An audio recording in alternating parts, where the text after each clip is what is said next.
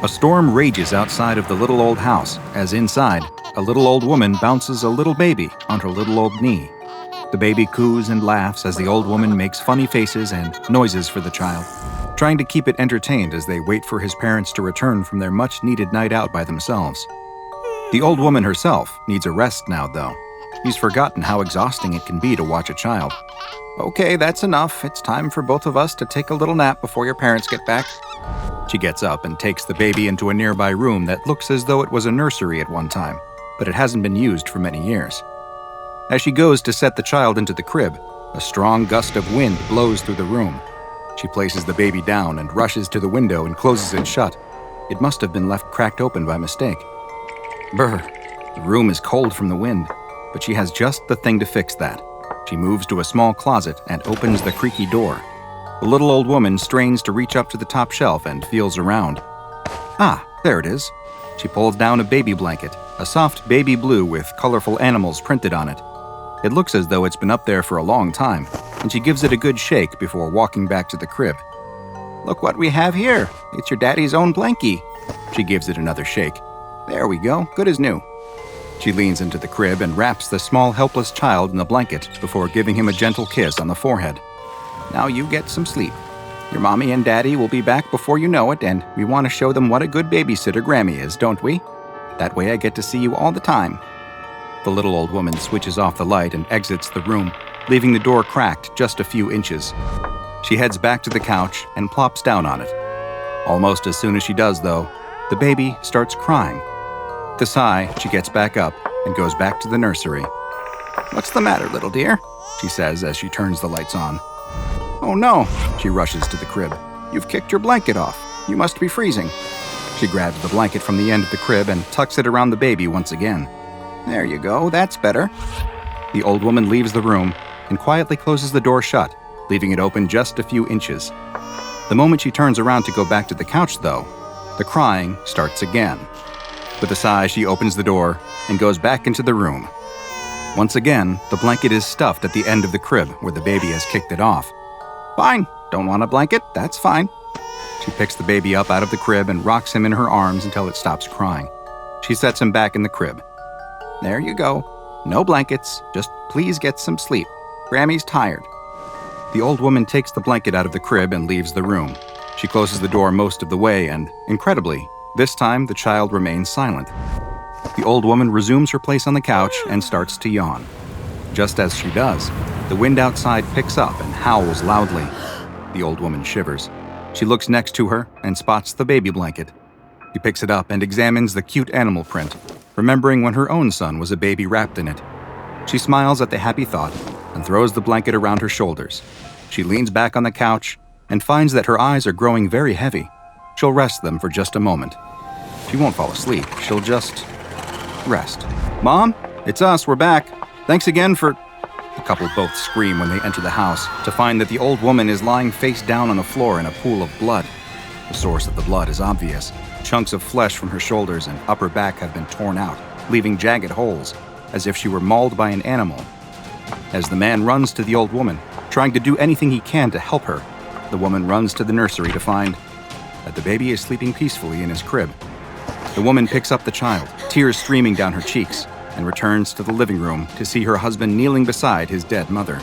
Both the husband and wife are so shocked by what they have found that neither notices the baby blanket lying on the couch, or that the cruel, blood-covered mouth on it is slowly fading from view until it disappears completely. There is little in life that is more comforting than a favorite blanket. Perhaps you've had the same one since you were a child, or you have a heavy one that you like to wrap yourself in when you're feeling down, or maybe it's just one that's especially fluffy and warm that you'd do anything to keep. Today's anomaly plays on those very feelings, using them against its victims to become one of the more insidious predatory anomalies in the SCP Foundation archives. This is SCP-799, also known as the Carnivorous Blanket. SCP-799 is a type of creature that can vary in shape, size, and appearance, but, as the name implies, always takes the form of a blanket of some kind. The exact material the anomaly is made out of is unknown, but it is a very soft fiber that in many ways resembles a high-quality merino wool blend. though one that retains heat even more effectively than its natural counterpart.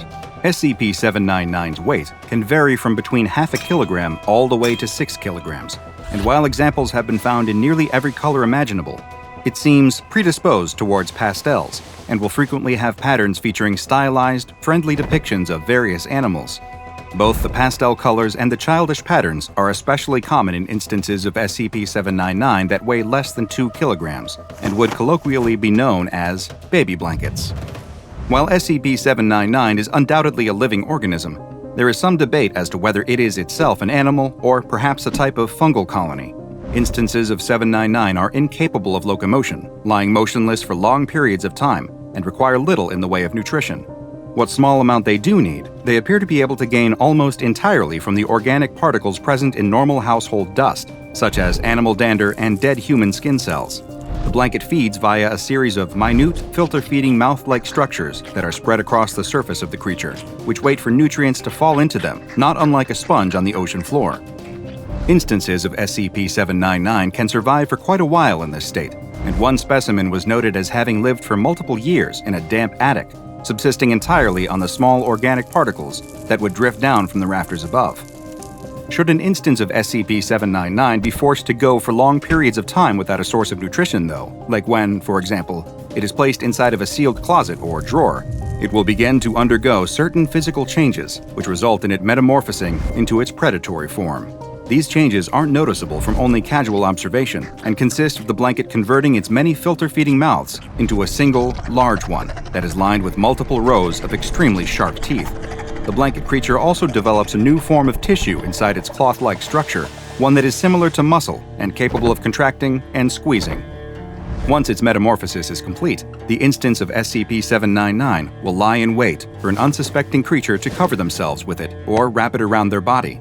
Once they do, the blanket will bide its time until they enter a state of rest, usually waiting for them to fall asleep entirely, at which point its feeding phase will begin. Once the creature has detected that its victim is dormant, it will use its newly formed muscle to latch onto them, holding them in place as it opens its tooth-lined maw. It will begin to bite at its confined prey, tearing off several kilograms of flesh, bone, and any other organic material it can, swallowing it, and converting it into a thin slurry that it spreads through its body almost immediately. This traumatic, violent process nearly always leads to the victim dying of blood loss. Within 10 minutes of the attack, the mouth on SCP-799 will have been completely reabsorbed, leaving no signs that it is anything other than a normal, everyday blanket, though one which now mysteriously weighs several kilograms more than it did before. By 40 minutes after the attack, the entire digestive system within SCP-799 will have demetamorphosed back into its original form, with a single digestive tract being changed once again to the many dispersed filter-feeding mouths. While SCP-799 is more than happy to feed on any warm-blooded animal, including humans, it shows no interest in cold-blooded ones or inanimate objects. It appears then that its senses may be limited to only touch and heat, using those as signs that it is now wrapped around a potential meal. Adding to the strangeness of SCP-799 is that it reproduces through budding, like flatworms and corals. When it has absorbed enough nutrients and sufficiently increased its mass, either very slowly through filter feeding or rapidly via its carnivorous phase, it will begin to take on a quilt-like appearance. Over several weeks, one of the quilt squares will puff up and slide off the blanket. This new, smaller instance will resemble a doily or a throw pillow, until it too begins to feed and grow. The new instance is a perfect clone of its parent, identical in every way, and it will eventually grow to a similar size and begin its own reproductive cycle. It is unknown exactly how long it takes SCP-799 to reach full maturity, but the current best guess is that when kept in its filter-feeding phase, an instance will reproduce every 50 to 60 years. Instances of SCP-799 are quite prevalent across the planet, and the SCP Foundation currently has hundreds of examples in containment. Unfortunately, it is unknown just how many still exist in the wild, as it is very difficult to identify instances, with one of the only reliable means being through genetic testing. Should any instances be located, though, they are to be destroyed immediately, as the Foundation already has a large enough population in containment for research purposes, and they pose too much of a risk both in terms of harm and exposure to the general public. SCP-799 has been classified as Euclid, and each instance is kept in its own separate biocontainment cell at Biosite 66. Dust is regularly collected from the on-site D-Class personnel dorms and is sprinkled over the blankets regularly to keep them in their filter-feeding state, though only just enough to hopefully maintain their size and not allow them to reproduce. Should any small cloth objects appear in their containment lockers, it is to be removed immediately and contained separately. SCP-913 isn't the only predatory creature that resembles a cloth good in Foundation containment, and research into possible connections to SCP-1626, the oversized gray-hooded sweatshirt that sends penetrating fibers into anyone unlucky enough to put it on, is ongoing. A face screams in terrible agony. In the darkness, you can't quite make out the shape of its body, but it doesn't look human.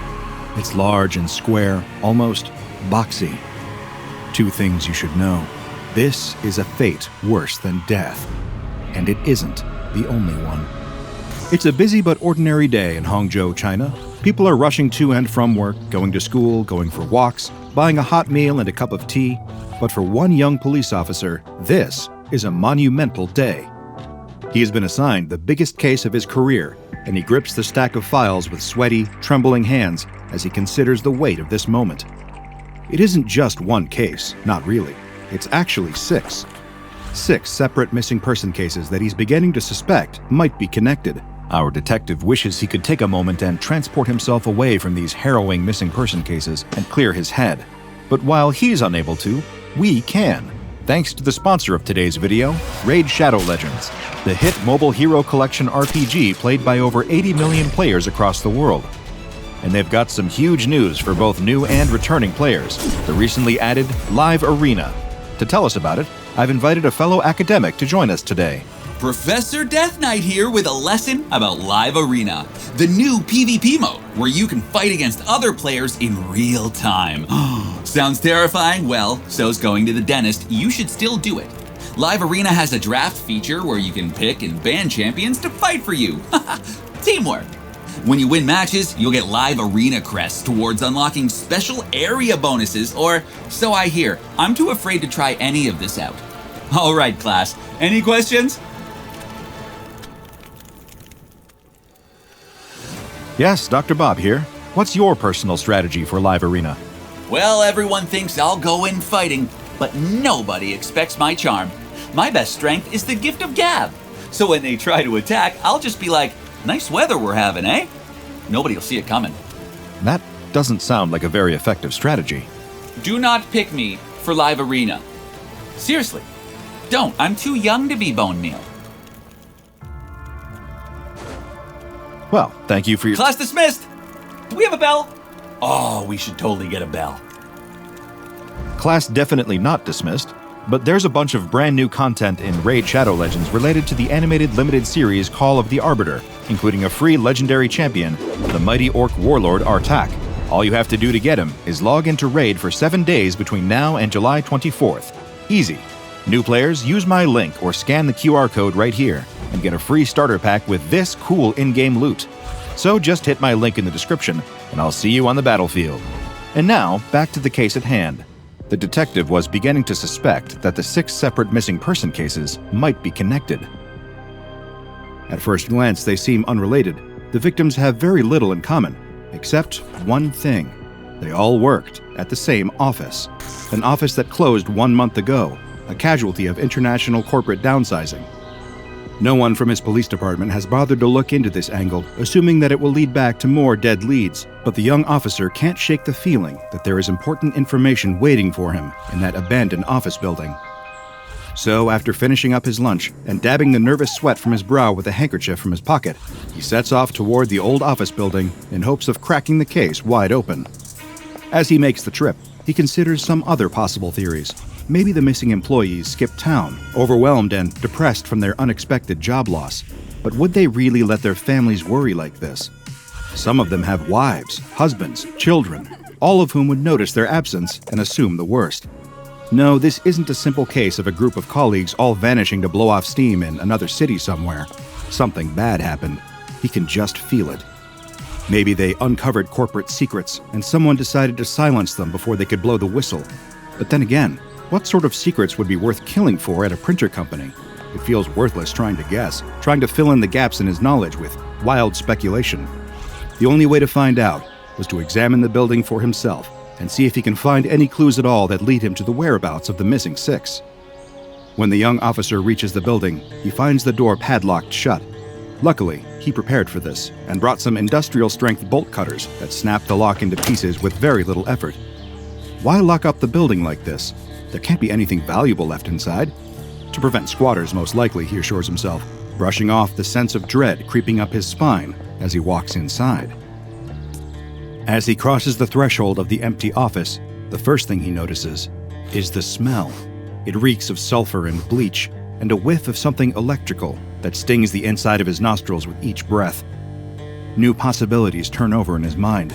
Perhaps some sort of deadly workplace accident claimed the lives of the missing when they came back in to collect their belongings and clear out the building.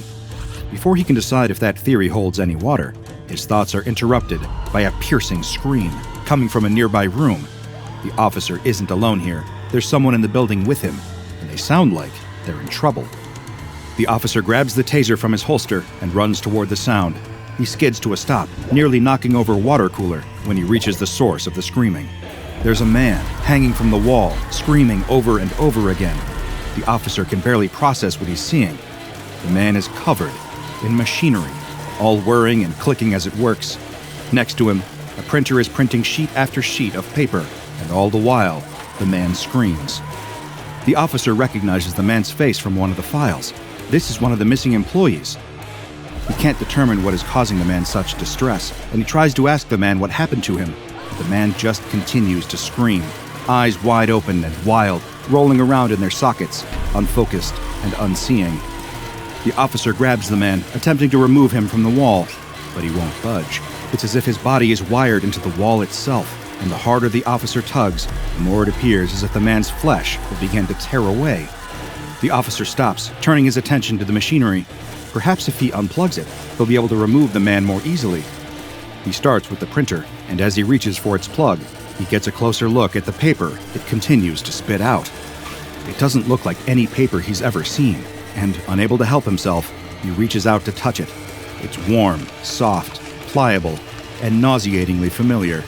It isn't paper at all. It's skin. In that moment, all of the officer's training falls out of his mind, replaced with blind terror. He runs from the building as fast as he can, all the way back to the police station, where he tearfully informs his captain about what he found. This is no longer a police matter, his captain tells him. They need to escalate this to a specialized organization. The young officer is sent home, placed on psychiatric leave, and the next day, the SCP Foundation investigates the building it will come to refer to as SCP-2535. SCP-2535 is a former two-story Hewlett-Packard branch office building in the Jiaoshan district of Hangzhou, China. The building's anomalous nature is characterized by the presence of a detailed network of electrical and biological components of unknown origins. The walls of the building's entire first story are covered with 63,512 USB 2.0 standard A sockets, placed in a grid pattern made up of 20-centimeter semi-regular intervals. Each of these sockets is connected to wires running through the walls, but these are no ordinary wires. They consist of a woven mixture of copper strands and human optic nerve tissue, all wrapped in a layer of keratin.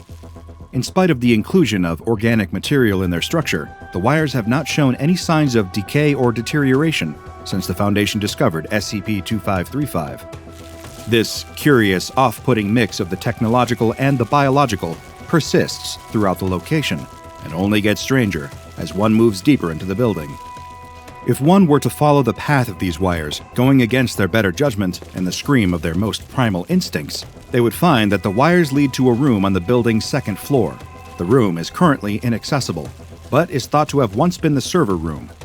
Whatever is blocking the door is large enough that it cannot be budged, and non-intrusive imaging has determined that it is some sort of biological mass. The inside of the former server room, like the wires that lead there, emits heat at a consistent temperature of 47.6 degrees Celsius. Foundation personnel who approached the room have reported a persistent smell of sulfur and ozone coming from inside, as well as the loud sound of a running printer. 317 of the USB socket and power outlets in SCP-2535 are connected to HP brand USB 2.0 compatible devices. Of these devices, 20 have displayed anomalous, potentially ectoentropic functions. But what exactly does that mean? Allow me to elaborate. Just remember, you asked for this. Don't blame me if you aren't able to stomach the details. There are 5 former employees of the Hewlett-Packard Hangzhou branch still located inside of SCP-2535. These employees are in an anomalous sort of status, requiring no sleep, food, or water, in spite of their continued, seemingly endless consciousness. Since the building's discovery in April of 2013, they have not changed in any way, or at least not in any visible way. All attempts to remove these former employees from their, let's call them predicaments, have proven unsuccessful. Allow me to discard any euphemism and explain just what exactly became of these unfortunate workers. First, there is Guo Pingping, the former branch manager. He can be found in the bathroom near the receptionist desk on the first floor. Guo's head has been forced into the feed tray of a DP DeskJet 1112 printer, which is plugged into the wall. This is troubling for a number of reasons, one of which is that the internal dimensions of this particular DeskJet model's feed tray are not large enough to accommodate a human head, and its components are not strong enough to crush a human skull into a shape that would fit. Nonetheless, Guo's head is firmly lodged into the feed tray. One would assume this would have killed him, but his body continues to move, kicking and thrashing about as if he is in pain. The former assistant branch manager, James Gu Yonggun, is located in the employee pantry on the building's second floor. His body is attached to the wall in a vertical position, held there via 92 20-inch USB 2.0 M-M cables. 5 additional cables have been used to secure the actuating unit of an HP DeskJet 2540 all-in-one printer to Gu's lower jaw. The arm of the actuating unit is also attached to a single HP-10 original ink cartridge in the color black. This ink cartridge is attached into Gu's throat at a continuous rate of 1 stroke per second, and, in defiance of the known properties of ordinary ink cartridges, has yet to run out of ink in the years since its discovery. Gu appears to be partially conscious, but is unable to communicate intelligibly when addressed. The former Human Resources Department head, Angel Lee Huimin, is still in her former office on the second floor, though she no longer performs the duties of her old position. She is still, in a sense, in human resources, or rather, is a human resource. I apologize. Sometimes I have to make a joke to cope with the dark subject matter at hand, but Angel's fate is no laughing matter. Like Gu, she is attached to the wall via a series of USB cables. There is an additional cable, one of unspecified length, inserted into her lower abdomen, which is slightly distended, as though filled with a foreign object. Though a proper analysis has not yet been conducted, the variety of sounds and motions originating from the area seem to indicate that there is a fully operational HP USB single-station thermal receipt printer lodged near her small intestine. As a consequence of this, a never-ending stream of thermal receipt paper is pouring from Angel's mouth at all times, causing her considerable pain and distress. Wang Liang, the former head of the IT department, is permanently placed near the water cooler on the first floor. Like the others, he's bound to the wall by several USB cables, 37 to be exact. There are 12 HP ScanJet 200 scanners pressed against his body, all switched on and running at all times. Next to him, an HP DeskJet 1112 printer is attached to the wall and constantly printing out sheets of something. A closer inspection reveals that it is not paper, but rather sheets of skin. He is conscious, but no successful interview with Wang has been conducted due to his nearly constant, wordless screams of agony. The 5th human subject found in SCP-2535 is Chen Yupeng, who once worked as a trainee technical writer. Now he spends his days in the branch manager's office on the second floor of the building. His body has been wedged into the paper tray and backup paper tray of an HP LaserJet Pro 500 multifunction printer, which has been plugged into the wall via a standard power cable and a 3 feet USB 2.0 M-M cable. His head sticks out of an aperture cut into the side of the printer. The printer itself functions normally, printing copies of the HP Standard Print Quality Diagnostic page and the HP LaserJet 500 Technical Repair Manual, alternating between the two. Since SCP-2535's discovery, it has not run out of either paper or ink. Chen himself is unconscious and shows signs of severe blood loss that, under ordinary circumstances, likely would have resulted in death by now. During a preliminary inspection of the building, one Foundation operative discovered a Canon Pixma E480 printer in the first-floor janitor's closet. This printer was dented and heavily corroded, most likely from the application of liquid bleach, and was also covered with human teeth marks.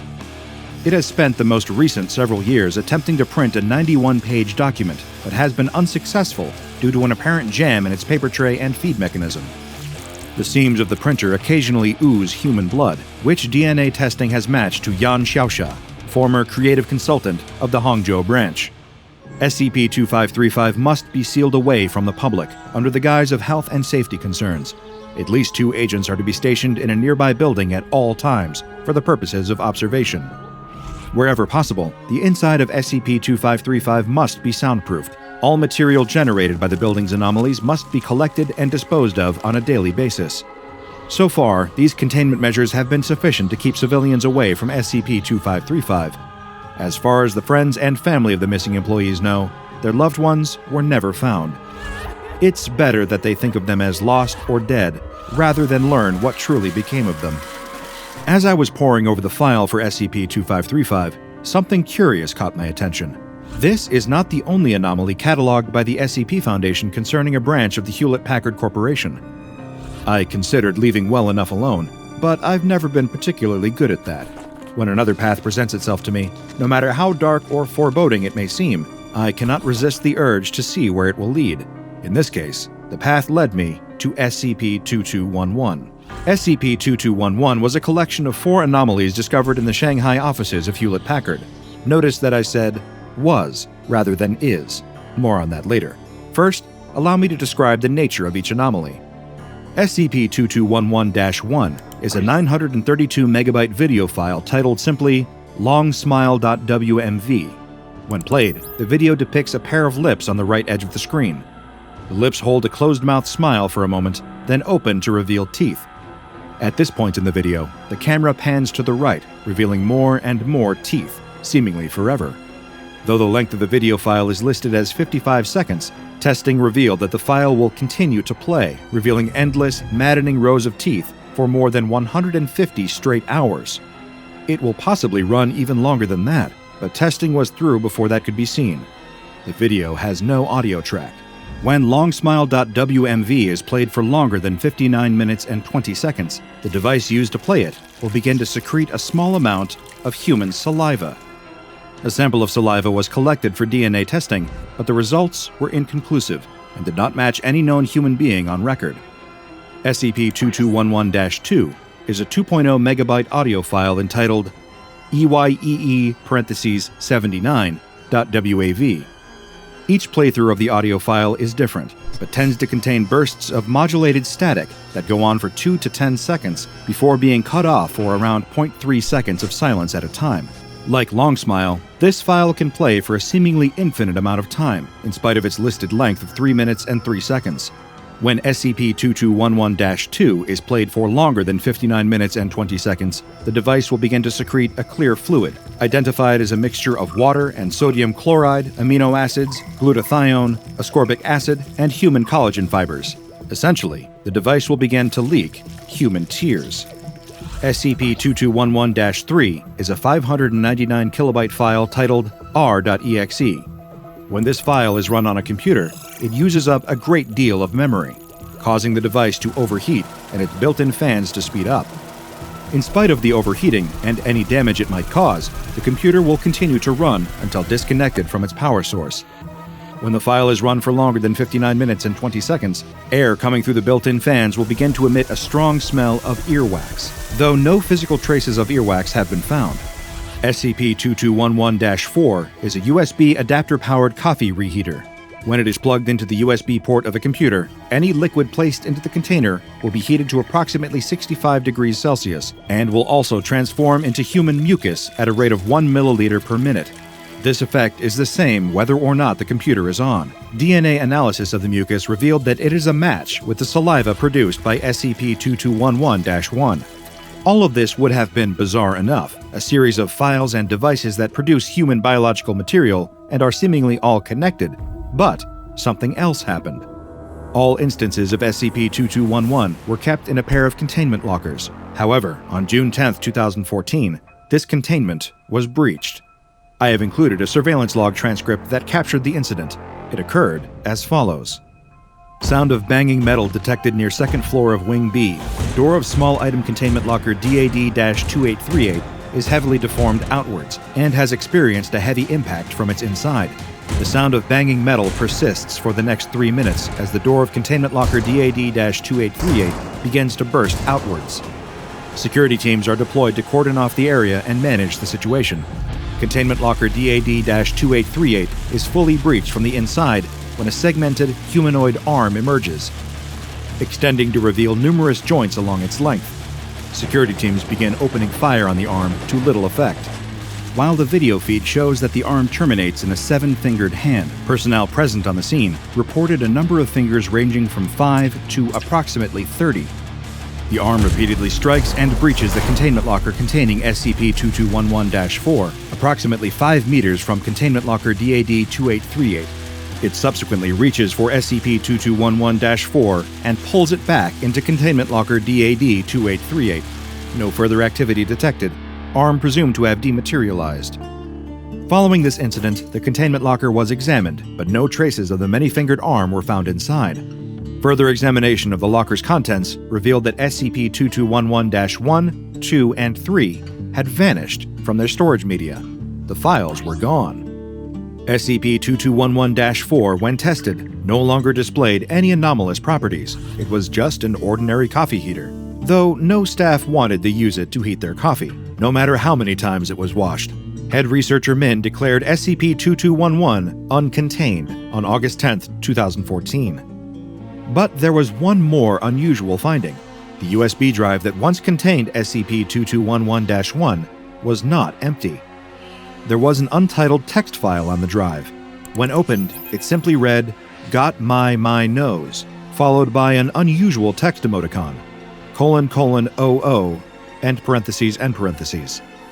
As a man of science, one who has devoted my life to exploring the unexplained and seeking answers to questions that most are afraid to even ask, nothing troubles me quite like a mystery left unsolved.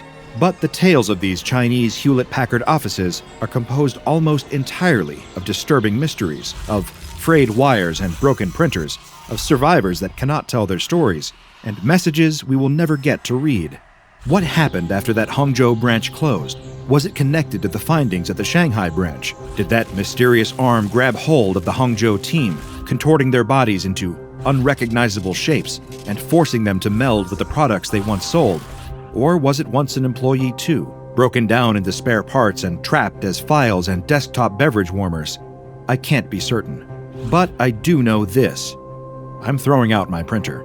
I think I'll just write my notes by hand from now on. I won't necessarily suggest you do the same, but do be careful while handling the machinery. Treat it with respect. After all, you never know if that printer was once as human as you or me. A man opens his mouth to bite a hot dog and suddenly freezes. His eyes widen, and the hot dog drops from his hand, falling to the ground. Ahead, a stampede of people is running toward him, screaming, crying out for help. Behind them, a man walks at an ordinary, casual pace, but something is off. His eyes have a glazed, unfocused look to them, and he keeps shoveling random items into his open mouth, swallowing them down. He eats a clipboard and pen, a discarded shoe, and as the first man watches in horror, the very hungry man grabs the ankle of a fallen member of the crowd and pulls him into his mouth, devouring him. The first man turns to run for his life, only to be knocked to the ground by the rest of the crowd, trying to escape. He struggles to climb back to his feet, and a hand reaches out to take his. When he makes it to his feet, he looks up and sees the hungry man pulling him in, mouth stretching open wide. The sky is a perfect, cloudless blue. The air is warm from the unbroken sunlight, but cooled to the perfect temperature by a gentle breeze. There is a sense of electricity, excitement, and competition in the air. Throngs of people have gathered together in a makeshift arena, piled into plastic chairs and swarming around concession stands, all training their eyes on the arena's center. What are they here for? Some sort of Olympic Games? A baseball tournament? A horse race? No, it's something greater, something meatier. It is the annual Midsummer Hot Dog Eating Contest, and locals and tourists alike are coming together to see just who can cram the most pork or beef hot dogs and buns down their gullets in front of a roaring crowd. The announcer makes his way to the front of the arena, standing with his arms wide in front of the long table behind him. As he calls out the names of this year's contestants, they file in, each taking his place behind the table. There is the previous year's champion, a burly man with a bushy beard and twinkling eyes, and there is this year's surprise competitor, a skinny 19-year-old college student with a hungry grin. Then there are the lesser-known contestants, a local father who signed up after making a joke with his daughter, an uncle who scrawled his name on the sign-up sheet after a few too many drinks, a recently retired man checking off another item on his golden years bucket list. All have come to the event today with full hearts and empty stomachs, ready to see who the year's victor will be. The announcer riles up the crowd, encouraging them to cheer as loudly as possible to spur on their chosen competitor. All the while, staff are carrying out trays piled high with hot dogs, more hot dogs than most people see in a year, except for the people who just really, really love hot dogs. Each contestant receives a tray of hot dogs, a bucket of water, and an additional empty bucket, just in case, well, you get the idea. With the supplies and competitors all in place, it is time to begin the countdown.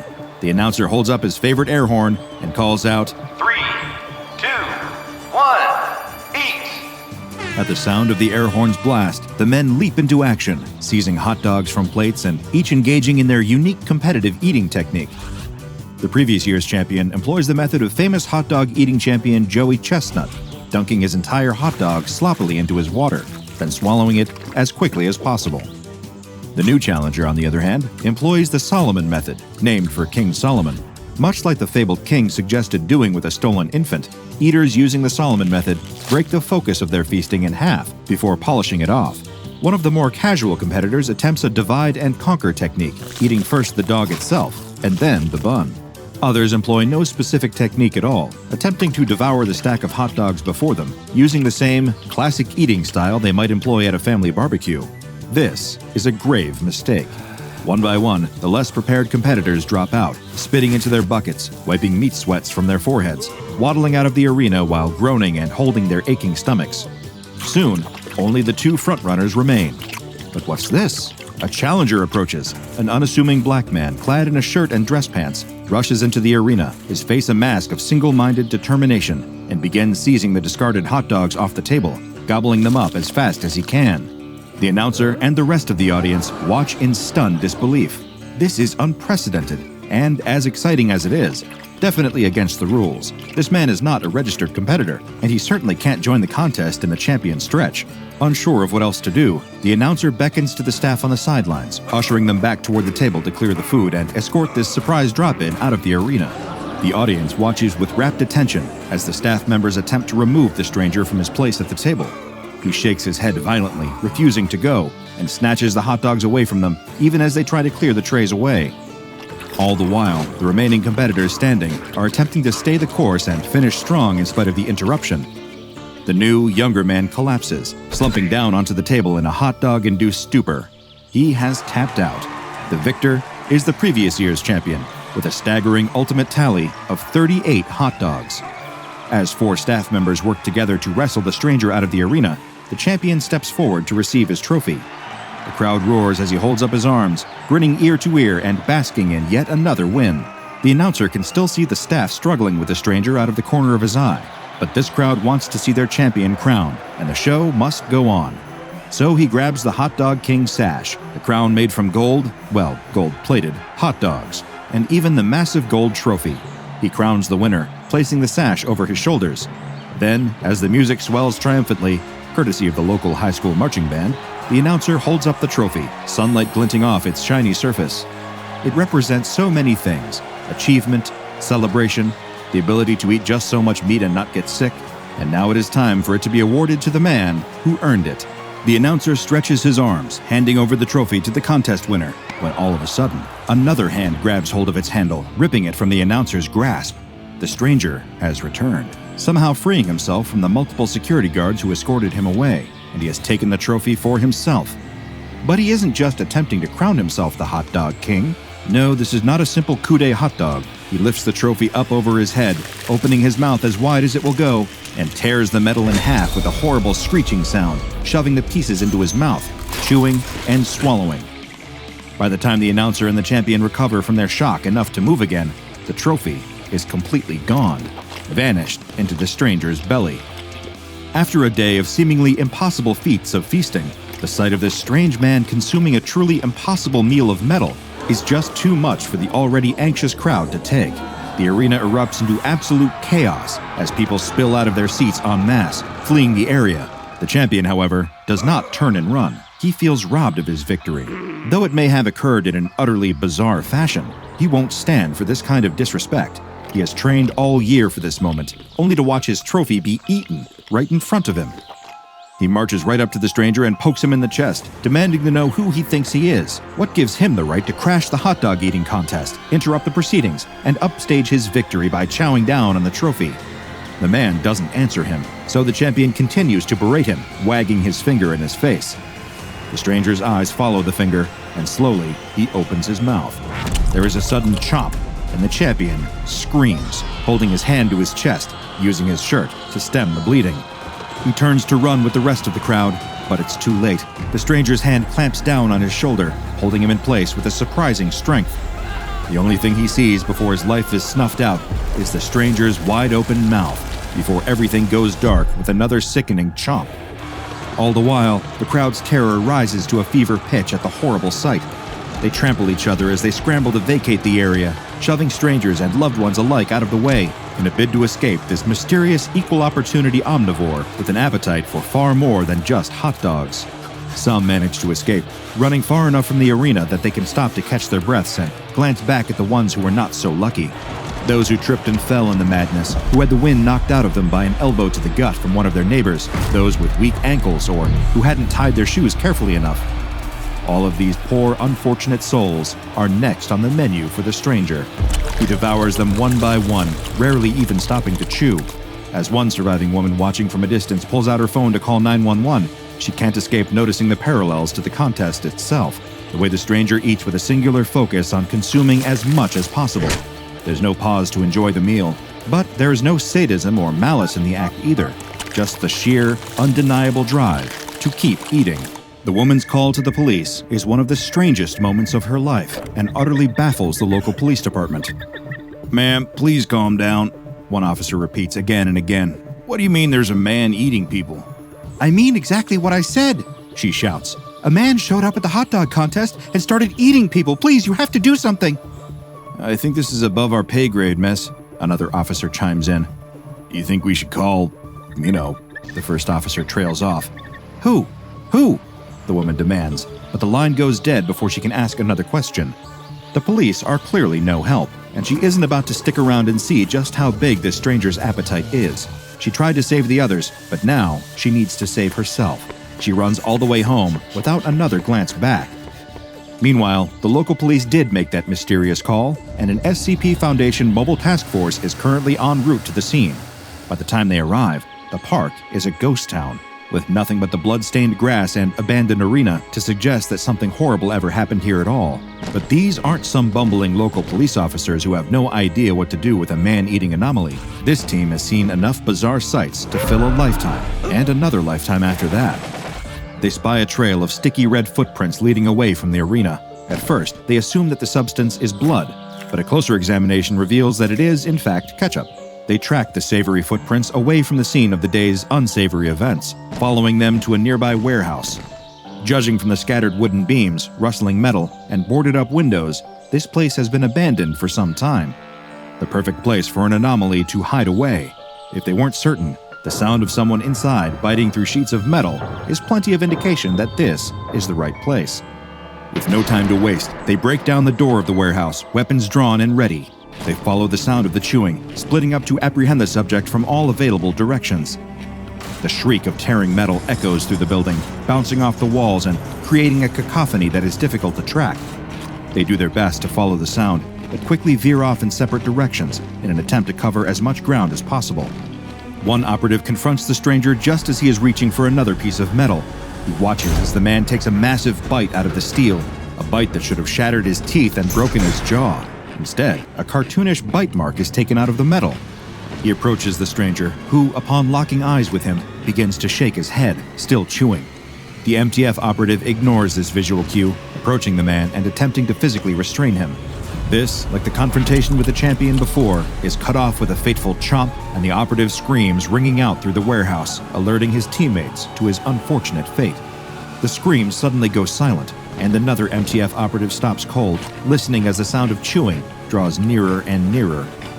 He spins around to face the presence behind him and spots the stranger standing there.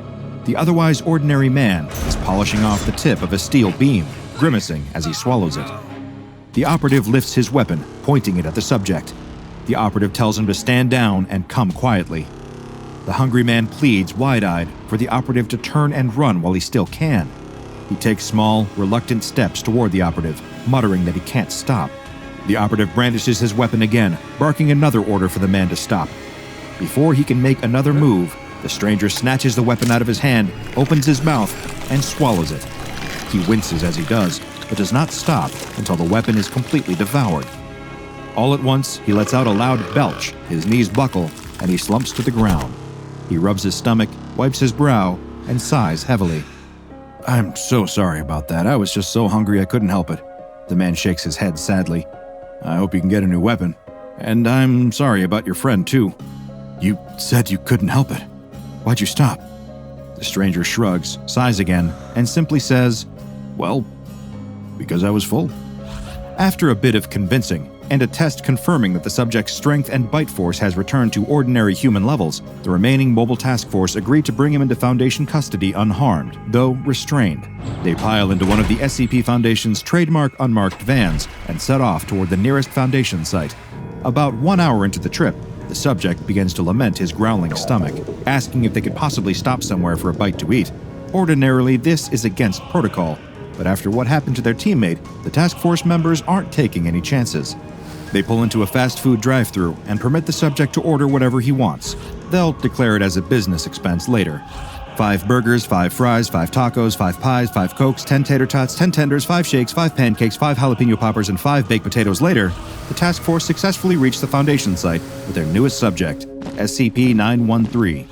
SCP-913 appears to be an average African-American man around middle age. Though his appearance is completely ordinary, his metabolism is unnaturally fast. He requires the recommended daily caloric intake for an average human being every 2 hours and has an unusually high internal temperature, though the specific number has been redacted from his official file. If he does not meet his calorie requirement for a given 2-hour period, he will enter a trance state in which he is unable to control himself. In this state, he will break down and ingest any solid matter in his line of sight. This includes matter that would ordinarily be indigestible, including wood, plastic, and metal. In this state, his appetite does not distinguish between living and non-living subjects. When he is in this hunger-driven state, he is aware of all his actions, but cannot stop himself, even when he eats dense materials that cause him extreme discomfort. If this state hits while the subject is sleeping, he will be forced awake. In addition to his anomalous appetite, SCP-913 can rend objects at an estimated force of 3,000 newtons and can bite objects with an estimated force of 5,000 newtons when eating them. Whenever he is not in his trance state, he cannot replicate this strength. An examination of SCP-913's liver tissue showed that it is capable of producing new enzymes in response to foreign material, allowing his body to digest matter that should be highly dangerous to consume. These enzymes metabolize the substrate at an efficiency of approximately 98%, detoxifying any drugs or toxins consumed by the subject during the hunger state or otherwise. This includes, but is not limited to, amnestics and anesthetics. When SCP-913 was first discovered, he was wearing a shirt and dress pants, both with the brand name Doctor's Orders sewn onto their tags. SCP-913 has no tattoos aside from one on his right calf, which reads, Mr. Hungry, from Little Misters by Dr. Wondertainment. Just in case you aren't aware, the Little Misters are a line of humanoid anomalies created by the mysterious Dr. Wondertainment Corporation, including the fish-headed Mr. Fish, the candy-coated Ms. Sweetie, and Mr. Life and Mr. Death, who is every bit as existentially upsetting as he sounds. The purpose of these creations is currently unknown, though, like many Dr. Wondertainment products, their existence invites endless speculation. SCP-913 must be contained in a customized humanoid containment cell lined with 1-meter-thick carbon steel. 913 is to be provided standard furnishings for his containment cell, coinciding with the usual necessities for a comfortable humanoid dwelling. He may be given pre-recorded entertainment materials, such as concerts, films, and television shows upon request. The cell may be accessed via a reinforced carbon steel door. Once every 2 hours, SCP-913 is provided with one nutritional supplement as specified in Document 913-2. I attempted to locate a copy of 913-2 for further details on said nutritional supplement, but access to it appears to be limited to researchers assigned to SCP-913. While the subject is sleeping, nutrition is provided to SCP-913 via a central venous catheter that must be changed once every 3 months. These measures allow SCP-913 to receive the calories that he needs to avoid entering a hunger state, ensuring the safety of everyone on site as well as his own comfort. Like the rest of the Little Misters, SCP-913 presents a puzzle that may never be solved. I could spend my limited time on this Earth wondering why Dr. Wondertainment would create a being that seems to serve no purpose other than eating as much as possible, lest he unwillingly destroy the environment around him. But I believe that would be a waste of time.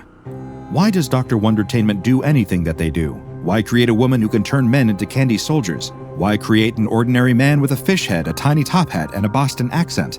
The personal motivations of Dr. Wondertainment, whether they are an individual or a massive conglomerate, are as inscrutable to me as the meaning of life itself, or the reasons why a person would want to eat more than 2 hot dogs in one sitting. A young woman steps onto her bathroom scale. She holds her breath and squeezes her eyes shut, afraid to see the results as she listens to the dial spinning. When it slows to a stop, she opens her eyes and looks down. She balks at the result. 150 pounds! That's unacceptable in her eyes. She steps off the scale and examines her reflection in the full-length mirror. In truth, her weight is far from out of control, but when she looks at herself, she can't help but see flaws. The subtle ring of pudge around her middle, the way her butt sticks out just a little too far for her liking, the very faint thickness around her cheeks and chin that hint at her history of snacking. As she leaves the bathroom, she reflects on her situation. Of course she's gaining weight. How could it be any other way? For the last 2 years, she's been in lockdown during a pandemic, and she's barely left her apartment. She let her gym membership lapse, and instead of cycling to work, she's instead taking the easy way out by just driving. And it's not like she gets much exercise in her free time either. During these last 2 years of isolation, she's mostly stayed in and watched television. She's discovered a particular love for trashy daytime talk shows and court dramas. Intellectually, she knows that they're the equivalent of junk food, but at the same time, there is a certain mindless charm to them. She would be embarrassed to admit it to any of her friends, but she does enjoy just turning off her brain and absorbing some silly talk show about professional stunt dwarves or Satan-worshipping furry juggalos. That sort of entertainment has been a boon to get her through the tough times. Nevertheless, it's time to make a change. She promises herself that she's going to get into shape. Today, instead of vegging out on the couch, she's going to make an effort. She's going to go out and get some exercise, and she tells herself she's going to watch those extra pounds melt away right before her eyes. She hopes that her old gym clothes will still fit her. After all, she's definitely put on some extra weight since her last trip to the gym. After rummaging through her drawers, she finds what she's looking for: her spandex gym shorts and sports bra. She quickly changes her clothes and is relieved to see that, although they might be a little snugger than she would like, they still fit her pretty well. That's a good sign. She probably won't even have to work very hard to get herself down to her ideal weight. It's all a matter of willpower, she tells herself. I was fit before, so that means I should be able to do it again. All I have to do is avoid temptation. I'll just have to make sure I stay active instead of watching trash TV all day. After all, I don't want to rot my brain too much. On the first day, she actually does an admirable job of sticking to her plan. She cycles to work, enjoying the fresh air and the reassuring post-workout burn in her legs that let her know that she's making progress. She throws away all the junk food in her refrigerator and goes shopping for healthy fruits and vegetables. And, most important of all, she limits her television time. She knows that trashy TV is probably her biggest addiction, even more than junk food, so she needs to be careful of that. On the second day, though, she notices something strange. She starts off with a simple, healthy breakfast, just some granola and a glass of juice. It's barely enough to satisfy her, but she knows that she has to make sacrifices if she expects to actually lose any weight. After breakfast, she decides to go out for a jog. As she's out on the street, she's overcome with sudden hunger. Of course, that's to be expected. She's on a diet now, so it's going to take some time to adjust to these smaller meals. She puts her hand to her rumbling stomach and grimaces. She's never felt this hungry before. If she didn't know better, she would think that she hadn't eaten for a week with the amount of pain that she's feeling. In fact, she's actually starting to feel a little woozy, and she has to lean against a light post to keep from fainting. She shakes her head to clear her thoughts. Okay, she thinks, I must have misjudged how many calories I need to get me through a morning. Her eyes stray to a nearby coffee shop. She sighs in relief. She thinks to herself, I'll just pop in there and get myself a small snack, just a little something to keep my blood sugar up. She walks into the cafe and gets in line. As she waits, She can't help but stare at the rows of pastries on display under the glass. They all look delicious, and she is really hungry. She fully intends to only get a bagel with a little smear of cream cheese, but when she gets to the counter, she finds herself ordering way too much food. "I'd like 2 scones, 3 danishes, and a bear claw," she says. "Also a large super raspberry frappuccino with extra syrup and whipped cream." The words just tumble out of her mouth, almost as if it's not her saying them, but rather some other voice speaking through her mouth. "What the? I didn't say that," she stammers. The clerk behind the counter eyes her strangely, and the young woman feels too embarrassed to protest further. She steps aside and waits for her order, pondering the strange event that just happened. Is she possessed? She's not a superstitious person, but she can't think of any other explanation for what just happened. She can admit to herself that she has broken down and lost to temptation over a tasty snack in the past, but this is ridiculous. Eventually, when the clerk hands her the order, she rationalizes the whole thing away. "I must just be having a hunger hallucination," she says to herself. "Obviously, I need to be a little more careful about not being so strict about my diet. I'm sure if I just eat sensibly, I won't have an experience like that again." Her stomach grumbles again, reminding her of the original reason why she stepped into this coffee shop.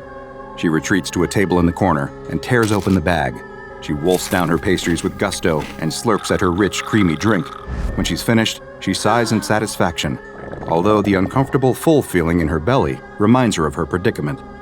She only meant to eat enough to keep her from fainting, but instead, she's eating herself silly, and it's only day 2 of the diet.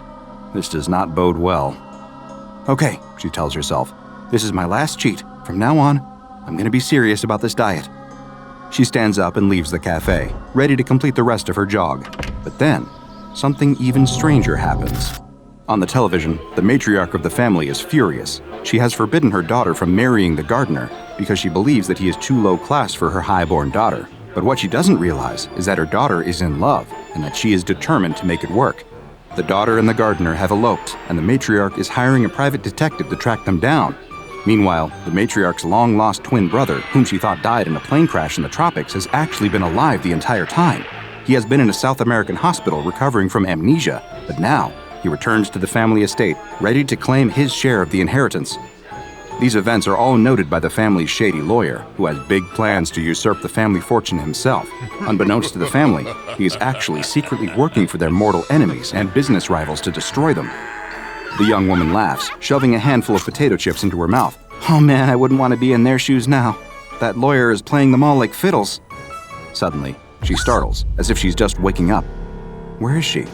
Wasn't she just in that coffee shop? How is it that she's at home? And why is she eating potato chips? She was sure that she threw out all the junk food in the house. She must have bought a bag on her way back home from jogging, but she literally cannot remember it. And what is she doing now? Watching television and eating junk food? In disgust, she grabs the remote and shuts off the TV. She was supposed to be jogging, and instead, she's sitting at home and watching stupid soap operas. The thing that worries her the most is her apparent blackout. She remembers nothing about her trip home from the coffee shop, although the evidence of the potato chip bag indicates that she must have stopped at a convenience store or supermarket on the way home. How could she forget something like that? "I really must be having a blood sugar issue," she tells herself reassuringly, even though deep down, she knows that can't be the case. She had the blackout after eating the pastries at the coffee shop, so that can't be the cause. But she really doesn't want to think about that, so she puts it out of her head with a renewed promise to commit to her exercise and fitness program. Over the next few days, she makes a valiant effort to keep her promise. She cycles when she can, she jogs when she remembers, and yet, the blackouts continue. And no matter where she is when she loses her memory, she always recovers in the same place. Back home on her couch, always in the middle of eating some fatty junk food, always staring at the television set. Sure, she's always had an unhealthy television habit, and she knows that trashy talk shows and silly soap operas are her biggest weakness. But it doesn't make any sense that she would be seeking them out when she's in some kind of fugue state, right? As the weeks roll by, the young woman finds that her weight keeps rising. When she steps onto the bathroom scale, she's shocked to see that the dial points to 200 pounds. She's doing everything right, she thinks. How is that possible? How is it possible that she's ballooned up an extra 50 pounds since deciding to slim down? She can't fit into her old gym clothes anymore. She can barely tug the spandex shorts up to her thighs, and even if she could, she's afraid that they're going to split apart. In desperation, she switches to an old stretchy sweatsuit. It's the only thing that she owns that still fits her. "This is just a temporary setback," she tells herself as she stares at her bloated reflection in the bathroom mirror. "I just have to work harder." And she does. Or does she? When she goes to ride her bike, she finds that it's no longer strong enough to support her weight. She can't perch on the seat comfortably, and the steel body frame starts to creak when she rests her full weight upon it. She steels her resolve. Sure, it might be embarrassing to go out in public wearing an ill-fitting sweatsuit and riding a bike groaning under her bulk, but she really has no choice. This time, she's going to do it. And she probably did ride her bike to work, right? She's not sure. The next thing that she knows, she's back at home, spread across the couch, basking in the comforting glow of the television. The floor is covered in empty bags and cartons, and her face is slathered with crumbs and sauce. The last thing that she remembers is that she was just about to go for a bike ride, but now she's back at home, and it looks like she just completely ruined her diet. She lifts her arm with some effort and stares at her watch. She's lost almost a whole day. That's the longest blackout yet. She must have gone out cycling and made her way home, where she decided to reward herself for her strenuous efforts with a little snack. That's the only logical explanation. She tries to reassure herself that maybe she's past the worst of it, but she finds that these mysterious blackouts keep happening. They happen while she's at work, while she's at the gym, while she's out cycling, but she always comes to in the same place, sitting on her sofa at home, in front of the TV, surrounded by the debris of a massive meal. Again, she wonders if maybe she's having some sort of reaction to her new low-calorie diet. Maybe she's been cutting back so far on her food intake that she's starting to have fainting spells. Maybe her diet food is tainted in some way. But that doesn't explain why she keeps gaining weight.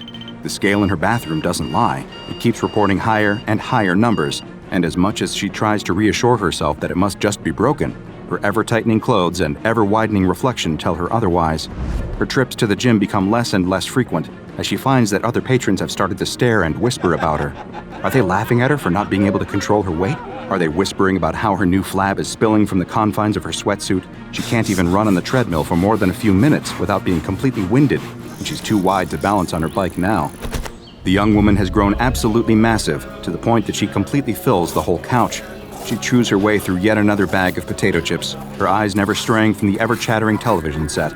She barely moves from the spot, her tremendous girth sinking into a permanent groove in the cushions as the couch springs groan. She barely notices, however, because she's much too intent on enjoying herself. She loves to eat, and every bite brings her untold joy, her taste buds tingling with delight. She is constantly full, so much so that she feels slightly sick, so bloated that she feels like she might just burst, but she's powerless to resist the siren call of junk food. She scarfs down entire boxes of cookies and cartons of ice cream without a thought, having turned into the very definition of a mindless eater. Only occasionally does she rouse herself from this stupor of gorging, to reach for her telephone, to order more takeout or more grocery delivery, always choosing the most calorie-laden options. Other than eating, her attention is completely devoted to her television set. She watches a constant stream of daytime talk shows, laughing along with the studio audience as the hosts parade out an assortment of society's biggest freaks. Sometimes she'll switch the channel to watch soap operas, becoming so wrapped up in the ridiculous plot twists and melodramatic acting that she completely forgets the passage of time. Her bicycle stands propped against the wall in the hallway, completely forgotten and untouched now for months. At this point, all thoughts of losing weight have utterly evaporated, and all that she cares about is satisfying her appetites for junk food and junk television. One day, she suddenly shakes her head and looks down at herself in horror, as if seeing herself for the first time. "What the?" she says in disbelief. She drops her half-eaten carton of ice cream and grabs at her fleshy middle with her hands, as if to make sure that it's all her and not some kind of crazy dream. Her hands sink deep into her new flesh, and she realizes to her shock that indeed she has eaten herself into morbid obesity. "How is this possible? I can't be this big. I was only... Her words trail off as the sound of an organ sting from the soap opera on TV diverts her attention. Within seconds, her eyes have glazed over, and her hands move to pick up the dropped carton of ice cream. Her worries about her growing size forgotten, she's now only concerned with watching until the next commercial break. It might seem unbelievable that someone could undergo such a startling physical and mental transformation, but what that young woman experienced has led to her being classified by the Foundation as SCP-2611.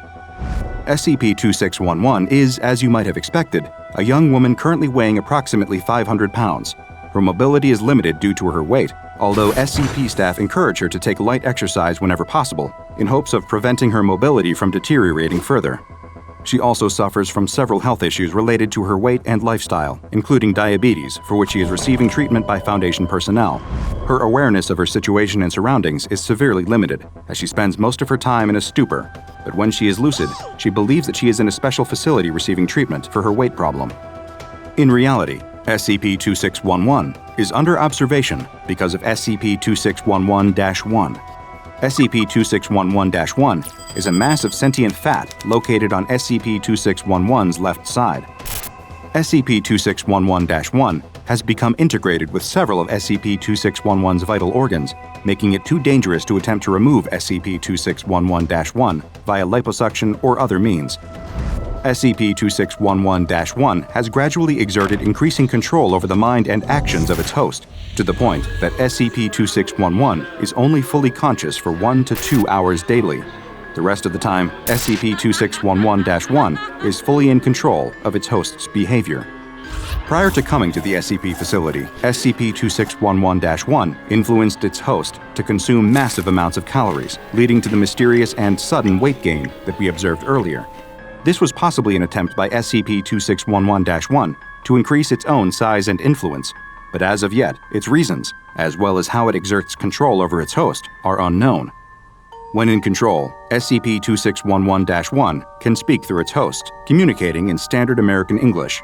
SCP-2611's access to food has been limited since her arrival at the Foundation, so as to prevent her weight gain from accelerating to dangerous levels. Other than eating, SCP-2611-1's main interest appears to be daytime television.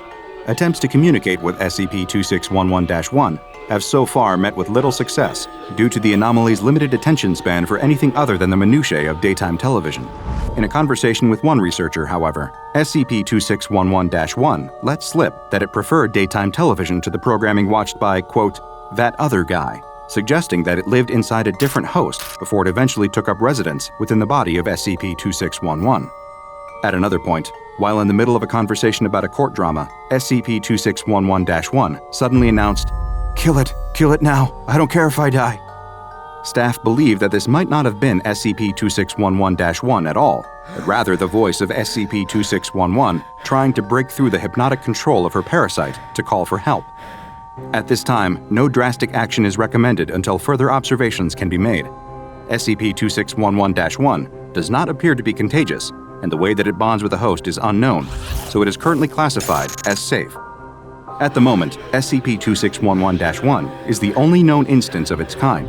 However, considering rising levels of obesity worldwide, it is not unfathomable to think that there could be countless other instances influencing the behavior of other hosts to dedicate their lives to consuming food and television. Who knows? It's not like most of us would need that much convincing. The young couple held hands as they walked through the forest, the only light coming from the full moon which streamed down between the branches. The young woman is riveted by her friend's story. She's never been a fan of ghost stories, she scares too easily, but her friends insisted. But what they didn't know was that there was something else out there in the forest, something watching them. The young woman can't help but look around, scanning the forest to see if there's anything out there watching her, but it's too dark to see anything past the dim ring of light cast by the campfire. Just then, something emerged from the forest. The couple had no idea that it was just feet behind them, matching them step for step. Slowly, it began to reach out towards them. "What was it?" the young woman instinctually asked. It was the Gashadokuro. The young woman screams in fear as she is grabbed from behind by a skeleton. But of course, the laughing of her friends clues her in immediately that this is not a real Gashadokuro. It's just her stupid friend in a mask. No one can contain their laughter. Even the young woman has to laugh a little. As her friend takes off his cheap skull mask, she playfully hits him in the arm. "You jerk! You should have seen the look on your..." The gigantic shrieking skeleton leaps from the woods and picks up the young man, shoving him straight into his mouth and consuming him, the boy crying out as his bones are snapped between its enormous jaws. Everyone screams and turns to run, but another colossal skeleton emerges from the forest, picking up two of the group, one in each hand, before smashing them together over and over, leaving nothing but a tenderized pile of flesh between its bony fingers that it then begins to devour. The young woman doesn't know what to do. She's petrified with fear, unable to move or even think. She's grabbed from behind and turns to see her friend who is telling the story. "Come on, we have to go." She still doesn't move. She can't tear herself away from watching the horror that's playing out in front of her, but he grabs her hand and forcefully pulls her into the forest behind him. As they run through the woods, they can hear the sounds of their friends being eaten by the enormous skeletons. There's nothing they can do to help them, though. All they can do is run. The two sprint as fast as they can through the thick, dark forest, jumping over fallen trees, hoping that there's solid ground on the other side. The young woman's foot catches in a root, and she falls hard to the ground. Her friend stops and quickly comes back. As he is helping her stand up out of the mud, they both notice something. A sound. The heavy thuds of another giant skeleton. And it's getting closer to them. Come on, we have to keep going! With a loud shriek, a huge bony hand emerges from the forest and grabs the young man. The young woman watches as he is lifted 100 feet into the air and stuffed whole into the gargantuan skeleton's mouth. She steps slowly backwards, knowing that she will soon meet the same fate, until the earth disappears beneath her feet. She tumbles down the hillside, somersaulting end over end, crashing through the brush on the hillside until dropping over an embankment. If the fall down the hill knocked her out, then the drop over the embankment was enough to wake her back up. Her wits come back just enough for her to roll under the embankment's ledge, and not a moment too soon. She huddles under the ledge and watches as the two skeletons stride over her hiding place and continue on deeper into the forest. She listens until the sounds of their thudding steps disappear. She doesn't know what to do. Should she try to get back to the campsite and see if any of her friends are still alive? If they are, they might need her help. But what if there are more of these things out there? What if they come back, looking for her? Her mind races, unsure of what to do, and she has trouble thinking clearly. Her ears are ringing from her tumble down the hillside, and her teeth audibly chatter in fear. As she debates her next move, trying to make sense of the nightmare she's found herself in, she suddenly notices something. A shadow cast by the moonlight begins to grow on the ground in front of her. That's when she realizes something else. It's not her teeth that are chattering. The sound is coming from somewhere else. She stands up and turns around to see a huge skull slowly rising up behind her. The giant skeleton, this one even bigger than the others, reaches out towards her. The girl closes her eyes, preparing to meet her fate as the skeleton starts to shriek. But it's a different kind of sound. She opens her eyes and is almost blinded by the intense white light on the skeleton's face.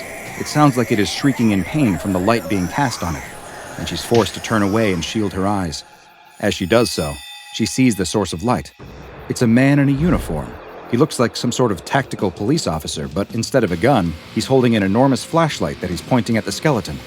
More men who are dressed just the same emerge from the woods, blasting the skeleton with more light. It continues shrieking but seems helpless to do anything. She watches as the skeleton seems to lose its form, slowly disintegrating in the light, until eventually it disappears completely. Later, the young woman is sitting in the back of a van with a blanket wrapped around her shoulders. One of the policemen, at least she thinks he must be a policeman, brings her a hot drink. She still can't believe what she saw that night. The monstrous creatures that killed and ate her friends. It felt like it wasn't real, like she was watching a movie play out. Were those Gashadokuro? She asks. A man in a white lab coat looks up from a nearby table where he had been working on something. She thinks he must be a doctor of some kind. Yes, he tells her, or something similar to them. Maybe they inspired the myth of the Gashadokuro. Maybe the myth inspired them. We simply don't know. She asks. All my friends are dead, he interjects. I know this is hard for you. Getting chased by giant anomalous skeletons and watching your friends eaten alive would be tough for anyone to deal with. The young woman starts to sob, the weight of the moment finally hitting her. But I have some good news, he tells her. She sniffs and looks up at the doctor. Believe it or not, I've seen this thing happen a lot. And you don't have to worry, because you're not going to remember any of this. Ouch! The young woman cries, and looks down to see that he has jabbed her in the thigh with a syringe. She tries to push him away, but she's already feeling weak and disoriented. She sways a little before her eyes shut, and she passes out. The young woman wakes in the cheery morning light of her own bedroom. She yawns and stretches, the strange dream about skeletons in the forest already drifting from her mind. Konnichiwa, I'm Dr. Bob, and today's file is a terrifying anomalous entity referred to in Japan as the Gashadokuro, but known by the SCP Foundation as SCP-2863, the Starving Skeletons. SCP-2863 is not just one, but an entire population of entities that resemble gigantic human skeletons. These enormous bony creatures' size can vary, but on average they are approximately 30 meters tall. While their exact number is unknown, over 200 separate individual instances have been identified and cataloged, with each having distinctive markings, such as their bones having different types of damage or burn marks present. SCP-2863 instances are currently found exclusively in Japan, where they will appear only after sunset. It is still unknown if the skeletons are sapient, though they do appear sentient as they engage in their primary behavior of hunting down and consuming humans. Despite their enormous size, they are capable of moving very quietly when they want to, though there have been reports from survivors of their appearance being preceded by a rattling-like sound, which may be their own teeth or giant bones hitting against each other. Once they have caught a human, they will immediately devour them, with the human's blood appearing to be absorbed directly into their bones, since they lack any digestive organs. It is unknown if they require the blood of humans for sustenance, or if their predatory behavior is motivated by something else. Monitoring and control of SCP-2863 instances was previously the responsibility of the Imperial Japanese Anomalous Matters Examination Agency. The IJA-MEA, which as the name suggests, was Imperial Japan's answer to the SCP Foundation, tasked with investigating the strange anomalies within their own borders for the benefit of the Empire. Several of the IJA-MEA agents who had been investigating the Gashadokuro at the end of World War II transferred to the SCP Foundation when the Anomalous Matters Examination Agency was disbanded, and continued their work on the anomaly. They also provided their original files on the anomaly, which gave the Foundation their first information on the giant anomalous skeletons. According to the IJA-MEA's translated file, Gashadokuro are created by mass death, by the concentrated suffering of hundreds. While the Gashadokuro will eventually fade, they remain for centuries after their creation, lingering until their sorrow has diffused and faded. There is no way to hasten this process. The IJA-MEA file also explained that while conventional weaponry is useless against the anomalous skeletons, light can be used to banish the creatures, and either natural daylight or man-made light will suffice. When exposed to light, the skeletons will start to lose their corporeal form until they fade away completely. This doesn't kill instances of SCP-2863, though. It only temporarily neutralizes them, and appearances of the same instance will often be reported the very next night. Just as the IJA-MEA had noted in their file, the SCP Foundation also made the connection between SCP-2863 and locations of mass suffering. While Imperial Japan's Anomalous Investigation Unit identified 203 instances of SCP-2863, the Foundation has since become aware of 3 others, each of which were found at sites connected to death and destruction. The first new instance was found near Nanjing, China, the location of an especially brutal massacre during the Second World War that may have resulted in as many as 300,000 deaths. It's believed that the entity first appeared in this location in 1938, just after the massacre, while the city was still under the control of Imperial Japan. This has led some to speculate that the locations where Gashadokuro appear are inherently tied to the borders of Japan as a nation and have fluctuated with geopolitical changes. The second was discovered several kilometers from Fukuoka City in Japan, a city that saw heavy firebombing by Allied forces during the war.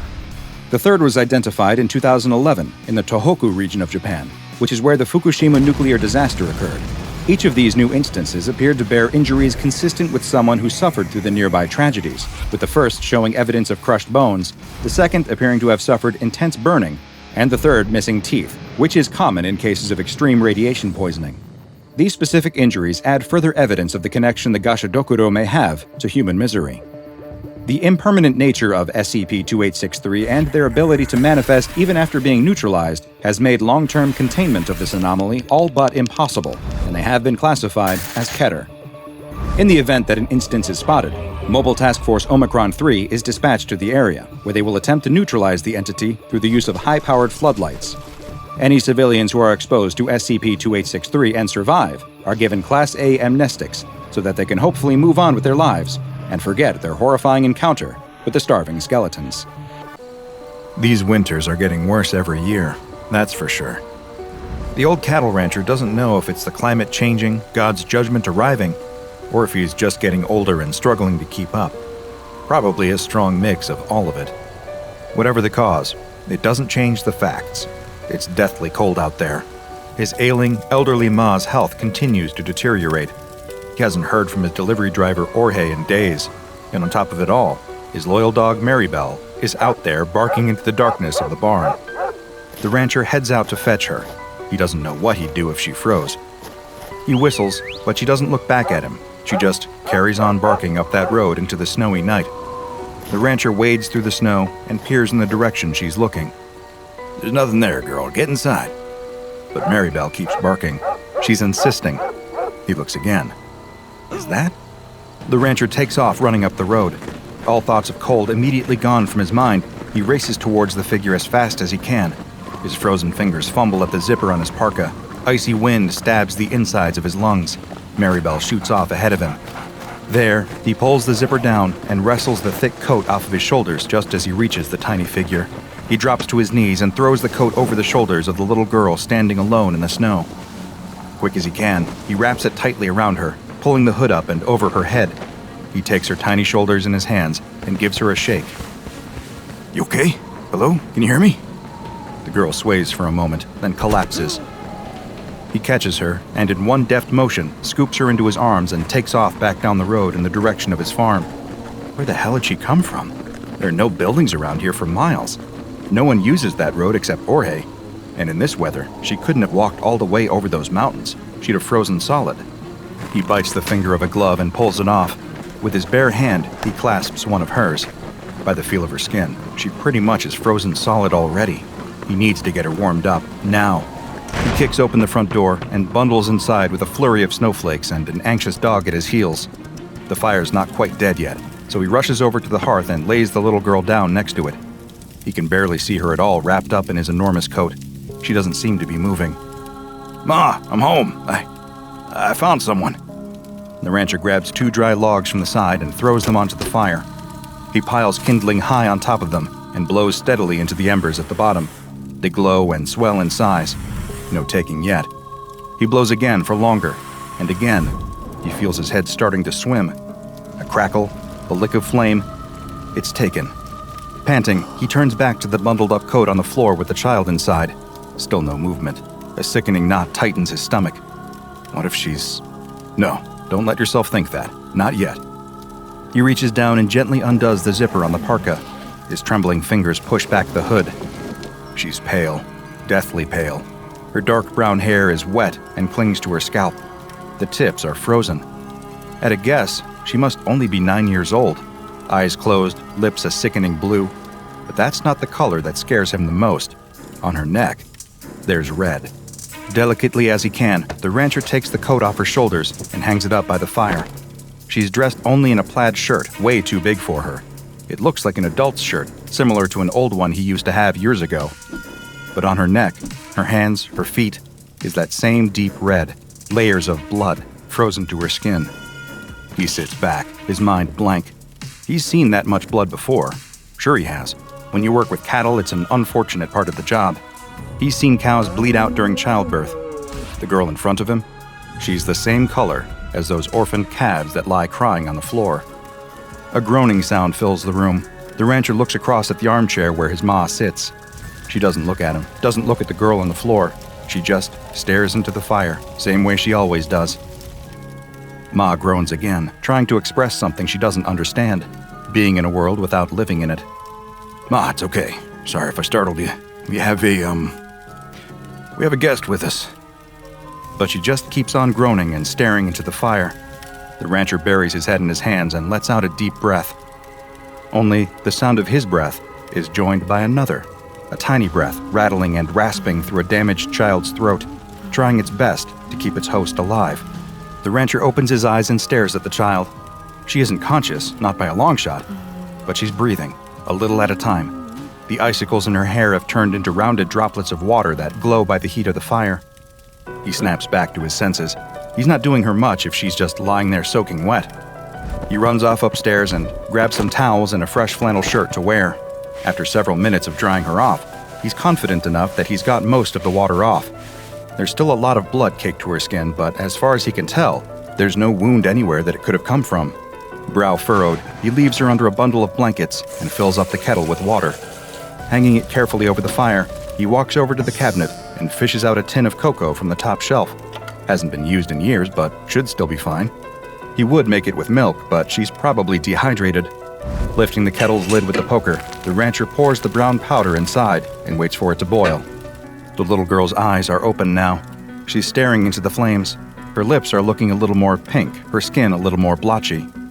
"You're safe here. Just stay by the fire and warm up a bit. You like cocoa?" The little girl drags her eyes away from the flames. Her expression is mostly blank. She looks too tired to be confused. "I don't know." "I think you will. Ma always gave me cocoa." "Okay." And with that, the farmhouse falls silent. The little girl stares into the fire. The rancher watches her, finally feeling the wave of exhaustion crashing over him. His ma has fallen asleep in her armchair. Only Maribel stays awake through the whole night, staying close to the little girl by the fire, occasionally licking her toes to try and warm them up. By the morning, the snow stopped, but the huge drifts remain. As the rancher walks across to the barn, he finds it hard to believe that just a few hours ago, the winds were whipping at his face as hard as they were. The world this morning is totally still. What the rancher finds even harder to believe is that there's a little girl in his house right now, fast asleep by the fire. He checked her forehead when he woke up this morning, and she miraculously hadn't caught a fever. She couldn't have been out in that weather for too long, but it only made the question more mysterious. Where did she come from? Maribel didn't get up this morning. From all of the excitement last night, she must have been too tired for today. Walking through the crisp morning air, he can't really blame her. He shoulders the barn door open. A column of steam curls out of the opening. All of that warmth, humidity, and cattle smell is strangely comforting this morning. But as the rancher goes around checking on all the cows inside, he very quickly discovers a problem. They're thin. Way too thin. Some of them look to be on the verge of starvation. He'd missed it last night as he drove them down in the dark, but in the warm glow of the barn's lights, it's unmistakable. These cows haven't been eating properly. He pours out several sacks of grain for them into the troughs, and they all gather around hungrily, filling both their stomachs as fast as they can. The rancher leans on the railing for a moment, confused. Even in this cold, there was still plenty of green grass for them up on the ridge. That's why he'd taken them up there. They should have had no trouble eating until the snow came in last night. He doesn't like this one bit. Last time Jorge had driven down and collected some of the meat, he'd had a few questions about the quantity being smaller than usual. Were the cows sick at all? Not that the rancher could tell. But now, looking at them, it's clear as day. Something's up. You hungry? The little girl nods. They sit across the table from one another, eating homemade bread and soup. Ma stays over by the fire. Maribel slowly wanders over to the kitchenette and flops down on the floor, exhausted. Where are you from? The girl shrugs her shoulders. You know how you got out here? Remember anything from last night? The little girl just eats her soup and shakes her head. She doesn't look particularly scared or worried, just a little confused. Where are your parents? Do you have parents?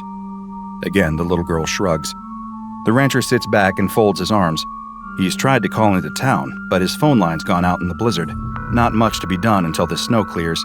He's got a good relationship with the police around here. If he explains the situation, then it'll all be okay. What do you know?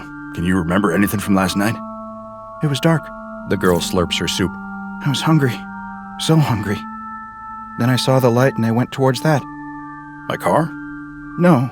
Well, yes, later on it was your car, but before it wasn't. What was the light then? Where were you? I don't know. It was just the light. Now he's even more confused, but try as he might, the rancher can't figure any of it out, and try as she might, the little girl can't remember anything more precise than that. The pair of them hop into the car and drive back out up the road that afternoon. The snow is piled so high that the rancher is having to get out twice as often as he did the previous night to clear a track for them. He isn't actually sure what he's brought her out here looking for. Clues, maybe? He almost laughs at himself at the thought, but that's probably the best word for it. If he can figure out how she got here, then he can work on understanding who she is and how to get her home. There's the damage to the phone line. One of the masts has collapsed, sagging heavily on the lines. That's not something he can fix on his own. No, sir. Looks like he'll have to wait for the snow to melt before making any phone calls again. That could be in 1 week. That could be in 3 months. He glances at the child sitting in the passenger seat. She's just staring out of the window in amazement, wrapped up in as many layers as he could put on her. They may be stuck together for a while. A lurch. The pickup plunges dangerously to the left. The rancher slams on the brakes and it comes to a stop just in time. A large chunk of snow in front of them comes loose and slips off the side of the road. It tumbles down into a gully that he hadn't even spotted. With all this snow on the ground, he has no frame of reference. Everything is just white. Stay here. The rancher opens the door and climbs out. He wishes Maribel was with him, but she'd wanted to stay home again. Poor dog. She must really be going through it if she wasn't even up for a ride in the pickup. Carefully as he can, testing every step before making it, the rancher creeps over to the edge of the gully. It's bigger than he thought, much bigger. It continues down, more and more sharply for a few hundred feet, all the way down into a... Oh no. There's a semi down there, a big rig, warped and bent, lying on the rocks. Just a glance is enough to tell the rancher it's Jorge's, but he just keeps staring at it in disbelief. Can't be. But it is. Stay in the car. The rancher reaches past the little girl and into the back seat. Grabbing a pair of crampons and some rope, he straightens up and looks at the girl. She knows it's serious. He can see the concern on her face. Stay in the car, he repeats. By the time the rancher makes it down to the truck, his legs and back are killing him. All this work over the last 24 hours is going to start taking its toll sooner or later, but some things have to be done. He pauses by the semi. It's on its side. He'll have to climb up onto it and try to open the door. Some things have to be done. He hoists himself up and manages to clamber onto the metal door. It's badly crumpled, and the window is smashed in. He doesn't fancy his chances of being able to get it open. One look through the window shows him that he won't want to do that anyway. Blood coats every inch of the inside of Jorge's truck. The cabin that the rancher is so used to seeing and sitting in is almost unrecognizable. Smashed glass is sprinkled across every surface with a dark brownish-red layer of gore frozen into everything else. There, in the midst of it all, still wearing a seatbelt, is Jorge's body. It dangles like a limp carcass at a butcher shop, like the cows he hangs in the slaughterhouse. And like those cows, a large chunk of Jorge is missing. His fat stomach is gone, not just cut open, but gone. The tops of his thighs, too, and much of his chest. So much of him is just missing. Open arteries and lifeless nerves dangle in place. That must have been a hell of a crash. The rancher reaches over and pulls Jorge's cap down over his eyes. Not much else to be done right now. No way he can clean this mess up by himself. But as the rancher climbs up the valley, his mind starts to connect some dots that leave a sick feeling in his stomach. He's seen that much blood somewhere else, or rather, on someone else, just last night. He slams the door to the pickup shut and starts to drive back down the track. Since the snow stopped, all of the drifts that he'd cleared earlier remain clear. It's only a few minutes' drive back down to the farm. He doesn't say a word the whole way, and neither does the little girl. She clearly senses something's up. The sick feeling in his stomach remains. He pulls up the handbrake, and the two of them sit in silence outside the farmhouse. There's a truck in that valley. Did you know that? Yes? Is that where you came from last night? I don't remember. Was he... The rancher stops. Jorge didn't have any kids. What were you doing in his truck? I don't know. Was he... The rancher can't bring himself to accuse his best friend of the words that almost left his mouth. Do you think you might not remember because something bad happened to you? I don't know. The rancher closes his eyes for a long moment. Silence fills the pickup. Come on, let's get inside. But inside wasn't the safe haven he'd been hoping for. Ma's been throwing up. Not just once, but a few times. She's distressed, groaning aimlessly for someone to come and save her. Maribel is pacing around the room, yelping and whining.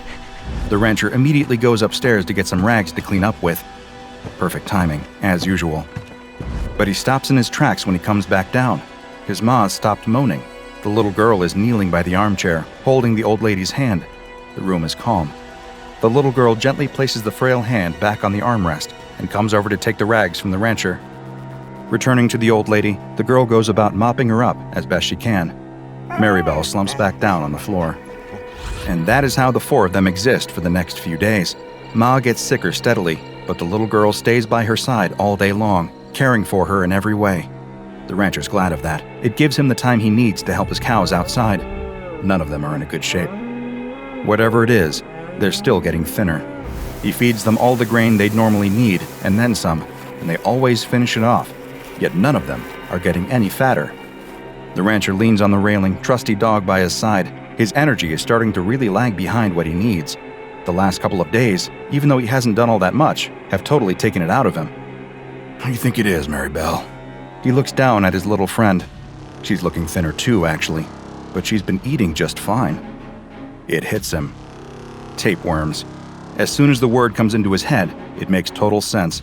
His cows, his entire herd by the looks of things, have been riddled with tapeworms. Oh, hell. He hasn't got anywhere near the amount of medicine needed to give some to all of them. Even if he did, a lot of them are looking pretty far gone. The chance of reinfection would be high. He needs supplies. He needs Jorge. Maribel whines softly next to him. He knows what they have to do. Laying Maribel down carefully by the fire, The rancher administers the tapeworm medicine.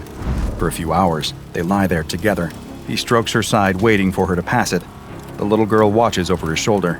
His ma sits back in her chair, mumbling to herself. He hasn't talked to the little girl anymore about Jorge yet. He isn't sure what there is to say. Maybe he should ask if Jorge was sick. After all, the cows clearly have had these tapeworms since before the other night. Jorge may have picked up contaminated meat from him last time he came. Maybe. Maribel passes the worm on the rug. Ugh, the smell. The rancher uses the tongs next to the fire to pick the worm up. It's long and pale, and dead. He tosses it into the fire and puts the tongs in the flames for a bit to sterilize them. The worm sizzles and pops in the flames. The sound makes his stomach crawl. The rancher glances around and sees the little girl staring at the tapeworm. He looks past the girl to his ma sitting in the chair. Her turn next. But as that night and the following morning reveal, it's too late. His ma's groans turn into cries of pain. She openly sobs by the fire, clutching at her stomach. Every time the rancher tries to give her the medicine, she just vomits it back up. Each time she vomits, there's more and more blood mixed in. The little girl gets more and more upset. It's not fair on her to have to witness something this traumatic and disgusting. There's nowhere else for her to go. She shouldn't even be here at all. The fact that she is means she has to help. That's all there is to it. By sunrise, his ma has passed away. There is nasty red bruising all across her abdomen, which tells him she must have bled out internally from this worm. He'd been too late to realize what was wrong. Too late with the cows, and too late with his ma. He covers his ma with a blanket and tells the little girl not to go and wash her hands. He needs to check on the cattle. Sure enough, during the night, a handful of them died too. The calves. They were the ones to go first whenever something like this happened. Mother cows stood over their calves, licking their heads, willing them to wake up. The rancher drags each body out to the back and burns them. He can't risk any more contamination. As the carcasses burn, he allows himself to cry. But when the rancher comes back into the house, it's full of noise, a noise that takes his brain a long time to comprehend. Crying, but not his own, not the little girl either. No, it was a new sound. It was a baby, a newborn child screaming at the top of its lungs. The rancher can't believe what he's looking at. The little girl is sitting at the hearth with Maribel at her feet. In her arms, drenched in blood, is a baby. The girl looks up at him and smiles sweetly. "It's a boy." Then she turns around to his ma's body under the blanket. A sickening red patch soaks through the fabric, right over where her stomach would be. "What the hell happened here?" "I've got a little brother." Securing and containing SCP-1013 has proven challenging. This is largely because the tapeworm that causes all of this damage is virtually indistinguishable from Echinococcus granulosus, the common variety of tapeworm that causes hydatid disease. The tapeworm, designated SCP-1003-1, follows the same life cycle as other regular worms. Its eggs come into contact with an animal through contaminated meat, saliva, or unclean surfaces and are ingested. Once inside the gut, they grow and latch onto the inside of the digestive tract, where they feed on the nutrients of the food traveling past them, steadily growing bigger and stronger. Once mature, they lay eggs, which pass out in the animal's excrement to continue the process. Infections spread quickly, particularly in unsanitary conditions amongst livestock, and can often be difficult to contain, as by the time the symptoms, nausea, weight loss, fever, start to manifest in the infected, the worms have likely already reproduced and have a new generation growing in the guts of other animals. As far as the Foundation is aware, SCP-1003 follows this normal pattern in all observed animals except humans. When a human ingests an egg from this tapeworm, a very different creature starts to grow in their gut. Human embryos, with the same genetic code as the tapeworm, begin to form. The rate of their growth is greatly accelerated, however. By just 8 weeks, they are as mature as the typical 3-week-old neonate or newborn child, although similar in size to an 8-week-old embryo at 13 to 16 centimeters. Many eggs usually enter this fertilization period, but almost all of them die before having a chance to develop much beyond the early stages. They stand the best chance of survival when buried in the hepatic tissue, where they can absorb plenty of nutrients from their host. The host at this point usually starts to experience mild symptoms, lethargy, the occasional stomach cramp, nothing particularly severe, yet. The embryos that survive soon develop rows of temporary, razor-sharp teeth. At this point, passively absorbing nutrients is no longer enough for them. They bury their teeth into the soft tissue surrounding them, and begin to eat. Once they enter this stage, their rate of growth increases exponentially the more flesh they consume. Eventually burrowing out into the world, the tapeworm child is born drenched in blood. The size and apparent age of the child that emerges from the corpse are determined by the size of the person they consume. For example, the child eating its way out of the rancher's maw appeared to be only a 10-month-old child, as there was very little of the frail old woman for it to eat. By contrast, the little girl who emerged from Orhe's gut had plenty of fat to feast on, and so was able to grow to the size of a 9-year-old. Once the child emerges, the teeth that they'd used to eat their way out quickly become loose and are replaced by regular human teeth. The children themselves have no memory at all of where they've come from or what they are. They have the same motor and linguistic skills that a regular child would possess at their age. Nothing, aside from their DNA, marks them out as being any different from the children around them, blissfully ignorant, just like the children around them. It is theorized that many of these children end up in orphanages. With no birth certificates or identifiable parents, they fall through the gaps in the system, quickly lost to the world. The only way to really track them at all is to follow the infections they cause. You see, these tapeworm children have one final curse they must live with. Their bodily fluids, their saliva, and sweat contain the same tapeworm protoscolex that will develop into SCP-1013-1 as soon as it is ingested by another creature, making the cycle start all over again. If you want to track down a tapeworm child, and I highly advise that you don't, all you have to do is follow the trail of nasty stomach infections, internal bleeding, and freak pregnancies amongst the outcasts of society. It, unfortunately, will not take long. There are currently 10 instances of SCP-1013-2 in containment. The children live in Bioresearch Area 13 under strict supervision. Researchers are only permitted to enter their cells whilst wearing full-body biohazard suits, but first must have Level 4 security clearance and must have written permission, and can only enter with specific research goals agreed upon. All staff are regularly tested for the presence of any kind of tapeworms in their system. No other animals are permitted in this facility. The boy screams as his body transforms. His bones warp and twist as feathers emerge from his pores, and his skull sharpens into a long, hard beak. He's in a living nightmare. And who could have guessed it all started with an innocent attempt to play hooky? It's an ordinary Monday morning, and all over town, children are waking up and reluctantly dragging themselves out of bed for school. Some are oversleeping, hitting the snooze on their alarms, and getting a bit of extra shut-eye before their exhausted parents notice, wake them up, and rush to get them to school before the first morning bell. In one particular bedroom, a young boy is awake but still in bed, brainstorming as fast as he can. He is determined to skip school today however he can. He usually doesn't mind school very much, but today, all he can think about is the math test he didn't study for and the mean classmate who likes to knock his books out of his hands. But he can't just ask to skip school for no reason. He has to come up with a plan. He runs to the bathroom, splashing hot water in his face to give him a flushed appearance and a warm forehead. Then he hops back into bed and begins to loudly cough and sniffle until his mother comes to check on him. He complains that he doesn't feel well enough to go to school, and sure enough, when his mother feels his forehead, it is hot to the touch. She agrees to let him stay home from school for the day, provided he stays in bed and gets plenty of rest. He promises that he will, and she leaves to go to work. On her way to work, the boy's mother remembers that there isn't much for him to eat while he's home alone all day. At least, there isn't much that he would want to eat while he's sick. She decides that she can be a little bit late to work for the sake of her son's health, and pulls into a nearby grocery store. She rushes out of her car and into the store, making a beeline for the soup aisle. She reaches for her usual go-to brand of chicken noodle soup, but finds the shelf completely bare. That's right, it's flu season. Of course, the soup is sold out. Oh great, this is exactly what she needs. A sick kid at home, 1 can of chicken noodle soup left at the store, and the machine won't even scan it. She smacks the side of the machine in frustration, and the screen reads invalid code, transaction cancelled. With a heavy sigh, she glances over her shoulder. No one is watching. She tried to pay for the can to do the right thing, but the machine wouldn't let her. So she grabs the can and runs out of the store before anyone can spot her. While his mother is out, the boy is at home raiding the pantry for snacks to sate his not at all sick appetite. He fills up on Oreos and toaster pastries, cheesy crackers, and chips. When he hears his mother's car pulling into the driveway, he quickly wipes the crumbs from his face and jumps back into bed, just in time for his mother to find him there, resting like he promised he would. She gives him a kiss on the forehead and tells him that she'll heat up some chicken noodle soup for him to eat. She's in a hurry to make it to work, though, so she'll need to leave it in the microwave for him.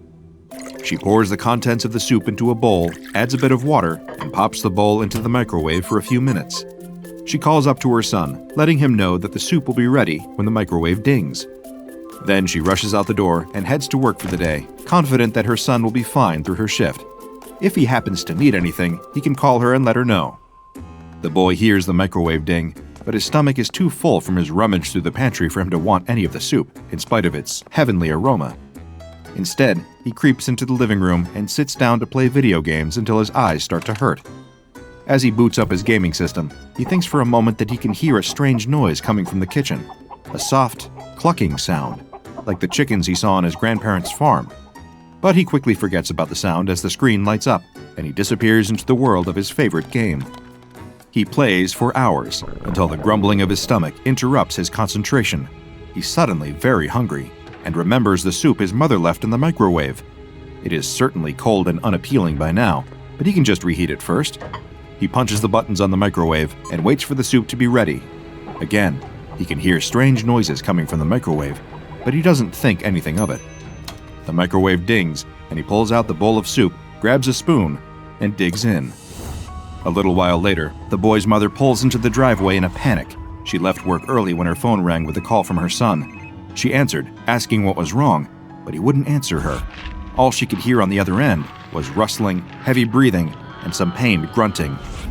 Fearing the worst, she drove back as fast as she could, running several red lights along the way.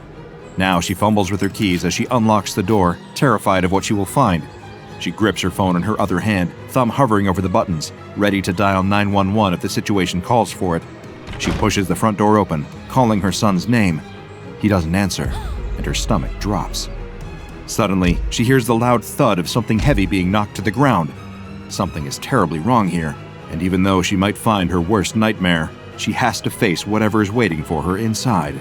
She runs into the kitchen and finds it a mess. The bowl of soup is shattered on the floor, congealed, cold soup pooling on the tile. The kitchen table is turned over on its side. The kitchen chairs are in disarray. But the strangest sight is the dozens of tiny, white, fluffy things on the floor, counters, and furniture. She picks one up for a closer look and finds herself even more confused than before. It's a feather. They're all feathers. She calls her son's name again, praying for a response. This time, she receives one, though not the one she hopes for. She hears the sound of shuffling footsteps up above, followed by a strangled sound like a scream caught in someone's throat. She sprints up the stairs as fast as her legs can carry her, throwing open the door to her son's bedroom. There, she finds him. But this is not the bright-eyed boy that she left behind when she left for work. His arms are covered with a thick layer of white feathers, the same feathers that are beginning to poke through the skin of his face. The top of his head has elongated into a floppy comb of excess skin, the same sort of excess skin that is wobbling below his chin. And his mouth, it doesn't look like a mouth anymore. It's pointed and hard, and his lips click together when he speaks, or rather, clucks. His bare feet are scaly and red, with claws protruding from his toes. He flaps his wings frantically, eyes wide and wild, clucking and running back and forth across the room. When he looks at her, she does not see recognition in his gaze. Her son, her beloved boy, has turned into a chicken. Unable to do anything else, the mother calls an ambulance. At first, the paramedics that arrive on the scene think the call was some sort of elaborate prank, but when they set eyes on the boy, they agree that something truly bizarre is going on. They speed to the hospital with the chicken boy in tow, but sadly are unable to save his life. The mother turns over the can of the mysterious soup to the authorities, who launch a formal investigation. Unfortunately, they are unable to trace the can to any store, nor are they able to verify the existence of the company name on its label. Employees of the grocery store where she found the can insist that they have never seen it in their lives. Several weeks after this incident occurred, the SCP Foundation conducted a raid on a New York office of Marshall, Carter, and Dark. For those of you unfamiliar with the organization, and that is most of the general population by design, Marshall, Carter, and Dark Ltd.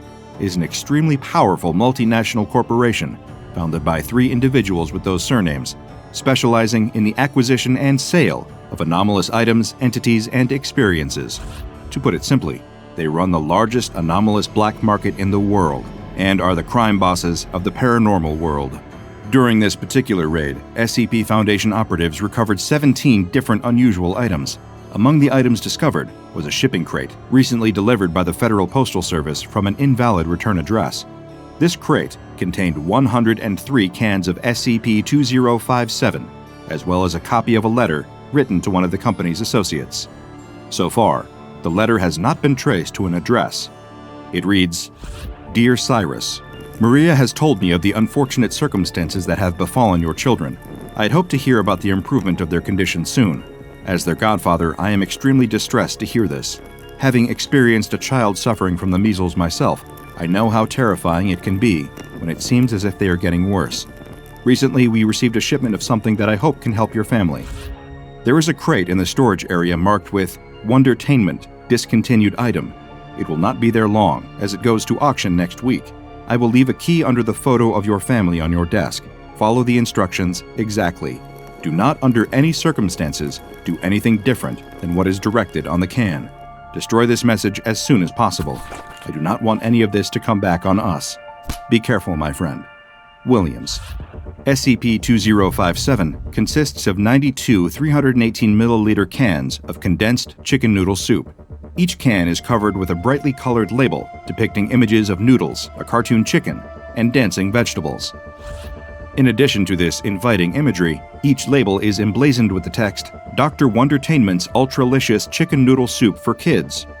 Each can has a pull-top lid for easy opening. It is printed with a set of nutrition facts, ingredients, and instructions for heating. The nutrition facts are as follows: calories, 95, fat, 3.17 grams, carbohydrates, 2.2 grams, protein, 13.48 grams, vitamin W, 2 grams, and mother's love, 10 grams. The SCP Foundation attempted to analyze the contents of the soup in order to compare it to the posted nutrition facts. The calories, fat, carbohydrates, and protein were found to be accurately reported. Vitamin W was present in the reported amount as well, though it was not a compound that the Foundation scientists had ever encountered before. Mother's love, as it is an intangible concept, was not able to be identified or measured in the analyzed soup samples. The ingredients are listed as ultralicious chicken stock, enriched Chinese egg noodles, finest cooked chicken breast, farm fresh carrots, crispy crunchy celery, sweet Vidalia onions, no paint thinner, fresh mountain spring water, vitamin W. Contains less than 2% of the following ingredients: a pinch of salt, a smidgen of chicken fat, sprinkle of spice extracted from rare plants, a dash of high-quality unicorn tears. The instructions for heating read, "Hey kids, feeling sick, icky, or downright yucky? Just pop open a can of Dr. Wondertainment's Ultralicious Chicken Noodle Soup for Kids. Place contents of the can in a medium-sized soup pot. Add a can of water, stir, and heat. Watch as the fun begins. Eat hearty, and you'll feel better and ready to play with Dr. Wondertainment toys in no time." All of this is relatively straightforward, give or take a few unusual ingredients. Someone taking only a quick look might mistake a can of this soup for any other chicken noodle soup. However, it does have something that most ordinary canned soup does not: a warning label. Dr. Wondertainment's Ultralicious Chicken Noodle Soup for Kids is intended to be eaten while it is hot to make you feel better in no time at all. Do not consume after it has become cold. Do not reheat. By purchasing from Dr. Wondertainment, you agree to not hold Dr. Wondertainment or any of Dr. Wondertainment's affiliates accountable for injuries or damages incurred by your product. Thank you for purchasing from Dr. Wondertainment. So what exactly is in a can of Dr. Wondertainment's Ultralicious Chicken Noodle Soup for Kids? Well, when the SCP Foundation first opened a can to take a look, they found that it was filled with condensed chicken broth and a mass of egg noodles shaped like an egg. When water was added and the contents of the can were heated to a temperature of 70 degrees Celsius, the noodle-based egg hatched. Inside was a small domesticated chicken made up of egg noodles, carrot, celery, onion, and cooked chicken breast. For simplicity's sake, this chicken noodle soup chicken is referred to as SCP-2057-1. As the Foundation researchers continued to heat the broth to a higher temperature, SCP-2057-1 began to move around, make audible chirping sounds, and eat the broth. As it ate, it grew larger and larger until it reached a mass of 85 grams and resembled a miniature adult chicken. At a temperature between 35 and 70 degrees Celsius, SCP-2057-1 behaved much like an ordinary chicken. It continued to behave normally even as it was consumed or cut apart, apparently feeling no pain or awareness of its situation. Dissection of SCP-2057-1 revealed that its insides were made up of soup ingredients, including celery and onion bones, cooked chicken breast muscles, carrot beak and legs, and chicken broth blood. When SCP-2057-1's temperature dropped below 35 degrees Celsius, it stopped moving and collapsed into the soup. At a temperature below 20 degrees Celsius, it became congealed and unappetizing. With these observations completed, the Foundation then attempted to measure the effects of this unusual chicken soup on a person that ingested it. When test subjects were fed samples of the soup at a temperature between 35 and 70 degrees Celsius, they had a very positive experience. The soup's taste was described as excellent, delicious, and homey. Though the meal caused a bit of psychological distress due to the soup chicken's realistic appearance and behavior, it improved every test subject's physical well-being. This eventually applied to test subjects with a case of influenza, measles, or the common cold. Following consumption of SCP-2057, each subject with a diagnosed illness of this kind reported immediate relief from their symptoms, including fever, aches and pains, cough, and congestion. With this positive, if a bit disturbing, effect documented, the Foundation next set out to determine what would happen if they let the soup get cold before it was eaten. Test subjects served this version of the soup had a far worse experience, describing the taste of their meal as bland, disgusting, and repulsive. 67% of the test subjects experienced cramps, chills, and diarrhea following their consumption of the soup, and 62% found themselves making involuntary clucking noises, as well as experiencing a strong aversion to poultry products. Again, several test subjects were deliberately selected based on their cases of influenza, measles, and the common cold. These test subjects immediately began to develop troubling symptoms, including the growth of pin feathers on their forearms, loosened excess skin on their heads and under their chins, a change in their ability to walk normally, and distressing hallucinations of being hung upside down by the ankles. Following these 2 rounds of testing, the research team decided to see why exactly the warning label advised against reheating the soup. D-Class 45782 was selected as the test subject for this particular experiment, and was instructed to reheat a bowl of cooled SCP-2057-1 in a microwave on high for 2 minutes and 30 seconds. Then, he was to consume the reheated soup and report his experience to a camera placed in the room with him. As instructed, D-45782 microwaved the bowl of soup.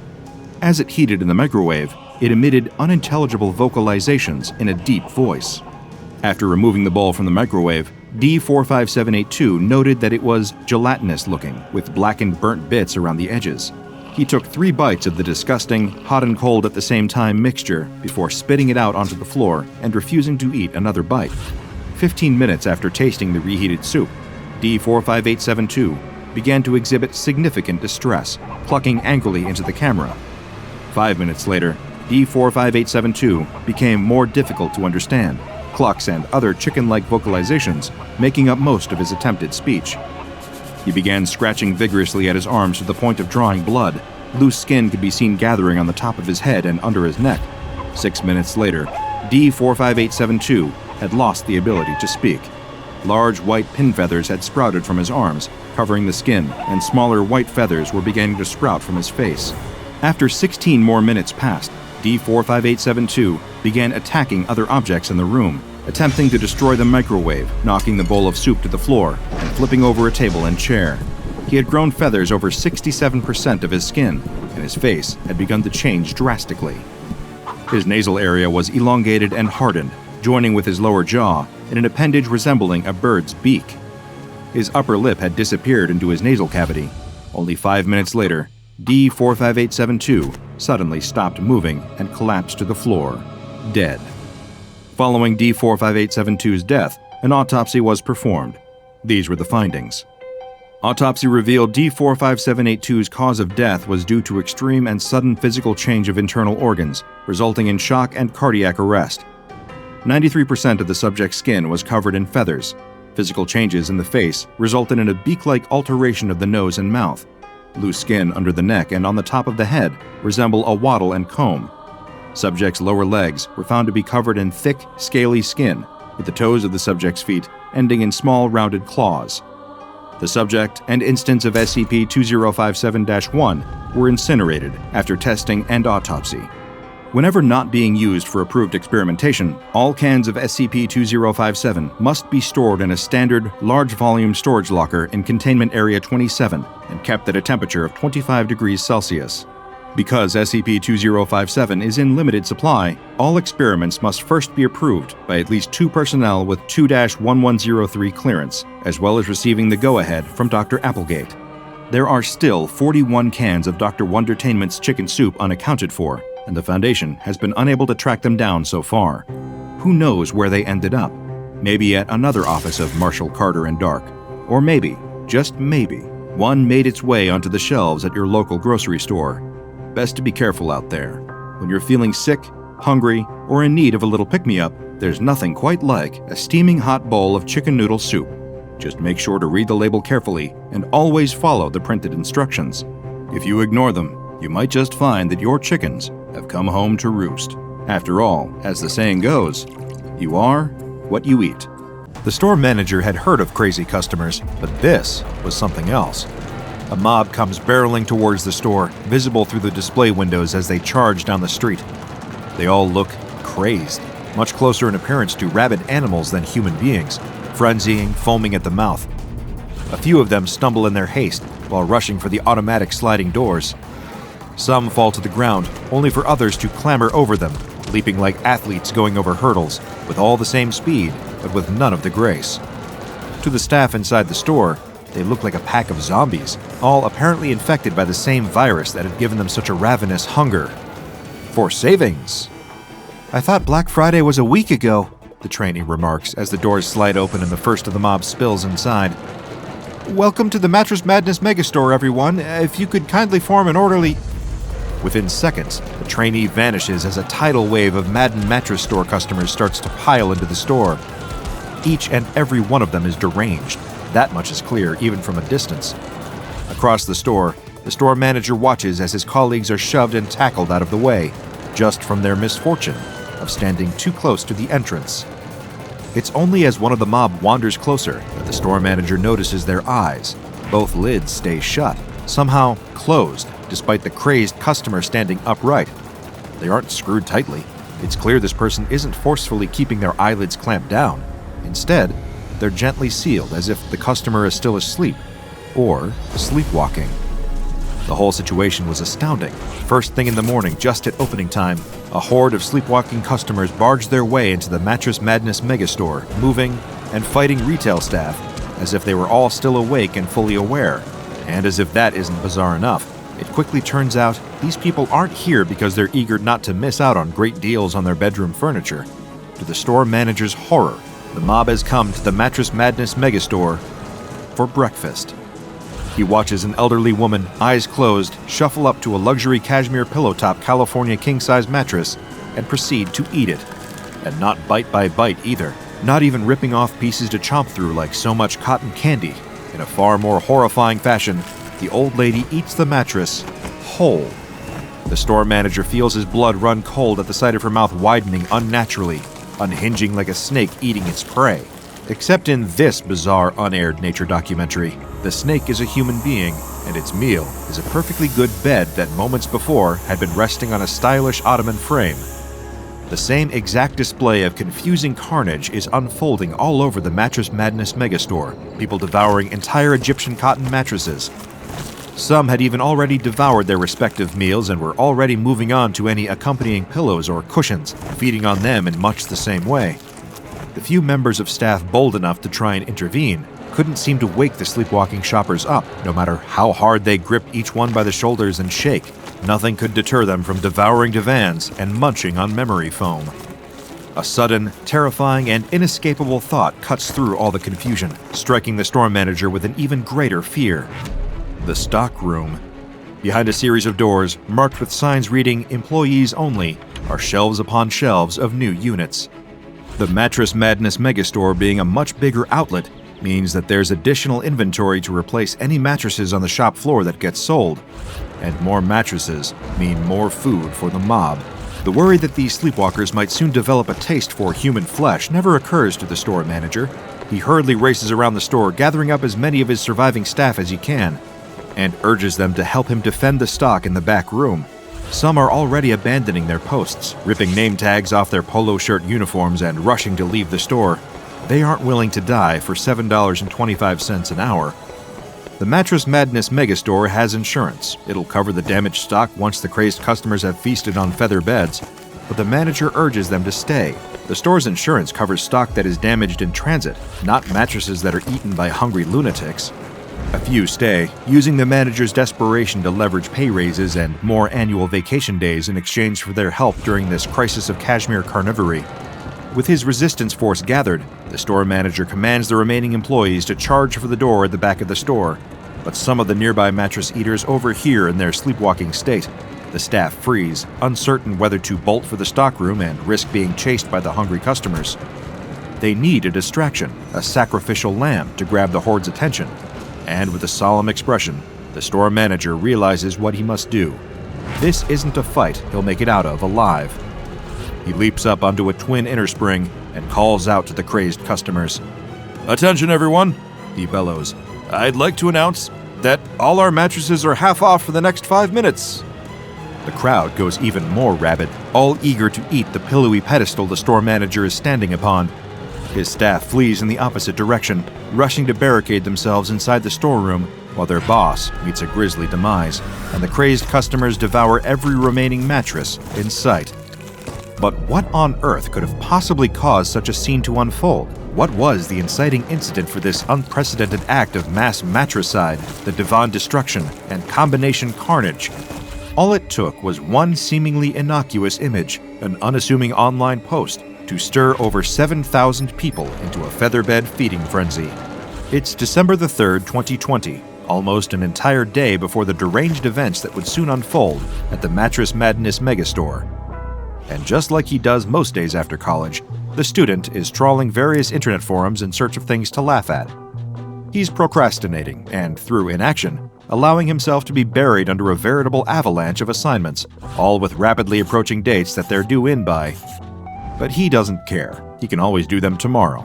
As far as he's concerned, there's plenty of time for him to waste doing, well, very little.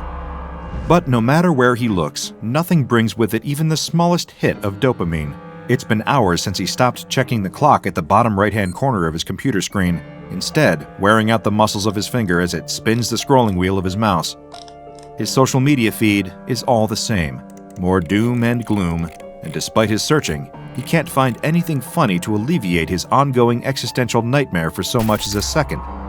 If anything, seeing every anxiety-inducing post about the state of the world, or dour headlines of reposted news articles, only makes everything worse. That is, until the fateful link appears in his inbox. It's from one of his friends at college, living in the dorm across campus. The pair of them constantly swapped links and exchanged memes over direct messages, sometimes while sitting in the middle of important lectures. So the student quickly opens up the latest message from his friend, pleased to have something to relieve the monotony instilled by the prior several hours' worth of mindless scrolling. Sure enough, his friend's message sits waiting to be read in his inbox.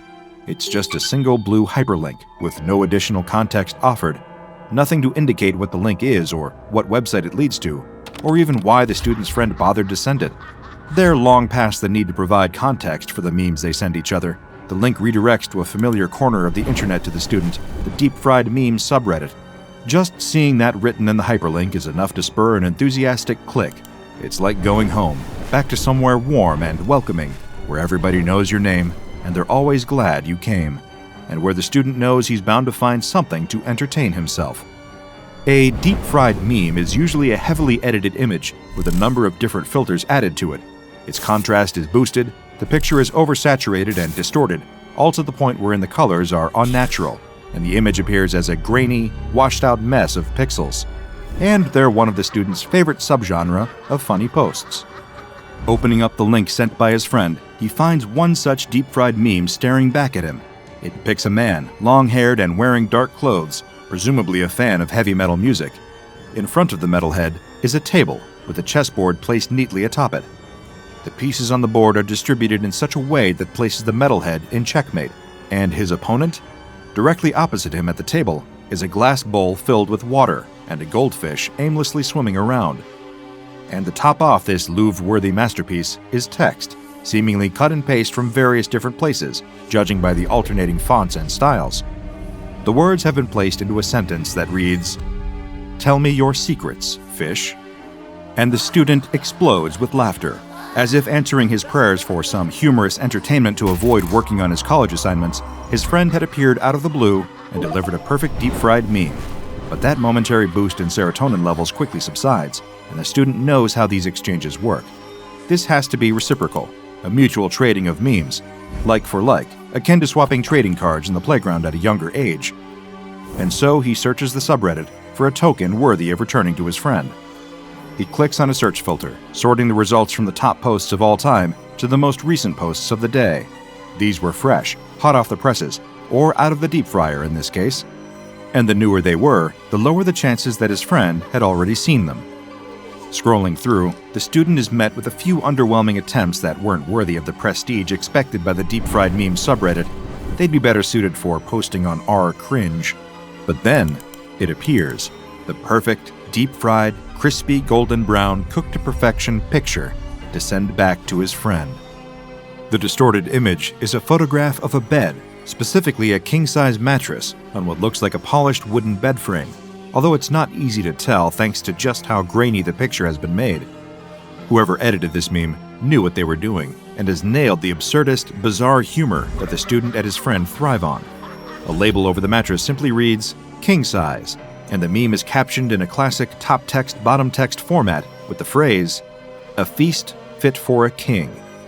And the pièce de résistance, the crowning touch that makes this meme worthy of the student's lofty standards, is the title given to it by the original poster. It sums up the meme perfectly, succinctly in 3 words: "Eat your mattress." The student erupts into uncontrollable fits of laughter, so much so that tears start to stream down his face. His stomach almost feels like it might explode at just how fine he thinks the post he's found is. Through giggles that hit like the aftershock of an earthquake, he copies the link to the Eat Your Mattress meme into a message and hits send to share the hilarity with his friend. Little does he know, he's just condemned his friend to the same fate that now awaits him. As soon as he falls asleep, it'll happen. And the student and his friend aren't the only ones either. The post spreads, either sent directly from one person to another or seen by those just browsing the deep-fried meme subreddit and happening across the Eat Your Mattress photo. Not all of them find it funny. They don't have to. They aren't even required to share it, to pass it on to someone else and help the post spread like wildfire. They've looked at it, and that's enough. Come the next day, an estimated 7,000 people across the world have seen the same meme, and it affects them all in the exact same way, becoming a directive, a command planted in their subconscious, one that they will act on without even realizing. It's been only a few hours since all the carnage erupted at the Mattress Madness megastore, but by now, the SCP Foundation has swept in and taken control of the scene. A cordoned section of multiple blocks, under the cover story of a dangerous gas leak. It's enough to keep civilians and prying eyes away without asking too many questions. But as for the Foundation personnel themselves, they've got plenty of unanswered questions of their own. 2 members of the cleanup team are reviewing the store's security footage, baffled by the sights of the chaos that unfolded there earlier that same morning. On the screen, frenzied customers are eating entire mattresses, stretching their mouths wide open and swallowing them whole. They watch as the store manager appears to make an attempt at a noble sacrifice to distract the horde of ravenous customers so his employees can rush towards the storeroom. But the manager is fine. Once the horde has eaten all the mattresses out on the store's main floor, they start trying to break into the stockroom out back, where the other employees have used layers upon layers of cellophane-wrapped mattresses to barricade the door.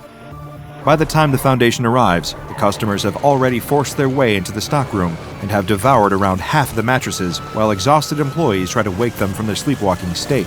The Foundation sees to it that everyone affected is rapidly administered with memory-wiping amnestics to forget all about the ordeal. Their next job is to try and track down the source of whatever caused this unprecedented outbreak of mattress eating. But being experts in all things anomalous, it doesn't take the Foundation long to start pursuing possible explanations. Having already confirmed this wasn't a viral anomaly, their next course of action is to investigate possible mimetic causes, and sure enough, a common factor quickly presents itself. The mob that attacked the Mattress Madness megastore, along with subjects who have engaged in similar acts of mattress eating across the world, all have one thing in common. Each one has been exposed to the Eat Your Mattress post on the Deep Fried Memes subreddit. It takes some deduction on the Foundation's part to figure out the cause. After all, the meme in question is similar to a number of others posted in the same subreddit. As a result, the Foundation's online detection software, or web crawlers, initially fail to flag the mattress meme as an anomalous image. Once they do, it is designated as SCP-5126. But with a cause established, the pieces start to fit together. The Foundation's researchers soon realize what the image does. Another reason it was initially missed is that its effects only occur once the subject that has seen it falls asleep. The student is one such subject who lived through this. He dozes off in his gaming chair well past the middle of the night, hours after he's first seen SCP-5126. While sound asleep, without waking up once, he starts to seek out his mattress, laying unoccupied on his bed on the other side of his cramped dorm room. He and all the others who have seen SCP-5126 then consume their mattresses, including in many cases their pillows, any cushions, and even plush toys. Their bodies stretch unnaturally to accommodate the meal, only to return to normal once they have done the deed. Having returned to normal, the student and the others like him remain unaware they've just eaten a mattress. But the Foundation is left puzzled. There's still one question that hasn't been answered. Their examination of the several hundred customers at the Mattress Madness megastore revealed that the consumed mattresses aren't digested like food ordinarily is. They vanish without a trace. So this naturally begs the question, where are all these eaten mattresses going? Well, the Foundation quickly comes up with an experiment to find out. They place tracking devices inside of the cell of a member of D-Class personnel and expose him to SCP-5126. Sure enough, the meme takes effect, and once asleep, he eats his mattress. The experiment is going exactly as the Foundation planned. Now they can follow the signal from the tracking devices to pinpoint the destination that all the consumed mattresses are disappearing to. And after several sweeps of the Earth's surface, their satellites discover a ping coming from a remote location in the state of Montana. MTF Sigma-16 suit up, ready to head out to the location. This mobile task force operates under the codename Slumber Party, and it's up to them to investigate. They come across a large structure. It looks a lot like a medieval castle, but it has been built out of mattresses and large cushions. It's the ultimate pillow fort. It even has pillars and all the fortifications you'd expect from a real historical castle, all made out of even more pillows. The Slumber Party team enters the fort and quickly discovers that the structure is able to anomalously reconstruct itself. Sigma-3 kicks over a stack of pillows and plush toys arranged to resemble a statue and watches as it reforms after collapsing. The team ventures deeper into the pillow fort and is quickly met with humanoid entities that are also made out of pillows. An entity swipes a pillow arm at Sigma-1, but she ducks out of the path of the attack. Drawing her firearm, she fires, causing a plume of feathers to spray out of the pillow person. The entity is unfazed, and several additional shots do nothing. Even a taser is ineffective. The pillow entities are exhibiting extreme resistance to damage, but Sigma-2 has an idea. She grabs a pillow from one of the walls and uses it to bash the entity attacking her teammate Sigma-1. The pillow person collapses into a pile on the floor, inanimate, and just like that, the mobile task force has a way to fight back. They all grab pillows and make quick work of their attackers before they move on to explore the rest of the castle. Then they encounter the king. There is a man sitting atop a large stack of cushions, wearing a nightcap and pajamas, eating feathers from an expensive brand of pillow. Scattered around him are empty pillowcases. Trying to ignore the smell, the Slumber Party team attempts to interrogate him. He claims to be the king of cushion, obsessed with pillows since a young age. Their smell, taste, and texture inspire him to create a kingdom of plush, his masterpiece of mattresses. It doesn't take very long for the Foundation operatives to realize that this man is insane. They question him about how SCP-5126, the Eat Your Mattress meme, works. How is it able to make people consume entire mattresses and send them to the king's cushiony castle? And why? Well, the king explains that buying mattresses is expensive, so in order to build his castle, he's outsourced the gathering of building materials. As he sees it, he is offering people affected by the meme a delicious meal in exchange for their beds. spreading the world of pillows so he can gather resources for his kingdom. Suddenly, he challenges the slumber party team to a pillow fight for having tracked him down. The King of Cushion takes up a pillow in one hand and charges towards the mobile task force, armed and ready to do battle with them all. He is quickly incapacitated by Sigma 1's taser and drops to the floor defeated. Now designated SCP-5126-A, the King of Cushion is transported back to the SCP Foundation for analysis and containment. Their testing reveals he possesses no anomalous properties whatsoever, and the king actually requires his stomach to be pumped thanks to the copious amounts of pillow feathers he's been eating. The Foundation gets to work dismantling his pillow fort and moving all the components into storage. And as for the Eat Your Mattress meme itself, the Foundation's web crawlers are keeping an eye out for any other posts of the anomalous image. And don't worry, if you find yourself giggling at a funny deep-fried image that jokingly implies you should eat your mattress, the Foundation will ensure you don't remember it happening, and they'll even throw in a replacement for your swallowed mattress at no added cost. Now that's a bargain. It's never a nice feeling waking up lying amongst shards of broken glass in the middle of the road. The dawn sky above the biker looks almost peaceful. It's as if nothing had gone wrong at all, as if everything is right in the world.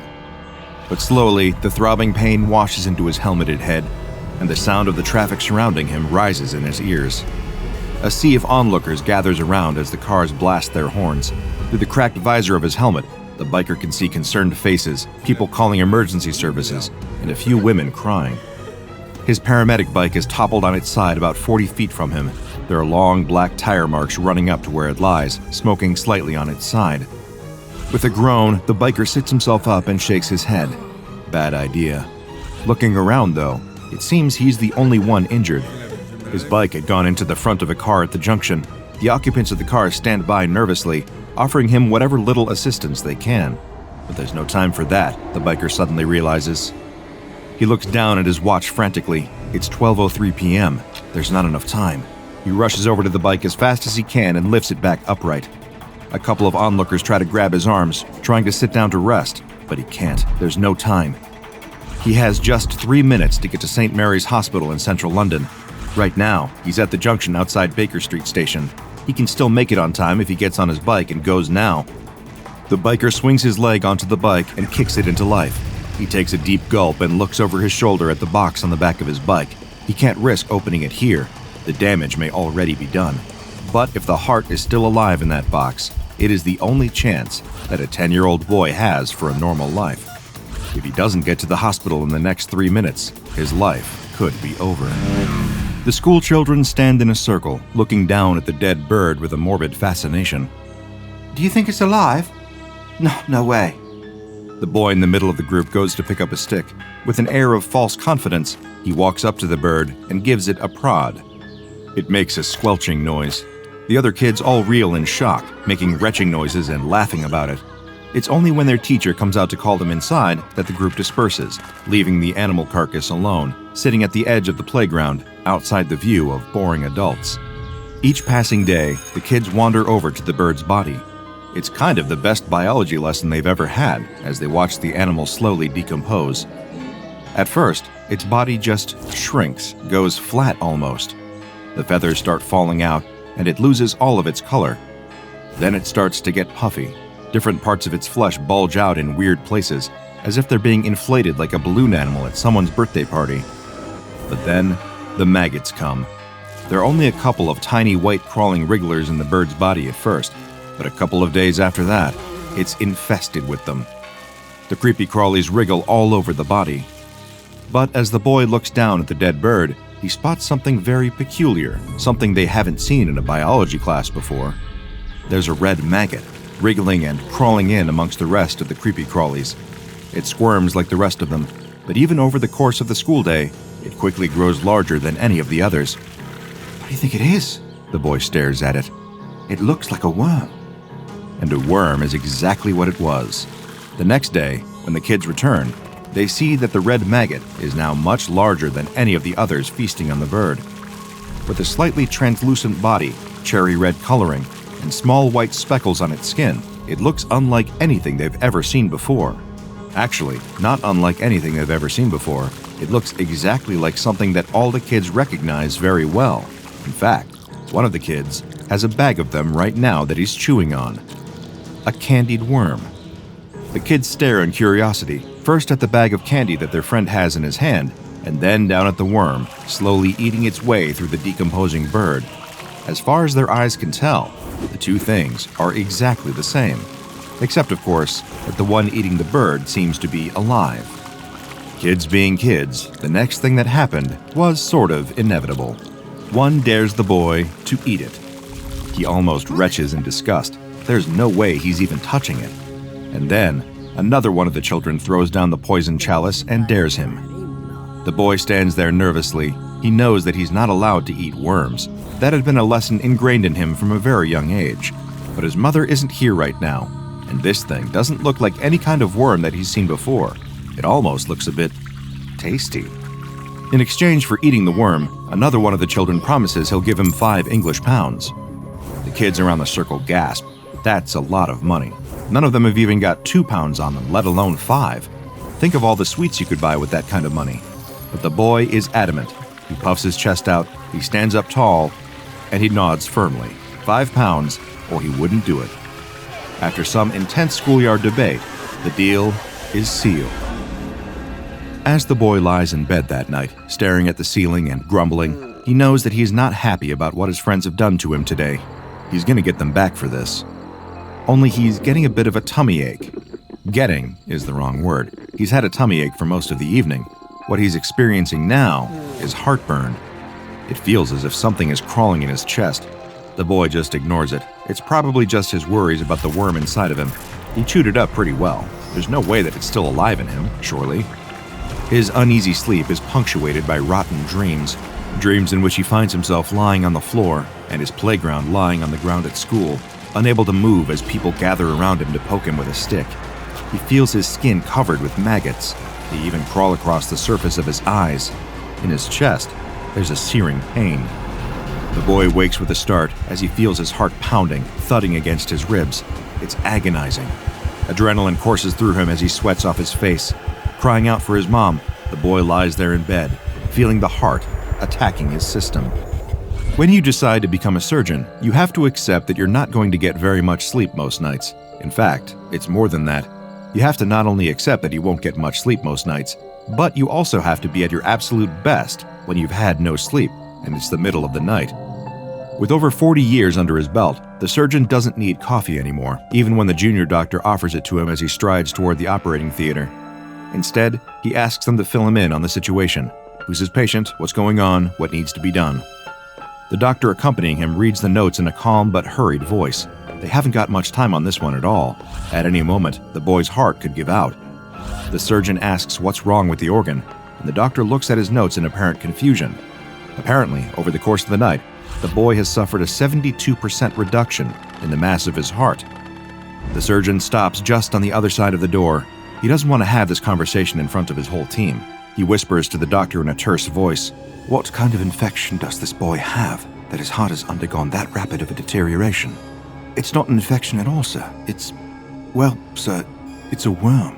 The doctor holds out a sheet to him. The surgeon takes it from him. He looks down at the x-ray to see a scan of the boy's chest cavity. It doesn't look so bad. There's a hole in the heart for sure, but the surgeon has encountered worse in his career. "This was taken when the boy was first admitted." The doctor hands the surgeon a second x-ray. "And this was taken just 1 hour later." It is barely recognizable as a human heart. There seems to be a mass growing in the cavity that was left by the heart, and there, infecting all of the boy's organs, was the shape of a worm. The biker weaves his way through the traffic down on Marylebone Road, eyes darting frantically in all directions. He may have a concussion, and he may not be allowed to drive at all right now. In fact, he knows he definitely isn't. But he is under strict instructions. This heart needs to get to St. Mary's Hospital before it's too late. The bike careens around the corner and skids to a halt outside the emergency doors. An ambulance team in front of him is trying to help an old lady out of the back of their vehicle, but the biker doesn't have time for them. He grabs the organ box from the back of the bike and races into the building. It takes all of his remaining concentration to navigate through the maze of hospital corridors on his way to the operating theater. On a better day, he'd be able to do this with no problem, but with his head injury, he can see the lights starting to blur all around him. Ward 6, Ward 7, Ward 7A, Ward 7B. He runs as fast as his heavy boots will allow him, feeling that energy draining from his system. He can't look at his watch, he can't check the time, he just has to find this boy. Operating theater, there, right up ahead of him, just a couple of 100 feet. There's a doctor waiting outside the door who looks up at the sound of his footsteps. The biker rips his helmet off and holds out the box with the heart in it, panting heavily. It's the moment of truth. Is he too late? The doctor looks shell-shocked, not at the biker's arrival, but clearly at something else she's just seen. The man starts to explain, but runs out of words, and instead beckons the biker to follow him into the observation room. There, the two of them stand looking through the glass at the little boy lying on the operating table with the surgeon standing over him. There's something in the air. The biker sniffs, confused. Can anyone else smell sugar? Next time you open a packet of candied worms, take a second to look through the little creepy crawlies in the bag. Perhaps poke a couple of them, just to see if any of them are moving. You can never be too careful. If you had told the parents of that young boy on the night when their son woke up with heart palpitations, telling stories of eating a worm at school, that the only health concerns he would have going forward were mild diabetes and a slightly raised level of blood sugar, I'm sure they would have been thrilled to hear it. You see, SCP-839, commonly referred to within the Foundation as candied worms, is much scarier on the surface than it is underneath. Not only does this SCP resemble your usual candy worm, but its body is actually composed of sugar flavorings and colorings, roughly equivalent to what you would find in most convenience store candy aisles. Each instance even has a small raised bit of writing near the tail specifying which flavor it is. While the origins of these worms are yet to be determined, cases have sprung up across much of the Western world, with higher numbers reported in areas with higher levels of diabetes. There seems to be a parallel between high-sugar diets and the presence of SCP-839. Whether they are of man-made or other origins is yet to be determined. That is not to say that SCP-839 cannot survive outside of human populations. This SCP in the wild primarily feeds on decomposing organic matter and is capable of sustaining itself on a purely vegetarian diet. However, when ingested into the human body, SCP-839 will target specific organs and burrow its way towards them. The organ in question depends on which color candied worm the SCP instance is. For example, the red cherry-flavored candied worms will burrow towards the heart and consume that, while the blue raspberry ones will instead feed on the human's kidney. One would expect the health consequences of this feeding to be severe. However, as the SCP feeds, it will also change its own shape and chemical composition until the worm itself becomes a substitute organ for the one that it is consuming. However, this substitute organ is not a perfect replacement, as other health consequences are derived from its presence. For example, the green apple-flavored SCP-839-3 targets the eye and replaces it with a jelly-green version of the human eye. While this eye is mostly capable of sight, subjects have reported mild hallucinations and blurriness of vision, as well as a greenish tint to how they see the world. Fortunately for the Foundation, SCP-839 reproduces sexually, meaning that individual instances require a partner in order to have offspring. This has made containment of this SCP much more feasible. Though they are a relatively low-priority entity in the broader scope of the Foundation, there are no known cases as of yet of any SCP-839 infections leading to death or serious chronic illness. Therefore, any instances that are captured by the Foundation are sent to Storage Site 839-1, where they are kept in a glass housing and regularly fed a diet of plant matter each day. Here, their reproductive activity can be closely monitored and controlled based on what research is needed. Those infected with SCP-839 instances can continue to live long and healthy lives, with only minor health complications arising. Therefore, the Foundation is comfortable allowing a reasonable number of cases to go unexamined in the world. So, like I said, for next time you open up a bag of candied worms, maybe just give them a quick poke. You could be saving yourself a trip to the hospital and a lifetime dependence on insulin. The early morning sun rises, casting its radiance over the field. The shepherd stands guard, watching his sheep graze. It's a beautiful morning. The sheep are quiet, and his loyal dog is at his side. But the shepherd is perturbed. He is certain that there are sheep missing. He wanders through the field, counting the sheep off one by one, but no matter how many times he counts, he simply cannot make the numbers gel. There are definitely 5 sheep missing. How is this even possible? His family has been in the sheep herding business for generations. They survive on the money that they make from shearing, selling, and spinning the wool from these sheep. They can't afford to simply lose sheep. That's money directly from the family wallet, food directly off the family table. But even worse, it's a matter of pride. He likes to think of himself as a good shepherd who cares about his flock. Losing a single sheep is a failure of his responsibility to his charges, and he can't stand it. He knows that if he returns to the farm without those 5 missing sheep, he's going to be in big trouble. He's already thinking about the lecture he's going to get from his father, and that's if he's lucky. 1 missing sheep might be forgiven, but 5? He'll be lucky if his family doesn't throw him out of the house for his failure. It's imperative that he find them and bring them back. He pats the head of his trusty sheepdog. Every shepherd, of course, has a sheepdog to help them keep their flock safe. His dog has been with him for many years, and she has never failed in the past. She keeps watch over the flock as if they were her own puppies, so the shepherd thinks it very strange that his dog didn't bark to sound the alarm when the missing sheep started to wander off. Could something more sinister be at play here? Maybe someone stole his sheep. If a thief came during the night to sneak away with the lost sheep, that might explain why they were able to get away without his dog knowing. They might have been clever enough to cause some kind of distraction to keep her busy. The shepherd notices that the fence at the edge of the field is broken. This must be how the missing sheep got away. He examines the splintered wood. It's not a natural break, because the wood is sturdy and far from rotten. Someone, or something, must have broken the fence sometime last night. He clutches at his shepherd's crook, his brow set in determination. This isn't good. It's looking more and more likely that thieves are behind this disappearance.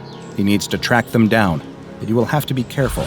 Sheep thieves are usually desperate men, and they might resort to violence to protect their ill-gotten gains.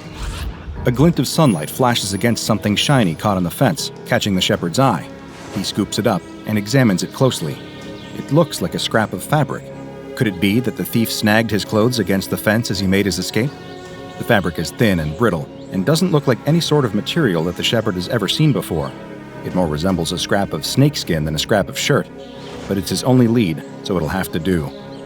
He holds the scrap to his dog's nose and allows her to sniff it. She snuffles at it and then immediately raises her ears, alert. He commands her to follow the scent, and she obeys. She puts her nose to the ground and starts to track. He follows her. The dog leads him out of the field and across the way. He is surprised to see that she is leading him toward a nearby forest. He gulps in sudden fear. He's never been into these woods, and, in fact, his family has often warned him to stay away.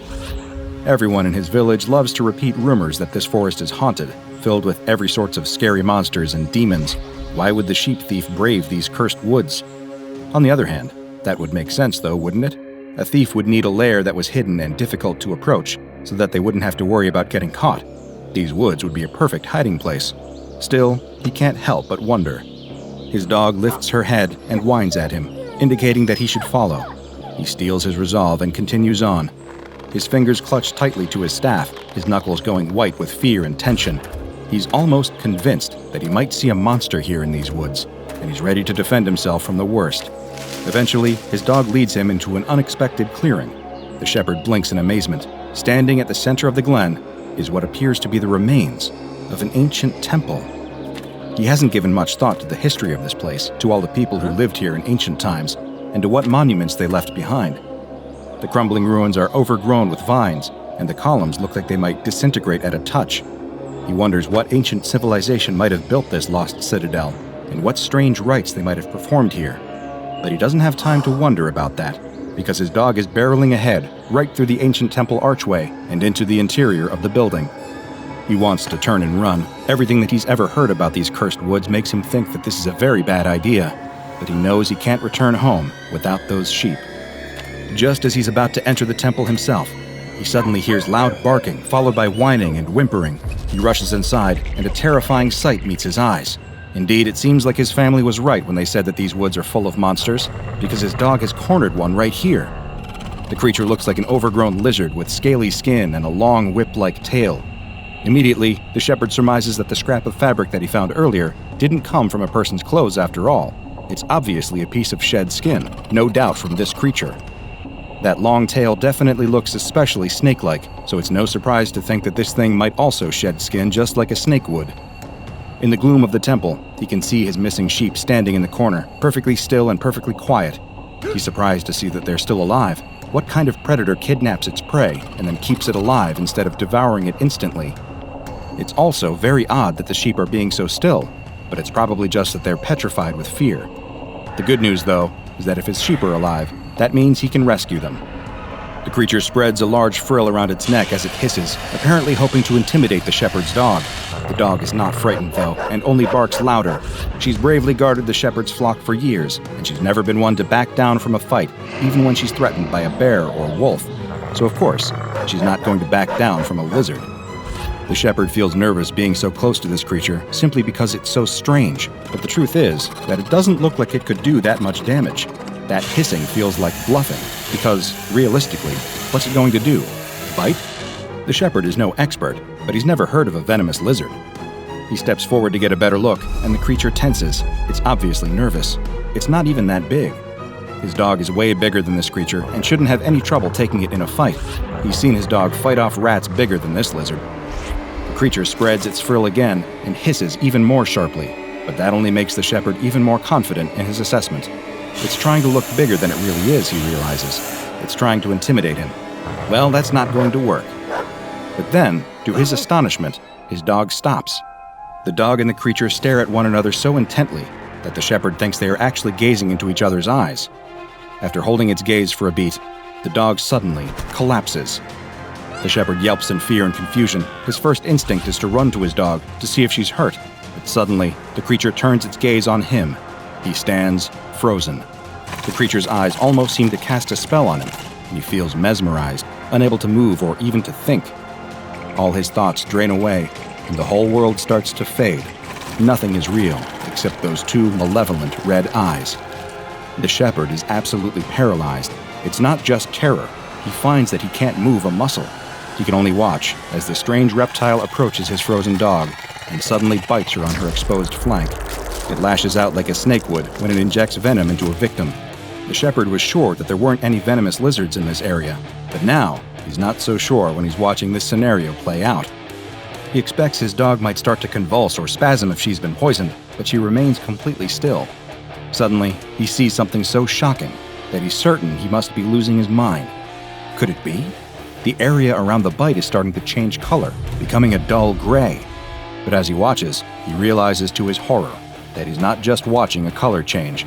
This is something more. His dog is slowly petrifying, hardening, her fur stiffening into stone. She is literally turning into a statue right before his eyes. He can't move, but his eyes flick to the corner of the room where his sheep are still standing. Now he understands. It was hard to tell before, because of the darkness and also because the very idea was so preposterous that it didn't even occur to him. But the reason that the sheep were so still and quiet was because they weren't sheep anymore. They were mere statues. Somehow, this creature was able to turn things to stone with the force of its venom. He wants to scream, he wants to yell, he wants to break free and run away, but he's powerless to move. Fear wells up inside him as he sees the creature turn its attention from his rapidly petrifying dog and start to move toward him. It hisses again and strikes out, sinking sharp, needle-like teeth into his leg. The shepherd is so frozen that he can't scream, not even at the unbelievable pain as those teeth sink deep into his flesh. But the pain doesn't stop when the creature retracts its teeth. He can feel the pain spreading outward from the site of the bite, spreading down his shins and up his legs, through his whole body. His body is hardening fast, making it hard to breathe and impossible to move. But even as he turns into a statue, he can still see everything around him, still sense the presence of the creature, still think. His thoughts aren't affected at all, other than being nearly out of his mind with terror. What could be next? The shepherd is frightened, but all he can do is wait.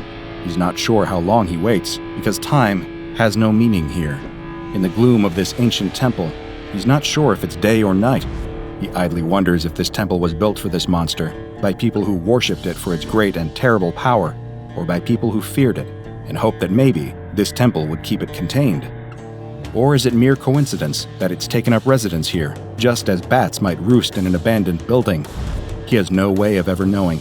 The only indication of the passage of time is the coming and going of the creature, which, even if he can't turn his head to see its movement, he can hear its shuffling and hissing. Occasionally, he hears a sound that frightens him even more, a sound that can only be described as statuary shattering, and he wonders if that will ultimately be his fate. His question is answered one day when it seems that hunger has driven the creature to dig into its larder of petrified prisoners. The creature approaches him, and he can feel it gnawing at his feet with its big, ugly beak. It's pecking at him, harder and harder, until suddenly, the shell breaks, and it's chewing on the flesh of his leg. Once again, the pain is unbearable, but the shepherd can do nothing but wait. At least he thinks it will all be over soon. Better a quick end at the jaws of a monster than a slow death trapped frozen in stone, he thinks. It's the very best that he can hope for. That shepherd had just run afoul of a creature that appears to come straight out of medieval mythology, matching the description of the deadly monster known as a cockatrice or basilisk, but the SCP Foundation knows it as SCP-1013, a nasty little piece of work with, quite literally, a paralyzing stare. SCP-1013 is a small reptile resembling a lizard, but with several key differences that set it apart from any other animal in this order. It was recovered in Egypt. An interesting coincidence, since medieval bestiaries often regard that region as the ancestral home of the basilisk. However, Foundation agents believe that since no other specimens were found in the area, that SCP-1013 is not a naturally occurring animal and might have actually been bioengineered. While SCP-1013 itself is only 60 centimeters long, its abnormally long tail measures nearly 121 centimeters long. It can use its tail to distract prey. It has a wide frill around its neck that it can extend at will, similar to that of the Australian frilled lizard. Its head does not look like any other known lizard, though, with a serrated beak and a distinctive head wattle that many researchers feel gives it the appearance of a rooster. Its beak is filled with long, needle-like teeth. But stranger than its appearance is its hunting methods. When it spies potential prey, SCP-1013 will extend its neck frill with a sudden, snapping sound. The frill appears designed to attract attention and encourage victims to look into the eyes of SCP-1013, because its eyes are, of course, where it holds its real power. The mythical cockatrice was said to be able to turn a person to stone with the power of its gaze, similar to the petrifying powers attributed to the Gorgon Medusa of Greek mythology, and SCP-1013 is very similar to its legendary namesake in this regard. Anyone or anything making direct eye contact with SCP-1013 will experience stabbing pain in most major muscle groups, followed by full paralysis setting in within 3 seconds and lasting up until 8 minutes. It is currently unknown how SCP-1013 achieves this paralyzing effect. Once its prey is paralyzed, SCP-1013 will bite its victim with its needle-like teeth, thus initiating a process of calcification. The victim will gradually stiffen and harden, almost as if they are turning into a statue. The process will begin at the site of the bite and gradually work its way through the body so that a full-grown adult will become completely calcified within 15 minutes. As of yet, there is no known way to stop or reverse the process. The calcification process only affects the outer layers of the victim, extending about 3 centimeters into the body, leaving all organs and internal tissues intact. It also does not affect the eyes or mucous membranes. This means that victims of SCP-1013 are still alive, but cannot move or react. Perhaps even more horrifying, SCP-1013 then eats its victims alive. SCP-1013 feeds by breaking the hardened outer layer with its beak, much like a young chick would break its way out of an egg, and then feeding on the soft tissues preserved within. The victim will experience excruciating pain as the creature eats them alive, but they cannot resist. They cannot even scream to give voice to their pain. SCP-1013 has a voracious appetite and will consume nearly twice its body weight at each feeding. Victims usually die of blood loss before SCP-1013 can complete its meal. SCP-1013 does engage in caching behavior and has been known to store petrified victims for later consumption. It prefers mammals as prey and will attack livestock and game just as readily as it will attack humans. In times when mammal food sources are not available, desperation may drive SCP-1013 to turn its paralyzing powers on fish, birds, or even insects, but it will only do this if it is near to starving. SCP-1013 is hermaphroditic, and unlike other reptiles, does not reproduce sexually, but instead undergoes a process similar to budding or basic cellular division. Before reproducing, SCP-1013 will increase its feeding, gorging on food and growing rapidly in size. Eventually, it will develop cyst-like structures in its abnormally long tail, each of which contains a juvenile SCP-1013. Juvenile SCP-1013 hatch after only 48 hours. Parent SCP-1013 will typically release hatchlings within calcified prey, providing a ready food source for the juveniles until they can hunt on their own. Juvenile SCP-1013 will seek out cool, dark places, like caves or abandoned buildings, and begin rapid molting, doubling in size every 6 hours, until reaching full adult size. Once they have reached adulthood, SCP-1013 will set out on their own and quickly establish their own hunting territories. SCP-1013 is extremely aggressive and will attack and attempt to calcify anyone that enters its enclosure, making it extremely difficult to contain. For this reason, combined with its deadly powers of calcification, SCP-1013 has been designated Object-Level Keter.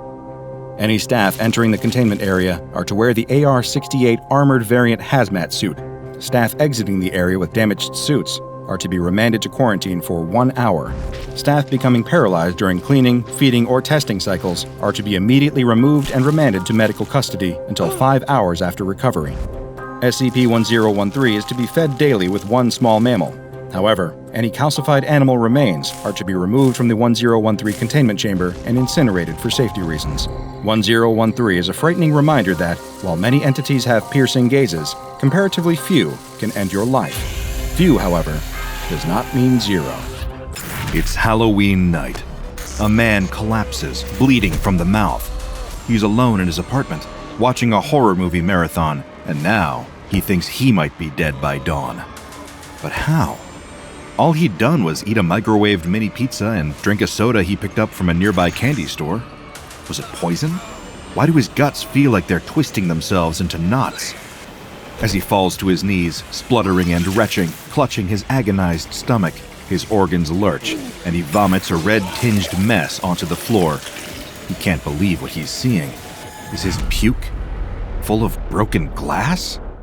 Across town, some trauma surgeons at the local hospital are having an extremely unpleasant evening, as a few patients with severe gastric distress are rolled into the ER in need of urgent medical attention. Of course, adding a layer of surreality to the whole event, the patients in question are in costume, as Beetlejuice and Elsa from Frozen, respectively. Only on Halloween, the team thinks, somehow in unison. They start taking emergency x-rays and are astonished at what they see. Worms. But not standard intestinal worms, the kind of nightmarish worms that would seem far more at home at the bottom of the deep ocean. The kind with big, sharp pincers full of painful venom. The kind of worms you definitely wouldn't want to be on the business side of, let alone having swimming around in your guts. One of the doctors in attendance exhaustedly remarks that this is even worse than the person they had in earlier that night, whose intestines were inexplicably full of disgusting rotten berries. People seem to do bizarre and crazy things on Halloween, he thinks to himself, as the nurses draw the "cut here" lines on the stomach of the screaming patients, and the doctor readies his scalpel. But our story isn't about any of these people on Halloween night.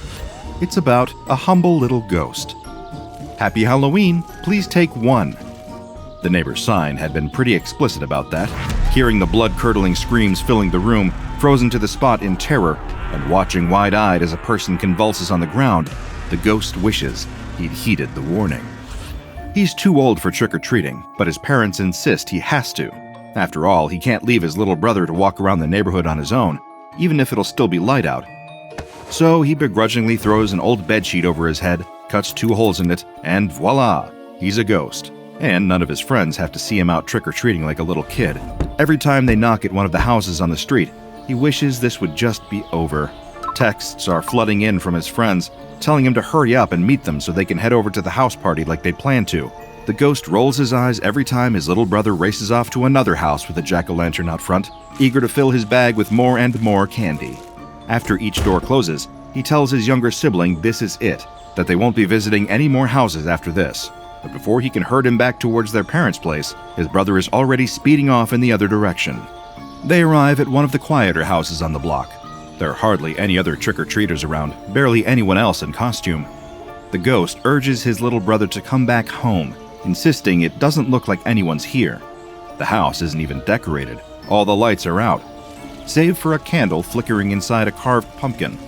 Immediately, the brother rushes over to knock on the door. There's no answer, just a silence that hangs in the air and stretches out every second. He knocks again, but still, nobody answers. No one to answer the door for the boy to ask, trick or treat to. The ghost tries to urge his sibling to leave. The owners, whoever they are, seem to have left a bucket of candy in front of their door, with a sign encouraging people to help themselves. Another text from his friends makes the ghost all the more eager to go. By now, he's missing the party. His brother insists that he can't take the candy unless he gets to ask the owners trick or treat. Eventually, growing frustrated, the ghost has to drag his little brother away. Before he leaves, he looks over his shoulder to see if anyone else is watching, before swiping the full, unattended candy bucket and tipping its contents into the sheet of his ghost costume, deciding he might as well take them as party favors. Returning his brother home, the ghost races back out just as the evening turns into night. Crossing town as quickly as he can, he arrives at the house party, greeted by his friends dressed as werewolves and vampires. He hadn't realized everyone would still be doing costumes, breathing a sigh of relief under his ghost sheet, only to wish he'd put more effort into the costume. He dumps the stolen candy into a big communal bowl, overflowing with sugary snacks, before heading into the party. It doesn't take the ghost long to realize that the event isn't all it's cracked up to be. Feeling too awkward to go up and talk to anyone, he floats around, boredly sipping a drink from a plastic cup, like a literal ghost at the feast. He started feeling guilty about being a jerk to his brother, making him rush trick-or-treating so the ghost could come to a lame party. But just as he's about to leave, somebody screams. One of the party guests is holding a packet of gummy bears in one hand, the same ones that the ghost swiped earlier. The other hand is clutching his stomach in pain as something seems to be moving. The ghost blinks, certain it's a trick of the strobing lights at the party. He moves to get a better look, just in time to see the guest collapse. People nearby start panicking, telling each other to call an ambulance, worried that someone's having a severe allergic reaction. Then, something moves again. The limp body of the party guest starts thrashing around, convulsing on the floor.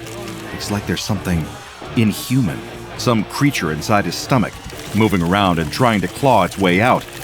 And then, it does. And it roars. The ghost stares in horror as what looks like a small bear tears itself free, flecks of blood staining its bright green fur and dripping from its paws. The screams erupting around it startle the creature, and it lunges for the nearest person, baring its sharp teeth and clamping them down in a vicious bite. The ones who are far away enough start running. The ghost isn't so lucky. The mint green bear leaps off of its latest victim and fixes its confused, murderous eyes onto the ghost. He's frozen in place by pure terror as the little bear lunges for him, flecking the blood of its previous victim onto his formerly white sheet. As the bear's jaws close around his face, his closing thoughts are of his younger sibling. He should have just stayed trick-or-treating tonight. Out on the ocean, the blades of a matte black stealth chopper slice through the air. The crew working aboard a freighter, hauling goods across the water, only notice the helicopter as it swoops in low, descending from overhead. Before the captain even has a chance to hail the aircraft and request that those aboard identify themselves, it's already coming in for a landing. Figures in tactical gear, all brandishing automatic weapons, spill out of the chopper as the captain sounds the alarm. Crew members scatter, running for their lives, but with no way to escape the cargo vessel, surrounded by the roaring waves of the supply route they're sailing along. Everyone panics. They've been boarded. But these armed figures aren't pirates. They're far too well equipped. They look almost military. In fact, they're outfitted in gear that seems closer to special forces. SCP Foundation Mobile Task Force operatives storm the ship, splitting into smaller teams. One rushes after the boat's crew, rounding them up and herding them toward the bridge. The other squad sweeps the deck, weaving in between the rows of towering shipping containers, searching the cargo for something. Within minutes, the freighter's crew are helplessly kneeling on the floor of the bridge, hands placed on the backs of their heads in compliance with the orders of these soldiers bearing a strange, unfamiliar insignia on their uniforms. The group's commander instructs two of his men to search for a cargo manifest, and in moments, they've found the relevant document, relaying the serial number of one of the containers to the squad on the ship's deck. The commander begins questioning the captain of the vessel and his crew, seemingly interested in the contents of this one container. Not one of them knows what's inside. All they know is it's bound for the port they were heading to. What nobody notices, though, is the accidental adjustment to the ship's course caused by a turn of the main wheel during the commotion. The freighter is passing down a narrow waterway that is part of the trade route, only now, instead of sailing straight, it's traveling at an angle. On the ship's deck, the MTF operators locate the shipping container they've been directed to. It's locked, naturally, but the team has come prepared. As the rest of the squad form up and cover the crate, one of them rushes to the front, buzzsaw in hand. Sparks fly as the spinning blade slices through the various locks, keeping the long metal container shut tight. In seconds, the saw severs each one, and 2 of the MTF soldiers stow their weapons, wrenching the container's doors open, while the others keep their guns trained on what might be inside. The MTF quickly examines the contents of the shipping container, noting the various cardboard boxes inside. One hears a command squawked through their radio from the commander, stating he needs visual confirmation that what they're looking for is in fact inside those boxes. The operator unsheaths their combat knife and effortlessly slices through the tape holding the box shut, and sure enough, inside is... The arrival of the SCP Foundation on a cargo freighter might to some indicate that some kind of anomalous creature is being transported across the ocean, or that the ship's crew are perhaps smugglers, stashing anomalies aboard their vessel's cargo hold on behalf of a shady group of interest like the Chaos Insurgency. The only thing that nobody would expect would be for the Foundation to send its operatives to intercept a shipment of... candy. Packets upon packets of gelatin gummies and prepackaged berries are inside most of the boxes, with others full to the brim of cans of soda in cellophane wrapping to keep them secure. The packaging has been purposely designed to mimic popular brands. The operator almost had to squint to notice the logos for a company named Pure Foods. They held the items close to their body cam, highlighting that these weren't products from the likes of Haribo or Coca-Cola, no matter how much they looked to be. Confirming they'd found what they'd been sent for, the commander radios back to the Foundation, telling them to dispatch an extraction unit to retrieve the intercepted shipment. Within minutes, the huge twin rotors of an enormous VTOL craft are whipping the air around the freighter. Down on the ship's deck, MTF operators attach cables and chains to the shipping container, signaling the pilots above once it's secure. The long metal crate is hauled up into the air beneath the tilt rotor, met with words of protest from the captive crew members, which are soon silenced as the Foundation operatives administer each of them with amnestics. The manifest is replaced with a falsified one, with the relevant container's number missing, its existence completely covered up.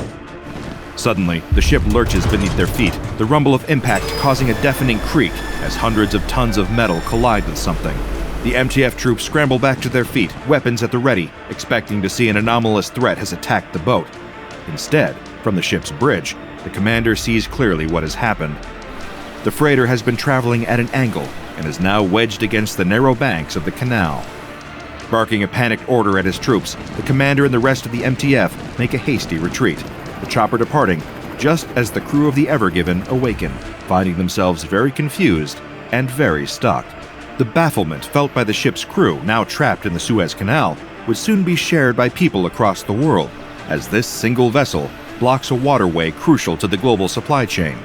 But luckily, despite the disruptions their actions had caused, the Foundation had at least succeeded in securing a shipment of SCP-5110 before it could reach the port.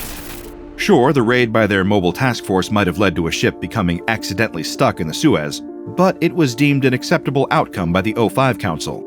If those Pure Foods products had been distributed to retailers, they would have become even harder to track down. SCP-5110 is the designation given to a collection of packaged food products made under the branding of Pure Foods. So far, the Foundation's efforts to track down the owners of Pure Foods or any potential parent company that owns the brand have all been dead leads. Cargo manifests for the various shipments of their products never contain any actionable intelligence about the origin of Pure Foods items, with seemingly great lengths taken to remove any information about where the products are even manufactured or sent from. The items themselves are hardly up to FDA standards for safe human consumption, let alone the SCP Foundation's. Upon being ingested, the various forms of SCP-5110 are known to trigger adverse anomalous side effects on any person who happens to ingest them. Insidiously, the SCP-5110 products seem to have been intentionally designed to resemble familiar products sold by popular confectionery brands, possibly in a malicious attempt by Pure Foods to trick unwitting consumers into buying their anomalous products. However, while they are similar to existing widely sold candies and soft drinks, SCP-5110 rarely reaches the shelves of larger supermarket chains, instead often shipped to and sold at smaller convenience stores. This, at least, limits the number of civilians that can accidentally consume them, although it does not prevent that possibility entirely. The 4 SCP-5110 products currently known to the Foundation each cause a different anomalous effect on the consumer. The severity of the side effects of each Pure Foods item can vary, with some being considerably less harmful, and others even being fatal. An anomalous effect is guaranteed, though, to afflict someone consuming one of the products. The first of these is designated as SCP-5110-A, a container of assorted berries with Pure Foods branding and the name Pure Berries on the packaging. Once a person eats these, they will experience the rapid manifestation of rotting berries growing within their digestive system. This might be highly unpleasant to experience, but can be treated, and is considered preferable to the effects of other Pure Foods products. Case in point, SCP-5110-B is the designation given to an item called Pure Soda, a seemingly innocuous can containing carbonated mineral water. The Pure Foods branding is once again present, but closely resembles the packaging used by established soft drink companies such as Pepsi and Coca-Cola. However, far from being a refreshing sugar and corn syrup-rich drink, SCP-5110-B has the unfortunate side effect of causing multiple glass bottles to form within the digestive system of a person who has drunk pure soda. These glass bottles are each 237 milliliters in capacity, less than the typical 250 milliliters of a glass Coca-Cola bottle. However, the volume of these bottles is usually not a concern of anyone who finds them in their digestive system, especially as the glass often shatters thanks to internal pressure, causing severe injury and the need for emergency surgery in order to remove any fragments. Pure worms, or SCP-5110-C, are one of the varieties of Haribo-like candies created by Pure Foods. Contained within the packaging are colorful gummy worms containing various different flavorings and sweeteners. Should a person ingest any of these candies, then they will experience arguably the worst side effect of all Pure Foods products. Entering a person's digestive system, SCP-5110-C will trigger the manifestation of entities that resemble Eunice aphroditis, more commonly known as bobbit worms. Commonly found in coral reefs and in warmer waters like the Atlantic Ocean, bobbit worms are a form of bristle worm that burrow their bodies under soft sand on the seabed, waiting to detect prey with their antennae. When they do, these aquatic ambush predators will grab at passing fish with sharp bristles. While bobbit worms rarely, if ever, attack humans, their mandibles are not only sharp enough to cut a fish in half, but are also venomous and could cause a person permanent nerve damage on contact. Having numerous entities similar to bobbit worms within a person's digestive system is understandably a cause for panic. The potential risk of internal bleeding and nerve damage from the sharp mouthparts aside, the burrowing nature of these worms can lead to significant and potentially fatal bodily trauma. When extracted surgically from a person or recovered posthumously, these bobbit worm-like creatures appear to be dyed in bright colors, resembling the SCP-5110-C Pure Worms candies. The fourth of the currently known Pure Foods products resembles other familiar and popular gummy candies. SCP-5110-D, or Pure Bears, appear to be multi-flavored gummy bears.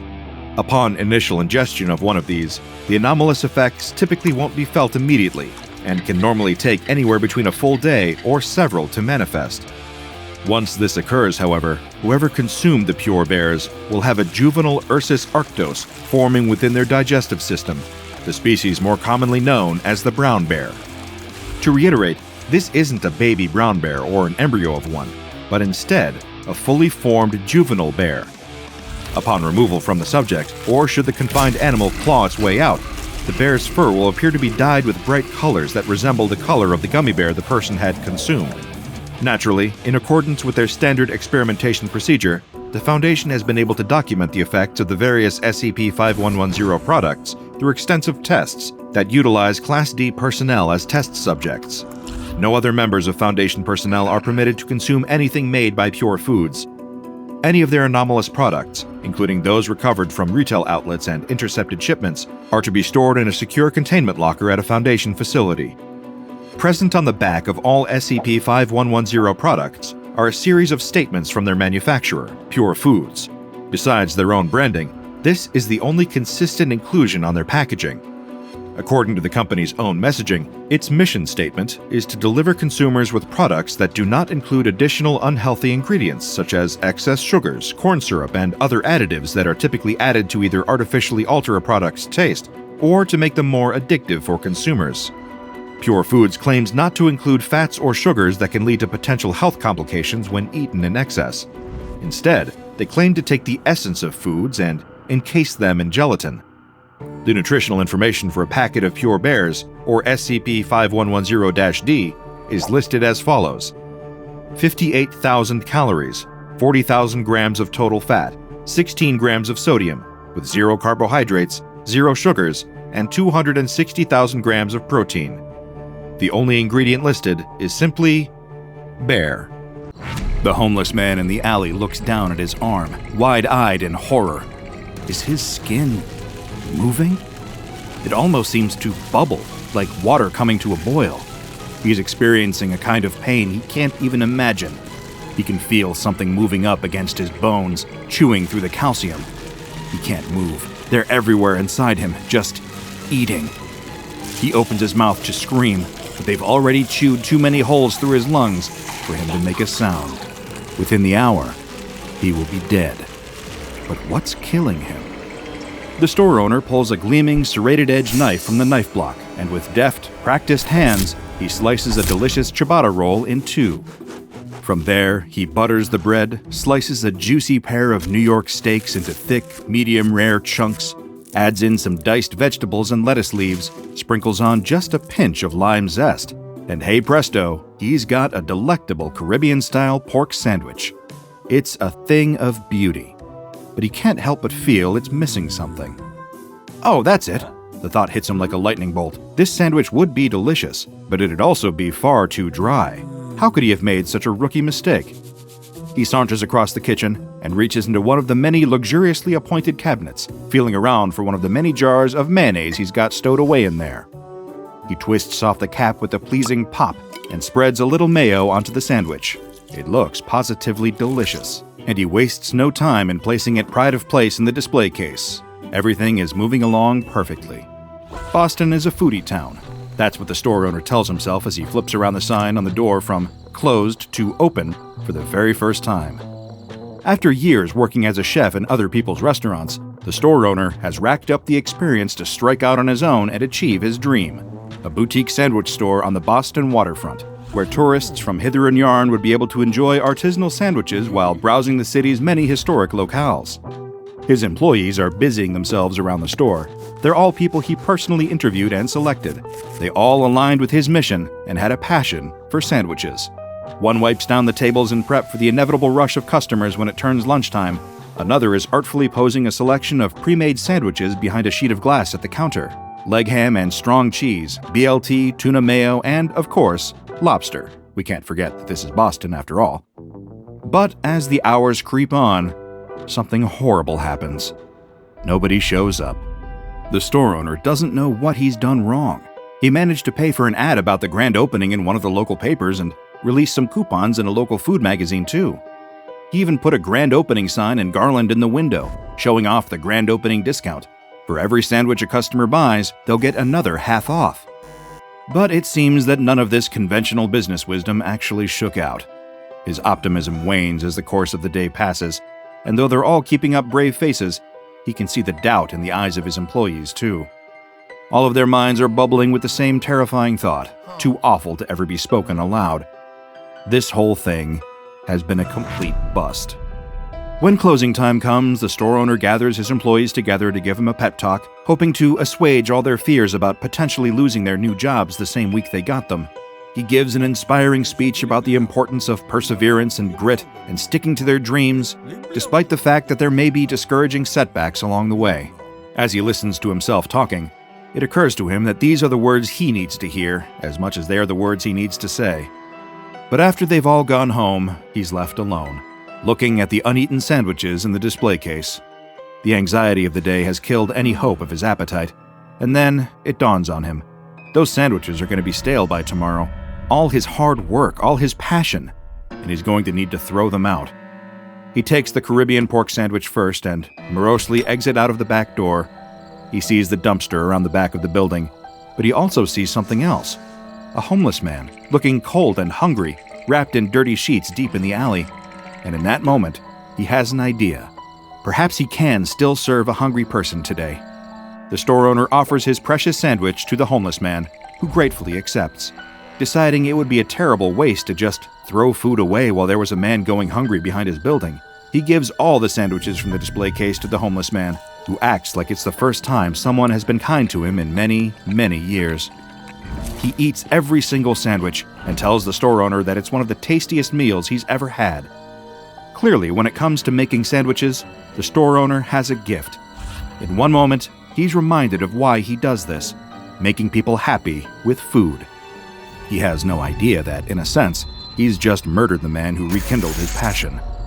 The next day, things change for the better. With renewed passion and vigor for the art of making and selling delicious sandwiches to tourists and the Boston public, he puts his all into the sandwich business, and Lady Luck responds. A few customers each day at first, and then the place becomes a local curiosity, the subject of online write-ups and must-visit in Boston lists. There are familiar faces that he sees every single day, and it's only a matter of weeks until he needs to start implementing a waiting list for customers. Business is booming, and despite his sudden and miraculous success, the store owner never forgets what sparked his second wind. He owes it all to the homeless man out behind the store, who reminded him of his true purpose. One day, he decides he needs to repay his old friend. He whips up a delicious tuna mayo sub and steps outside to give it to the homeless man. But the man is gone. It's strange. He's left some crumpled clothes behind and the piece of cardboard he'd always sleep on. But the man is gone. The store owner steps forward, concerned for the man's safety. It had been a particularly cold and unforgiving winter after all, but he sees something instead that utterly disgusts him. In amongst the scattered clothes, there's a worm-like creature, glistening white and about a foot long. It lays there in the pile of clothes, mercifully dead. But the mere sight of it so revolts the store owner that he drops the tuna mayo sub onto the ground, splattering it across the asphalt. It's a terrible waste of food, but after seeing that disgusting worm thing, he doesn't have any kind of appetite for the rest of the day. If that's as terrible as this whole thing got, it would have been bad enough. But the floodgates of terror are about to open, and when it does, only a certain organization has the tools to close it. The store owner starts noticing strange things at work after that. Something about the regulars. Some of them seem kind of strange and doughy. They've got pallid skin and a vacant look behind their eyes. Some of them who've ordered the same sandwich day after day, who've memorized the menus by heart, are taking full minutes to decide what they want to order, as though the workings of their very minds have been gummed up. As disturbing as these strange little signs are, they're nothing compared to the nightmarish things a number of Boston EMTs and emergency room doctors were encountering around that same time. People collapsing in their homes in a state of extreme pain, their panicked friends and spouses calling in, crying and unable to explain what's happening to their formerly healthy loved ones. This, of course, would be disturbing enough, but what happens to these people after being taken in takes it to a whole other level. In every single case, the technicians see something moving under their skin. They take x-rays, ultrasounds, or in some cases, even make incisions, and the result is always the same. The bodies of the people experiencing these symptoms are full of thousands upon thousands of white worms, eating their innards from within, slowly killing them in perhaps the most painful way imaginable. Even seasoned doctors are passing out from sheer horror when they see the masses of impossible white parasites wriggling within their patients. The one piece of vital information they don't have is that all these victims had recently eaten at a certain up-and-coming sandwich store on the Boston Harbor. After 10 weeks of business, things are starting to cool down again for the sandwich store. The owner thinks that's to be expected. That opening FOMO hype can't go on forever. But the mysterious absence of some of his most loyal repeat customers is undeniably a little disturbing to him. Is it something he did wrong? Did he somehow alienate them? These thoughts are plaguing his mind when he's alone in the store one evening, cleaning up after everyone else has gone home. His thoughts are so occupied that, as he's preparing to screw the top back onto a jar of mayonnaise, he accidentally drops it. The jar stays intact, but a large, disgusting blob of mayo splatters out onto the floor. Great, now he has to clean that up. He picks up the jar and takes it into the back alley, where he intends to throw it into the dumpster. With half of it spilled out onto the ground, it's too much of a hygiene risk for him to keep it in the restaurant anymore. But before he can throw it into the trash, his arm freezes in a moment of inexplicable hesitation. In that strange moment, it occurs to him that it's the only one in the cabinet of that particular brand. He's used it on so many sandwiches before, and yet he's never needed to buy a new jar of it either. On a pure whim, he decides to inspect it closer. The label on the back of the jar reads, "Water, vegetable oil, vinegar, eggs, eggs, eggs, eat eggs, be eggs.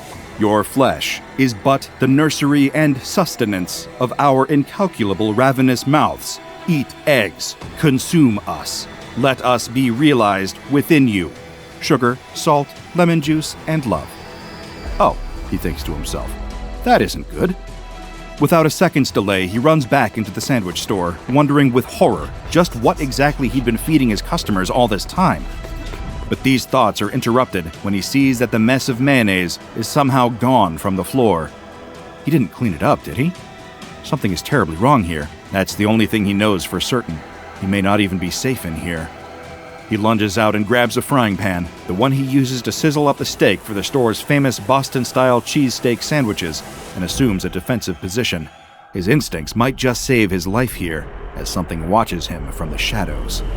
Without warning, something comes squealing towards him, about the size of a rat, with shiny, smooth, white skin, propelling itself along the ground on a collection of horrid little tendrils. It makes a horrific shrieking sound and lunges for him. Almost instinctually, he whacks it with his frying pan, sending it flying across the kitchen, where it lands against the wall with a splat. Did he just get attacked by a living blob of mayonnaise? Before he can even contemplate all the implications of that, he sees the splat slithering down the wall and gathering in a puddle on the floor. This puddle then twists and warps, taking the exact same horrible shape it had before. Tendrils sliding out of its shimmering skin. It must have formed out of the contents of almost the entire mysterious jar. And it dawns on him all at once, in every single sandwich his shop had served which contained mayonnaise, he's been putting these little monsters into people's bodies. And as the beast shakes off the shock and prepares to charge again, he's starting to worry that he might be in for the same fate. Only in Boston, right? Whether you love or despise mayonnaise, it's likely that SCP-2484, aptly titled the Parasitic Mayonnaise Worms, made you feel a little queasy. But if you're anything like the Foundation field agents who first discovered this caustic condiment, you likely have some pressing questions about what exactly you just witnessed. Thanks to my research into a number of classified files, I'm able to give you the answers, but I'm afraid I can't tell you that it won't get any less repulsive. To the untrained eye, SCP-2484 is a mayonnaise jar of indeterminate brand containing approximately 1,024 grams of a substance that, to all chemical tests, seems to be identical to regular mayonnaise. This substance, for the sake of avoiding confusion, will be referred to as SCP-2484-A. While inside the jar, SCP-2484-A poses no threat to anyone. But the second the anomalous mayonnaise leaves the jar or is consumed by a vertebrate animal, the disturbing effects you've already witnessed take hold. The jar contains an infinite quantity of this mayonnaise too.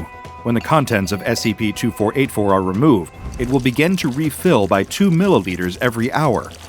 Luckily for the Foundation's biohazard control units, SCP-2484-A can be destroyed in any manner that non-anomalous mayonnaise can be destroyed. Personally, I've never contemplated ways of destroying mayonnaise, so I'll leave the devising of these methods to greater minds than my own. Any quantity of SCP-2484-A less than 5 grams doesn't seem to display any anomalous properties, so if you're content with a tiny quantity of mayo on your food, you may encounter this anomaly and live to tell the tale. But masses between 5 grams and 63 grams are another story. These masses will develop a repulsive, congealed membrane, a kind of smooth, glossy skin over their body, as well as crude, tentacle-like pseudopods. These creatures will slither and crawl around without any real direction. These won't pose any threat to other organisms, so long as they don't touch or ingest them. If only the same could be said for the larger ones. Slightly larger creatures formed out of SCP-2484-A, specifically ones weighing between 63 grams and 235 grams, will move with more direction and purpose. They will seek out solid foods and potable liquids, diffusing themselves into them and infecting them with their secondary anomalous quality, which we'll discuss shortly. Needless to say, one should avoid consuming food infected in this manner at all costs. Masses of SCP-2484-A ranging from 235 grams to 804 grams take a more direct and aggressive route to infecting their hosts. They will use their pseudopods to actively seek out vertebrate animals and try to enter their body through any means necessary. From all major bodily orifices and even more novel methods of intrusion, such as pores and open wounds. But this is nothing compared to the danger presented by masses of SCP-2484-A, ranging from 804 grams to 1,024 grams. These creatures are highly violent and aggressive, stopping at nothing to attack and enter vertebrate animals, going as far as forcing themselves through the victim's skin. It goes without saying that these are the most dangerous types to encounter of any of them, and you may need to brush up on your methods of destroying mayonnaise that we mentioned earlier in order to survive. But let's say, for the sake of argument, that your greatest anti-mayonnaise contingency plans have failed. The anomalous SCP-2484-A mayonnaise has entered your body in a dangerous quantity, which is to say 3 grams per every kilogram of body weight. If this describes your experience, then you're about to undergo the secondary effects of this anomaly, which I'm sorry to tell you are even more unpleasant than the primary effects. At first, the effects will appear to be relatively benign, including higher blood sugar levels, increased heart rate, slower cognition, and higher body heat. Not dissimilar to the effects of consuming a large quantity of non-anomalous mayonnaise. Within the body, however, things will be taking a considerably more drastic turn. The SCP-2484-A in the victim's body will begin to turn into small, gamete-like cells through some kind of anomalous force of metabolization. Then things will accelerate considerably. Within 3 to 6 hours, the cells will develop into tiny nematodes around a millimeter in length that begin swimming through the body. A single gram of SCP-2484-A can become around 500 of these parasitic nematodes. If that's already making your skin itch, it's going to get an awful lot worse from there. Between 5 and 40 hours after SCP-2484-A infects its hosts, whether through consumption or forceful entry, the parasitic nematodes will begin eating the host's tissues, giving them the mass to grow up to 12 centimeters long. At which point, the host is likely to experience horrific pain as they're eaten from within. When the host has been entirely devoured, the parasitic mayonnaise worms will turn on each other and start eating. After all this, only one worm will be left, measuring from 20 to 30 centimeters in length. It will then enter a dormant state and die within 4 days. As obligate parasites, the creatures spawned by SCP-2484-A are not designed to survive outside the host body after they've developed. Any worms removed from the victim's body will die within 5 hours, but no attempts thus far to save anyone infected with SCP-2484-A have been successful. Infection is, sadly, invariably lethal. Our opening tale was also the first recorded case study of SCP-2484 encountered by Foundation field agents. The source was an independent sandwich store in Boston, Massachusetts, triangulated after a series of reports of strange parasite behavior over a 10-week period. The SCP-2484 jar had been in the store's refrigerator with a number of non-anomalous mayonnaise jars, though the store's owner, when questioned by Foundation operatives, could not remember ever having bought this particular jar of mayo. How it made its way into the store is, to this day, a mystery. Once the Foundation had contained the threat, all surviving sandwich store employees were given amnestics, along with a number of medical personnel who'd also encountered the parasites. All the hosts were, of course, lost. SCP-2484 is currently classified as safe. It is kept in a standard refrigerated perishables unit, essentially a kind of high-security fridge. No more than 400 grams of the anomalous mayonnaise is allowed to be removed for experimentation at any time, and no destructive tests are authorized at this time.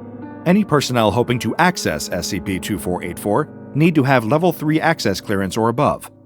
Condiments can be a loaded issue. I've personally witnessed arguments on the merits of ketchup, mustard, and mayonnaise that have reached greater intensity than some Keter-class containment breaches, but I'd advise you to exercise caution. Next time you make yourself a delicious BLT and you're preparing to spread some mayo across the bread, or you're wondering which flavor will perfectly accompany your next hot dog, take a second to think. You may not know what you're really putting into your body. Seeing that shadowy figure coming towards him makes the worker turn and run. He hasn't had the time nor the luxury of freezing on the spot, or waiting for it to get closer so he could get a clearer view. He just runs. With every pace, every hurried, horrified step, comes the mental image of the strange figure gaining on him. In his head, every movement he catches in the corner of his eye, every shuffling sound he detects, the thing was right behind him, inches away and ready to strike. so he just keeps on running. Only seconds ago, it was just standing under a streetlight, a ways ahead of the worker, barely moving. He calls out to it, assuming it's a person, somebody may be lost or in need of help. But then, it steps into the light, and it's not a person at all. The head of the suit isn't on properly. It droops at an angle, like it hasn't been affixed, or is barely hanging on. The crude, lazy-eyed face is haphazardly drooping. That too isn't on right, as the entire head sways unnervingly with each approaching step. Maybe underneath the suit, hiding beneath all that dirty orange fur, still coated in grime despite the rain. Perhaps there's a person in there, whose arm hefts an old baseball bat as they plod closer and closer to the worker. But all he sees is the monster.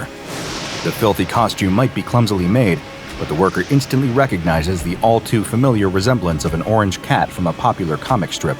It's what starts him running. That, and the blunt weapon the monster is holding, as it menacingly makes its way closer. The downpour doesn't let up as the worker turns a corner, met with the sights of two bright, blinding white beams of light cutting through the rain. A car, speeding its way down the road. It catches the worker in its headlights, and he starts frantically waving his arms, encased in the sodden fabric of his jacket. "Help! Oh, please! Please help me!" he yells. "Something's coming after me! I think it's trying to kill me!" The driver doesn't stop, instead simply cruising past. The worker can just about see through the passenger side window, the vehicle's sole occupant giving him a strange look from inside the safety of his car. Almost as quickly as it appears, the car has driven off, its headlights already fading from view thanks to the rain. What the worker doesn't realize is that the driver's look of confusion wasn't directed at him, but at the thing following him. The creature gives a low, animalistic sound, which causes the worker to spin around. Now he sees it, right up close in all its foul, ginger glory. A tail dangles lazily from the lower portion of the suit, trailing in puddles laden with muck, the water making the fur even dirtier than it already is. It's so close that the awful, pungent stench of the thing hits the worker's nostrils, a sickening smell that somehow seems to fit with the grim, gross costume and its wearer. Seeing the wet, fur-coated suit so close, he realizes that it isn't covered in the soft, plush synthetic coat that he expects a costume like that to be made of. It looks real, like actual cat hair on a huge humanoid shape with the legs and arms of a man. Arms that were midway through swinging a baseball bat right at the worker's head. He ducks just in time, the dull wooden bat glancing off the bricks of a nearby building, narrowly missing the worker's head. As it bounces off the wall, the blunt weapon slips from the soggy gloves of the suit and clatters to the ground. The second he hears the wooden bat land on the ground, the worker turns his heel and runs again, taking advantage of those precious few seconds to get further distance between him and his attacker. It's only exactly as he turns his back that he wishes he'd reached for the bat himself to fight back. Rushing further down the rain-swept street, the worker can hear the heavy slumping footsteps of the suited attacker giving chase. He alternates between looking straight ahead, the raindrops streaming down his face and getting into his eyes, and daring to glance back over his shoulder. Every time he does, he's met again with the horrifying sight of the suit behind him. He wants nothing more than to escape, to get out of this nightmare wherein he is soaked head to toe in rainwater and fear, running for his life, from someone dressed as the comic strip cat he sees every day. But as strong as his will to escape is, he can't bear to let the fur-suited pursuer out of his sight for even a second. If he can't see it, then it might be anywhere. At least looking told him that it was still right behind him, bearing down on the worker with its bat now firmly back in hand. The shrill noise of chain links rattling sounds behind him, as the attacker in the suit starts striking a nearby fence, making the worker more and more aware that, with every strike, it's getting closer. Through the relentless downpour, the worker spots a shape standing on the sidewalk, just a few feet ahead. Short, stationary, something he sees every day of his life, but never pays any notice to. But tonight, it might just be the thing that saves his life. A trash can. It's full, and that means heavy, and any second now, he'll be close enough to reach it. A plan forms in seconds, erupting like a fire with gasoline thrown on it. If that gasoline was pure, terrified adrenaline of being chased by someone in an orange cat costume. Reaching out, as soon as his fingertips grip the wet metal rim of the can, the worker pulls as hard as possible, his instincts keeping him from stopping running. The trash can clatters behind him as he passes, followed by the heavy thud of the attacker falling to the ground as it trips over the obstacle and lands furry head first in the garbage now strewn over the sidewalk. The worker knows he's only got another short window, another blessing of a precious few seconds to get far enough away from his attacker. He turns, changing course to rush across the street. There's an old warehouse over there. If there are security guards working, they might be able to help. If not, and the place is unguarded, then at least it could be somewhere to hide. A sudden blaring noise pierces the worker's eardrums before he can make it all the way to the opposite sidewalk. It's a horn, coupled with a bright pair of lights appearing as if from nowhere. Then, before he can turn to see it coming, impact. First against the hood of the car, speeding through the rain towards him, unable to stop in enough time. Next, the pain of hitting the jagged blacktop of the road. The second impact, as the worker lands a few feet away, spots of rain still pattering against his face, as everything goes from dark to pitch black for a few seconds. His head floods with scenes from earlier that day, as if his life was about to start flashing before his eyes, only in reverse. The news of the comic strip doing poorly arrives at the Paws Inc. office, and with it, the knowledge that, if there are going to be layoffs, then he'll be first. He's the new hire after all. It didn't matter that the once beloved comic of a cartoon cat is losing its popularity, going stale after so many years in print. It upset the investors, and the worker has been worrying all day if he'd be the one fired to appease them, until he suddenly remembers what's coming after him. Fighting back and clawing his way back to consciousness, he struggles back to his feet, screaming with pain. He's injured, that much he can certainly tell, even if he doesn't know how badly. Hey, mister! The driver calls, stopping his car and starting to climb out of the vehicle. It's a different driver and car this time, and unlike the first, he makes the effort to stop, a mistake that is about to cost him greatly. He sees the worker getting back up, ignoring his calls. He raises his voice to cut through the noise of the pouring rain. Hey, you okay? I'm so sorry, I didn't see you. My lights were on low, wipers are going. It wasn't until you rushed out across the street that... Anyway, look, let me at least get you to a hospital. We can exchange our insurance information once they get you all patched up. The worker wasn't listening. He hears the driver's words but pays him no mind. He's still so intent on getting away that it takes him a second to realize. The car. It's a way out. And then, the worker makes the same mistake as the driver.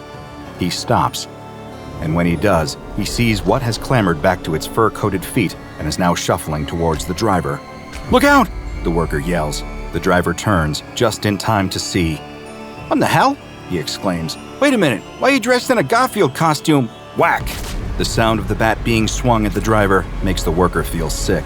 He turns his back and moves as quickly as he can towards the warehouse, despite the pain and the horrified screams coming from behind. Beneath the rain, there's something else, a twisted, vile squelching noise that quickly snuffs out the driver's dying cries. The worker doesn't dare to look back this time. He doesn't want to see what's happening. Lifting a heavy metal shutter and pulling it shut behind him, he finds himself in the warehouse. It's completely deserted. There isn't a single sign of life anywhere. The only sound is the pattering of rainwater against the hard concrete floor, dripping through a hole in the ceiling. Guided by the low, glowing light of the street lamps outside that bleeds through the warehouse windows, the worker starts fumbling around for a place to hide. Just as he crawls underneath a large pallet rack, he hears a metallic rattling as the fur-suited monstrosity lifts up the shutter. It's inside. With heavy, plodding steps mid-suit, it paces up and down the aisles of discarded shelving. The worker clamps his soaked hands against his mouth, trying to mask his panicked breathing, only to let out a scream as he feels something grab his ankle and pull. With ease, the thing dressed as a disheveled Garfield pulls him out of his hiding place. Instinctively, the worker thrashes his legs, landing a solid kick to the creature. As his foot connects, he notices it doesn't feel like a person underneath the suit. There's no body, no familiar outline of a human being beneath all the soggy fur and stench. It's just a slimy mass. Nonetheless, the kick knocks the garish Garfield back, only a few paces, but better than nothing. He scrabbles to his feet, standing and running as fast as he can in the opposite direction, only to hit a wall at the far side of the warehouse. The shutter is the only way out, and right now it's wide open. But Garfield stands between the worker and freedom. He turns to dart down the next aisle, between the rows of shelves, keeping his eyes on the attacker as he passes underneath the hole in the ceiling. The rain is still coming down through it, leaving a puddle on the floor. The worker's focus is locked on the beast. He suddenly feels his foot slipping out from under him, that awful lurch of his heart as he falls. The puddle. He slipped on it and come crashing down to the ground. The force of the concrete striking his back knocks all the breath from his lungs. Everything is spinning in a nauseating mix of pain, disorientation, and terror. Above, through the unrepaired ceiling, drops of rain come pouring down on him. Then, a low, agonized meow from somewhere nearby. The monster, Garfield, brings its bat swinging down and sharply connecting with the worker lying on the ground. A new surge of pain racks his body, right at the hip where the baseball bat just landed in an unforgiving blow. The worker can do nothing but scream in pain and fear. A horrible sound, like something wet tearing. fills his ears over his own cries. He remembers the sickening feeling of a slimy mass being aggressively pushed into his face. It's disgusting, rancid, but even under all the horror and the repulsive taste, he can detect familiar hints. Pasta, beef, tomato sauce, cheese, all of it moldy and rotten, but still recognizable. The monstrous SCP-3166 forces further fistfuls of lasagna down the worker's throat until the screaming stops. He'd always hated Mondays. A bear mauling you to death, being stalked by cougars in the dead of night, only to be eaten in your sleep. Wandering off the path and getting lost for days, the elements slowly withering you away to nothingness. There are plenty of ways you can die in the wilderness, but few would expect death to come as a result of a simple bodily function with a decidedly anomalous twist. Springtime in the Sierra Nevada is undeniably beautiful. The unpredictable storms of winter are a thing of the past, but the oppressive heat of summer hasn't yet crept in. The highest peaks of the mountains are still spotted with snow, but in the foothills, the wildflowers sprout from the earth, blooming in a tapestry of yellow, pink, purple, and orange. Crystal-clear waterfalls roar down the rocky mountainsides, water set free from its slumber by the melting ice as the world wakes up from a long hibernation. The summer vacation crowds haven't yet flooded the hiking trails and ski slopes, but a few groups of early adventurers can be spotted hiking through the mountains, taking in the sights and breathing in the fresh, fragrant air. Among these springtime visitors are a pair of young men, one with blonde hair and one with dark hair, each wearing a small backpack and carrying a canteen of water, not a scuff to be seen on their brand new hiking boots. These two young men are on their senior spring break from college, gleefully taking the hiking trip they have been talking about since they were paired up as roommates their freshman year. Neither of these young men is especially experienced in hiking, but they have both spent dozens of hours in the library reading up on wilderness survival, on the best ways to pitch a tent and start a fire with nothing more than a stick and 2 rocks. The lighter-haired of the two especially prides himself on his knowledge of foraging for edible wild plants, a skill he is excited to put to the test on this trip. His dark-haired companion is a bit more suspicious of wild plants, frightened by the stories of foraging gone wrong and unfortunate explorers confusing a delicious mushroom for one that stops the heart in minutes. He has filled his bag with provisions, with granola and jerky, dried fruits, and cans of beans that he hopes his friend will share with him, rather than risking his safety by gambling on a wild root or berry. Still, his concerns about foraging are soon forgotten as the two proceed further along the trail, passing sparkling waterfalls, bighorn sheep grazing on wild plants, and a bird that just might be a bald eagle soaring by overhead. The two are lost in the majesty of nature, so lost, in fact, that they forget to eat until the sun is dipping over the horizon and the world is growing dark around them. Out here in the mountains, with no light pollution to speak of, dark is dark. Even with the help of the lanterns they brought, the two men can scarcely see well enough to put up their tents and build a small fire. Still, they remember all of their reading and manage to set up a modest camp for the night. The dark-haired man pulls a bag of beans from his backpack and begins to heat them over the flame. He offers some to his companion, but he refuses. The blonde man has found a shrub that he recognizes, weighed down with ripe fruit.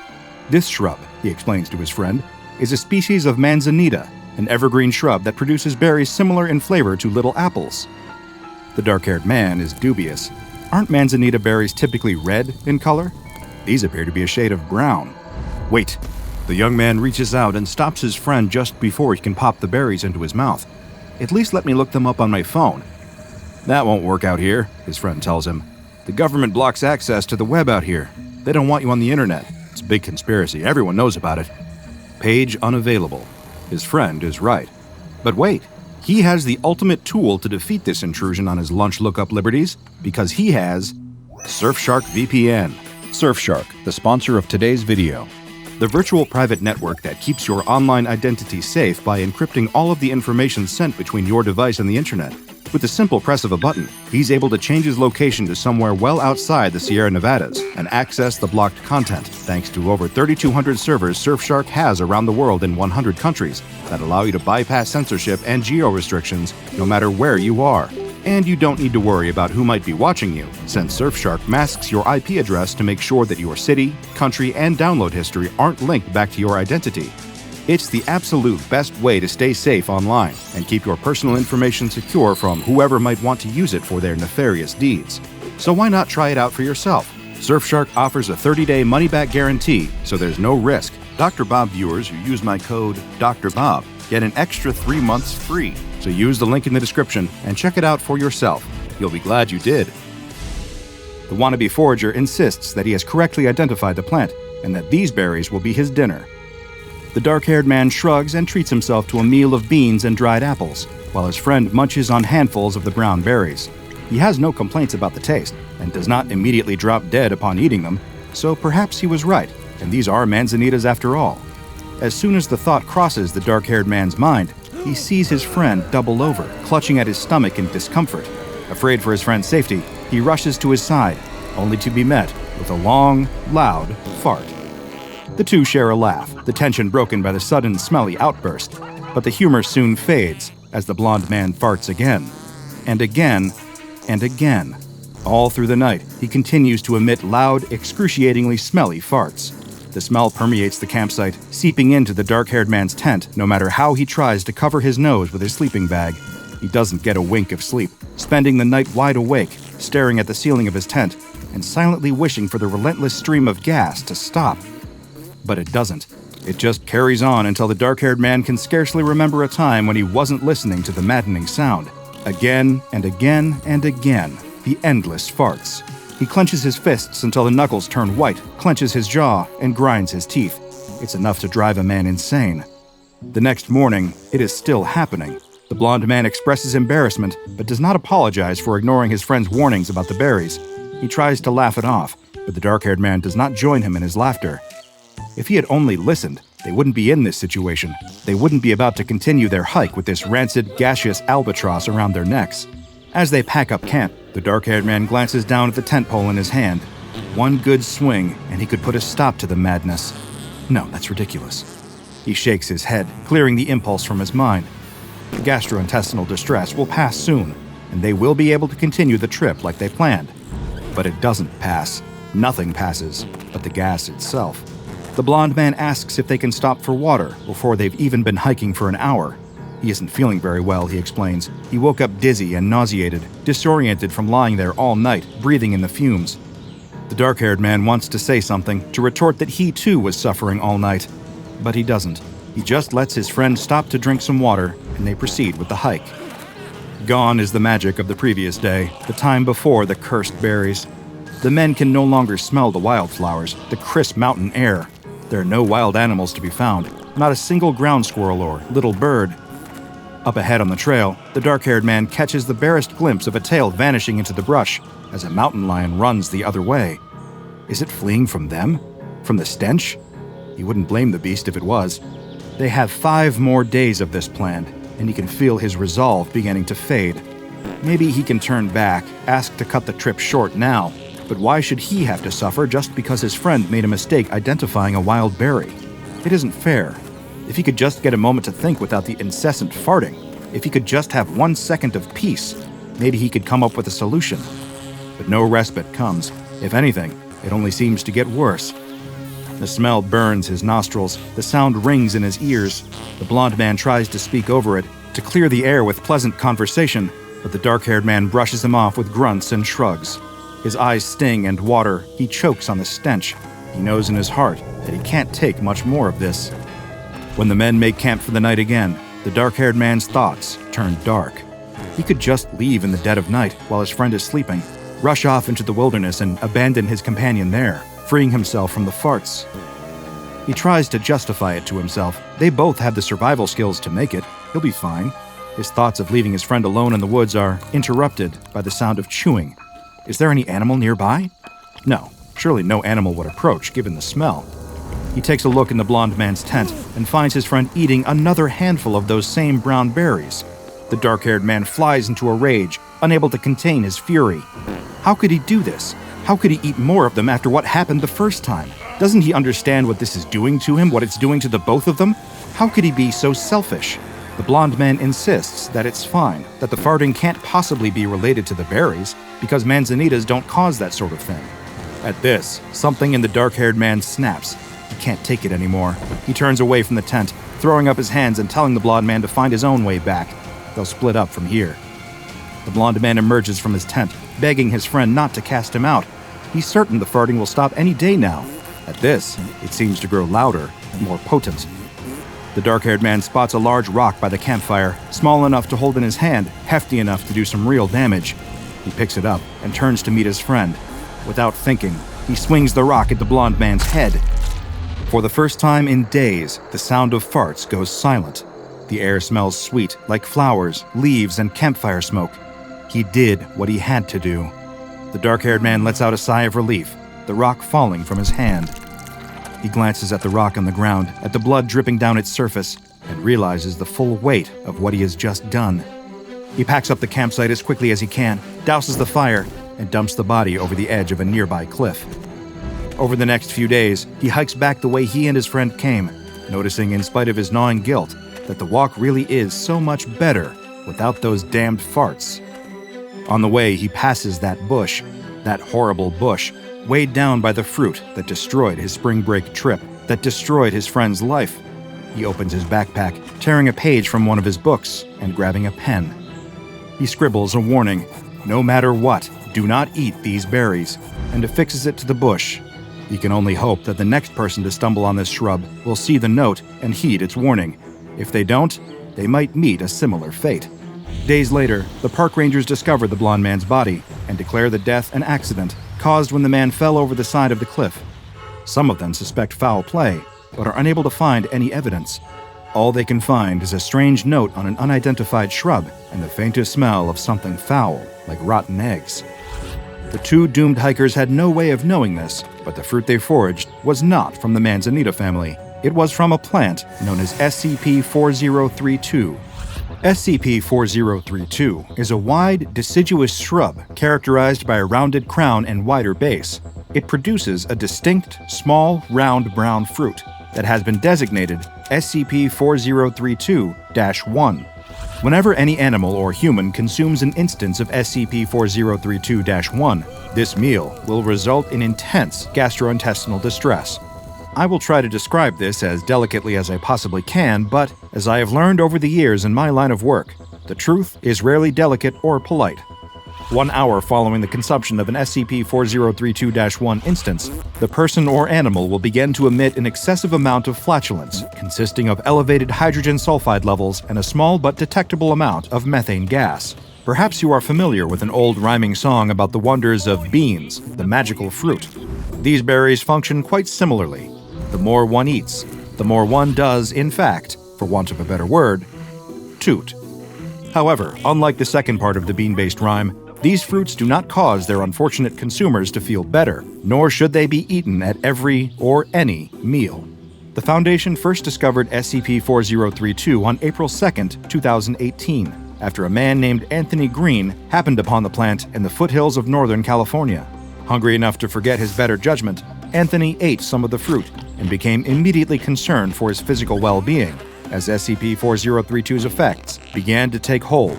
Fearing he had unknowingly consumed a poisonous plant, he made a distress call to the local search and rescue team. This call was intercepted by Foundation operatives, who swiftly arrived at the scene to bring both Anthony and the plant itself into custody. The affected individual will continue to produce this flatulence until they have expired. Both starvation and dehydration have no impact on the flatulence, and no identifiable source of the gaseous output has been detected via endoscopy. If an affected individual finds themselves in an area without adequate ventilation, they will gradually begin to experience symptoms brought on by hydrogen sulfide poisoning, including but not limited to conjunctivitis, respiratory irritation and coughing, loss of smell, and eventually pulmonary edema and death. Shortly following SCP-4032's discovery, Dr. Logari began conducting a thorough observation of Anthony Green, referred to as D-14478 for the purposes of official documentation, as he suffered from the effects of consuming SCP-4032-1. First, he was brought in for observation and placed in cell 14B on the outside of Site 88. Dr. Logari noted copious amounts of flatulence being emitted by the subject, with high levels of hydrogen sulfide and methane. 5 hours later, the subject was complaining about gas buildup in his cell, and the interior venting hood was activated.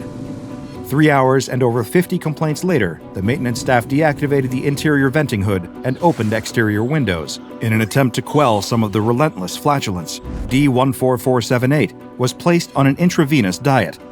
After 2 days on the intravenous diet and no changes to the subject's gas emissions, medical staff conducted an endoscopy, which revealed that the colon was clear and there were no visible signs of rectal gas. The following day, a staff meeting was held in order to discuss the impact of D-14478's condition on the quality of life at the facility. Both residents and researchers alike had complained about the persistent smell, which they were unable to escape, and was permeating the air outside as well as throughout the interior of the building. Several options were proposed, including relocation, treatment, and failing all else, termination of the subject. A resolution was passed to house D-14478 in an outdoor facility until proper filtering equipment could be installed. A little over a week later, Foundation agents intercepted reports from nearby environmental watch groups concerning an increase in airborne pollution in the central Alabama area around Site 88, with D-14478's condition threatening not only the morale at Site 88, but the environment itself. An additional resolution was passed in order to transfer D-14478 into an experimental air filtering cell. The cell had not yet passed a safety inspection, but those with objections were overruled by the vote of the majority. The following day, subject D-14478 was found dead in his cell. An investigation into the cause of death determined that the primary filter was improperly constructed, and both it and its associated sensor had malfunctioned. There was one silver lining to this unfortunate incident, however. The effects of SCP-4032-1 mercifully ceased following the subject's death. The post-mortem report was filed with the Ethics Committee, and Dr. Lugari was placed on temporary administrative leave. Meanwhile, a large order of scented candles was placed by the staff of Site 88, and soon, the unpleasant odor was replaced with the smells of lavender, vanilla, sugar, and pine. In Dr. Lugari's absence, Dr. Carlisle was appointed to the position of lead researcher on SCP-4032. Following the approval of the Ethics Committee, Dr. Carlisle began conducting a series of animal tests using SCP-4032. The first test subject selected was the Araucanian herring. An instance of SCP-4032-1 was crushed and added to a mix of copepods and krill, which were then fed to a small school of herring. 15 minutes after the consumption of SCP-4032-1, the herring's usual flatus production increased dramatically. This caused great distress to the school of fish, as this species ordinarily uses flatulence as a means of communication. Samples of the flatus were taken and analyzed, and were found to contain hydrogen sulfide and methane, though the levels of both were lower than they had been in human subjects. 3 hours after their initial feeding, the herring were euthanized and taken for autopsy and chemical analysis. There was no post-mortem evidence found of SCP-4032-1's effects. Next, a flock of chickens was selected for testing. They were offered a handful of SCP-4032-1 directly, which they refused to taste. The fruit was then crushed and added to chicken feed, which was fed to the chickens with great success. 2 hours after eating SCP-4032-1, all of the chickens began to emit gas containing low levels of methane and hydrogen sulfide. The chickens were promptly euthanized and taken for analysis, where an autopsy determined that the birds' short intestinal tracts were distended. This marked the first recorded visible sign of the fruit's impact on a test subject. The next animals selected for testing were brown-throated three-toed sloths. This particular species was chosen due to its lack of flatulence, as these sloths tend to absorb flatus and release it through their lungs, rather than rectally. The fruit was offered directly at first, but the sloths rejected it. The fruit was then crushed and ground with a mixture of tree leaves and fed to the sloths. Whatever happened next has been redacted from the official Foundation file, but it was disturbing enough to bring a grinding halt to any and all future testing of SCP-4032 on large mammals. Any potential animal experiments involving SCP-4032 must be approved by the Ethics Committee in order to prevent another, quote, sloth incident. SCP-4032 has been contained in a cordoned-off portion of the research gardens at Site 67, which consists of the area around SCP-4032's original location. This land was purchased by the Foundation, and a research facility disguised as a personal estate was constructed there. SCP-4032, along with several other anomalous plants, is kept in the garden portion of the site. All instances of SCP-4032-1 are to be gathered from the ground on a daily basis and incinerated on-site. Any employees found to be using the berries for unapproved personal purposes will be suspended or terminated from their positions.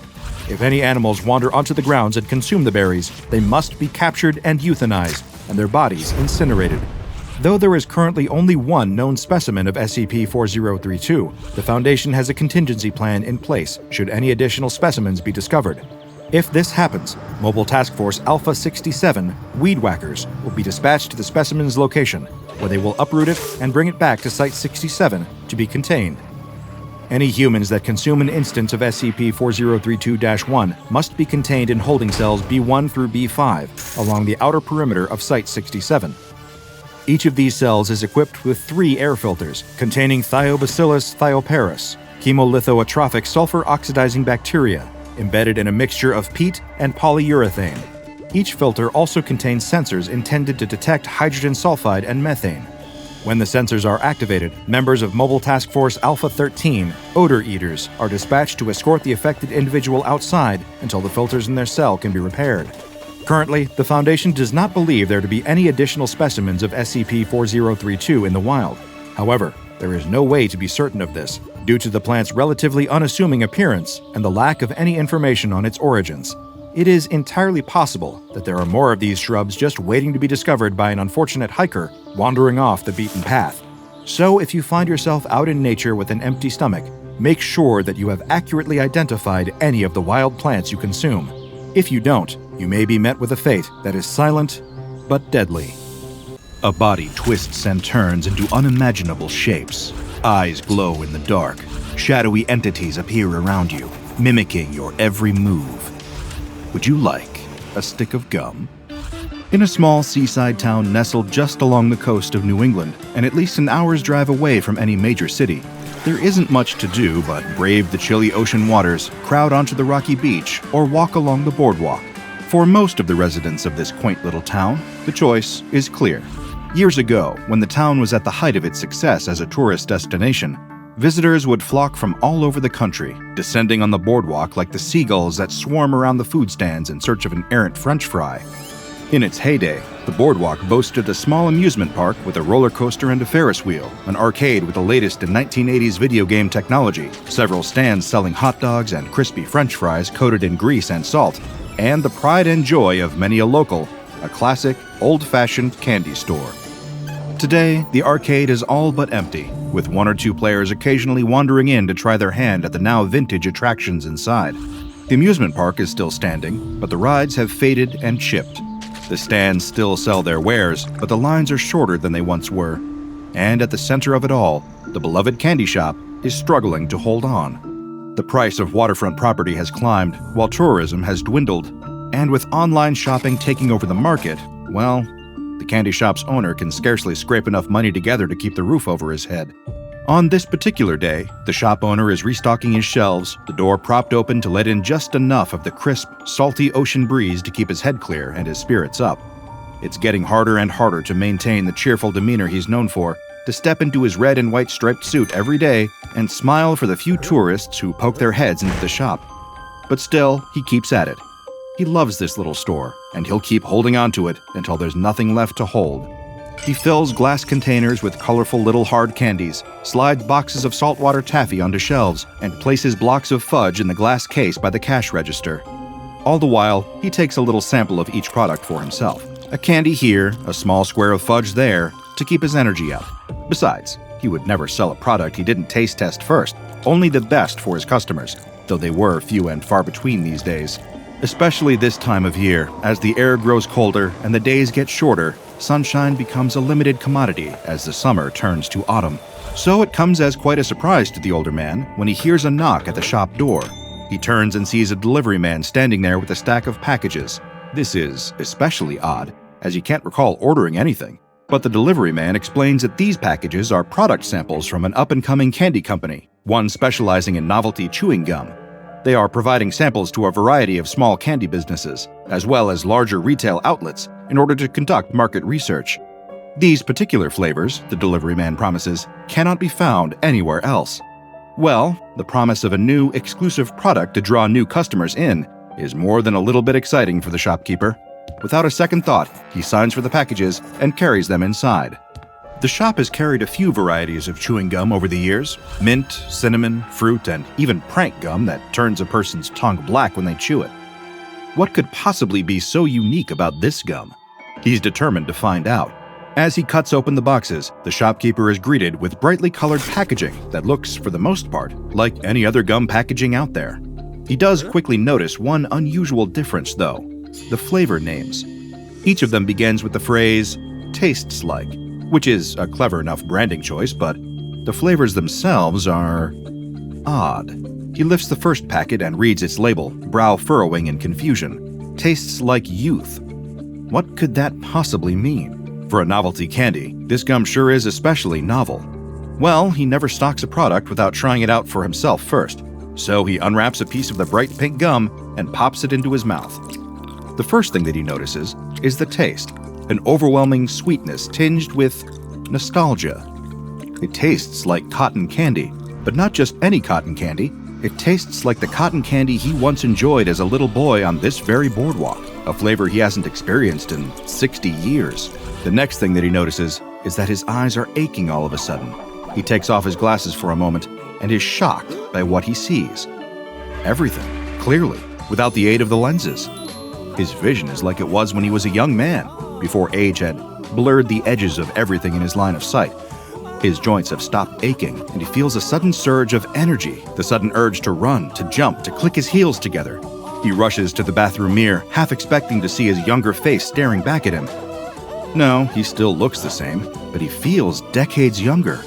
His mind reels, and he can't think of anything to do but laugh. This gum. It should be impossible, but this piece really does taste like youth. This might just be the product that saves the store. The invigorating effect lasts, all in all, for about a half hour. But during that half hour, the shopkeeper feels more optimistic than he has in many, many years. And the feeling lingers even after the gum's effects subside. But what other flavors did he receive? The delivery man brought 3 boxes, so what about the other 2? He opens the second box and pulls out a pack. Tastes like Mom used to make. Well, that's even more vague than the first one. But after the experience of the previous one, he's eager to discover exactly what that could mean. He unwraps a piece, studies its light brown color, and pops it into his mouth. As soon as he begins to chew, the flavor explodes on his tongue, taking him back once again to his childhood. Brown butter, sugar, chocolate chips, a hint of vanilla. It can't be. But it is. It's his mother's chocolate chip cookie recipe. How could the manufacturers have possibly recreated it so perfectly? The flavor passes quickly, and eager to confirm his experience and make sure it was real, he grabs another piece. This one tastes entirely different. Blueberry pancakes, like his mother used to make on Sunday mornings, dripping with syrup and melted butter. This is the most unusual chewing gum indeed.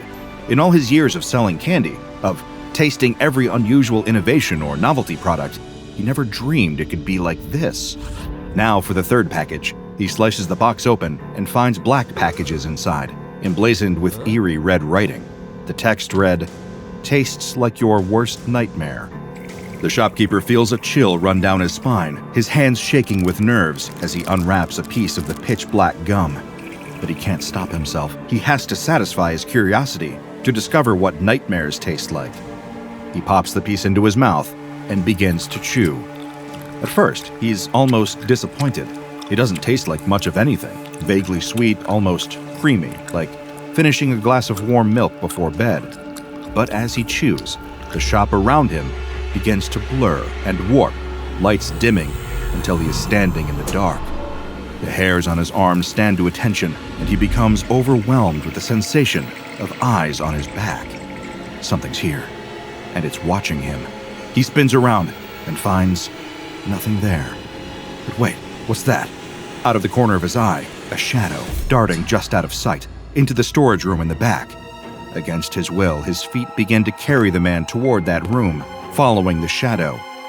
But the door to the storeroom is shut. It wasn't shut before. Something closed it when it darted inside, and it's in there now, waiting for him. His stomach turns as his hand reaches for the doorknob, turning it inch by inch. His nerves are screaming at him to stop, to turn and run. But as if trapped in a nightmare, his body refuses to obey him. It pushes the door open with a pronounced creak, and there, in the darkness, 2 glowing red eyes gaze out at him. The shopkeeper's heart leaps into his throat, and in a moment of clarity, he spits out the gum. All at once, the glowing eyes are gone. The lights have come back on, and the nightmare is over. He resolves not to stock that particular flavor in the shop, and tucks the box away in the back of that same storage room. Before long, his two new nostalgic flavors of magic chewing gum draw the attention of the SCP Foundation, who, after paying the man enough money to keep the shop open for the foreseeable future, call it a finder's fee, take the gum samples into custody and give them the classification SCP-1200. The designation SCP-1200 applies to all instances of chewing gum distributed under the brand Tastes Like Chewing Gum. Packages of this gum have been spotted in various grocery and convenience stores around the United States, appearing seemingly at random. Each pack of gum features a logo identifying the manufacturer as simply the factory. Whenever a human subject masticates or chews a piece of the gum, a certain anomalous effect will occur. This effect varies depending on the color and flavor of the given gum. There have currently been 83 flavors of SCP-1200 identified and cataloged. Swallowing this gum does not appear to produce any additional anomalous effects.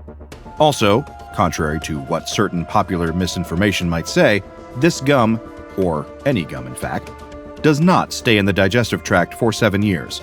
The 83 flavors on file can be found in SCP-1200-EKV, which was unfortunately impossible for me to obtain during my research into SCP-1200. The official file does, however, include a partial list of some of these flavors. Though I would have preferred to conduct a more comprehensive review, this at least provides a bit of valuable additional context for the anomalous product. So let's review some of the most memorable SCP-1200 flavors and their recorded effects on human test subjects. SCP-1200-12 is a lime green-colored gum flavor, which is, funnily enough, called Tastes Like Lemons. When a human subject chews this flavor, their gustatory perception is altered for the next 28 hours.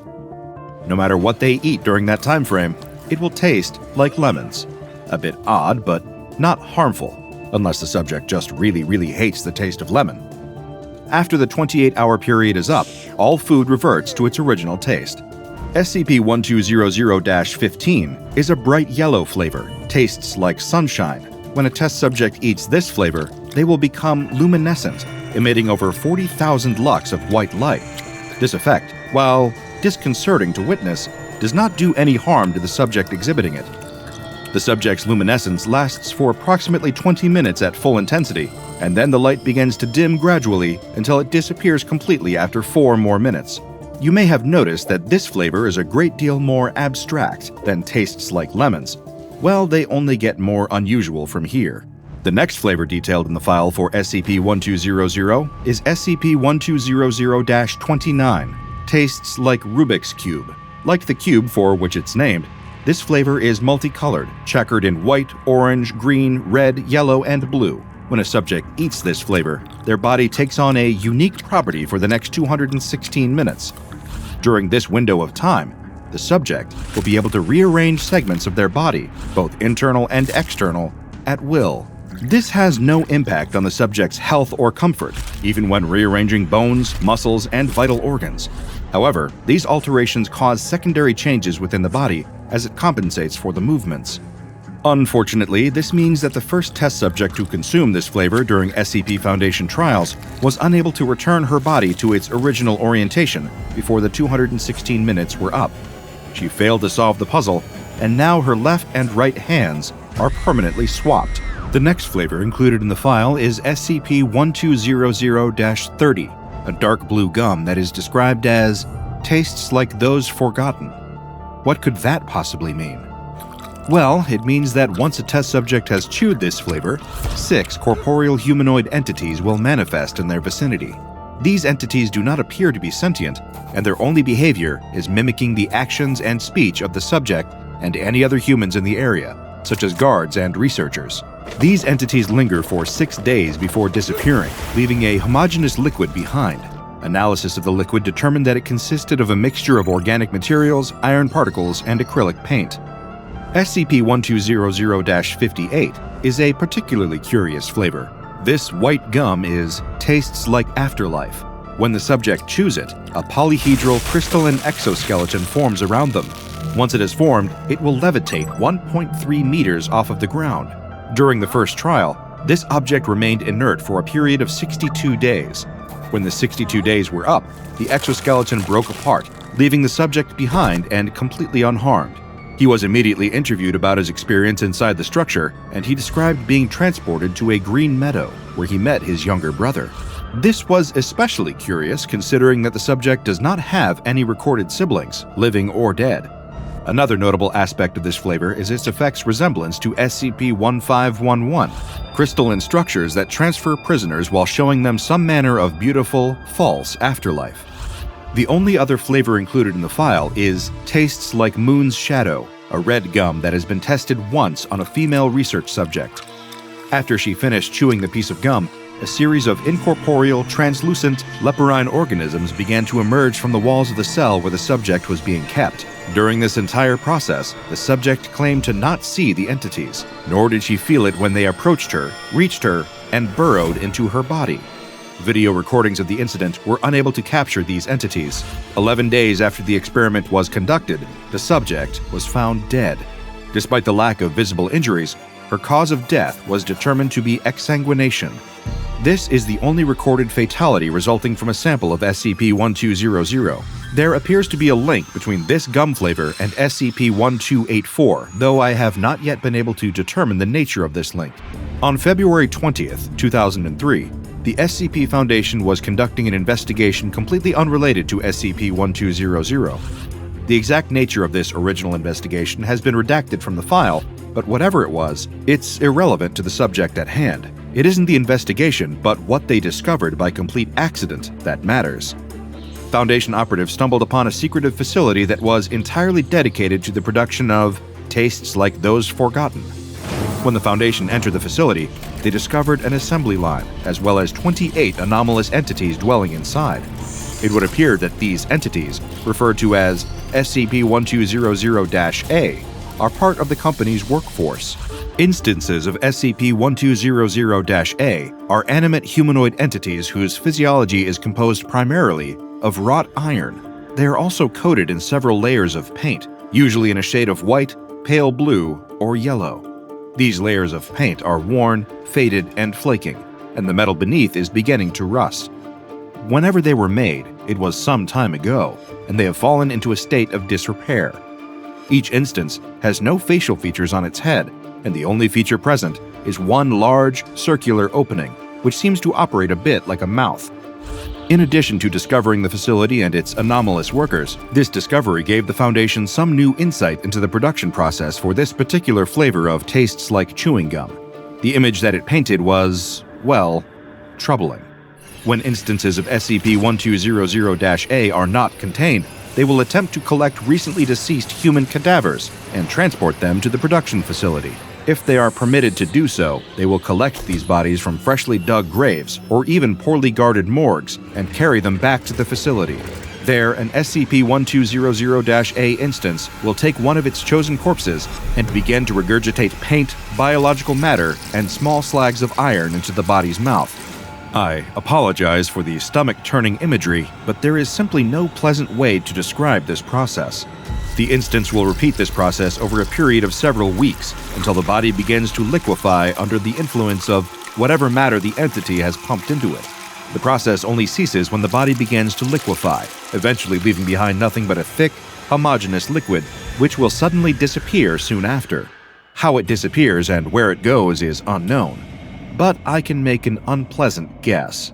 Chemical analysis of some of this liquid has identified it as the substance that makes up 80% of the sample of tastes like those forgotten. It would appear that this particular flavor of chewing gum and Soylent Green have a key ingredient in common: people. No other facilities have been discovered at this point, so it is uncertain whether the key ingredients in other gum flavors are quite as macabre. Following the discovery of this facility, the Foundation cross-referenced its communication archives for any potential mentions of the facility or facilities like it. This investigation uncovered a surprisingly relevant phone call hidden in the archives. The call was made on June 2, 1999, from a payphone about 2 kilometers from the facility discovered in 2003. The recording contains one single unidentified male voice, and a transcription of the call's contents is included. Herrick, this is Davis. I'm all done with the psychopomps here. We redirected the output to the location you wanted. Weren't any problems there. The goo should start arriving to you shortly. About your other order, Morton spotted some nano-hives in Budapest. I'm heading out there tomorrow. They should do nicely for your task after some tinkering. Make sure there won't be any issues with my payment this time.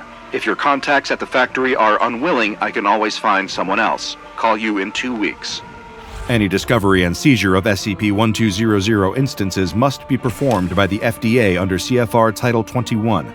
Once the instances are in the possession of the FDA, these samples will be replaced with non-anomalous duplicates, and the originals are to be transferred to Foundation Site 197. SCP-1200-A instances do not require food or oxygen to survive, and therefore are to be kept contained in individual reinforced containers, which are stored in the I-TL-1 wing of Site 197.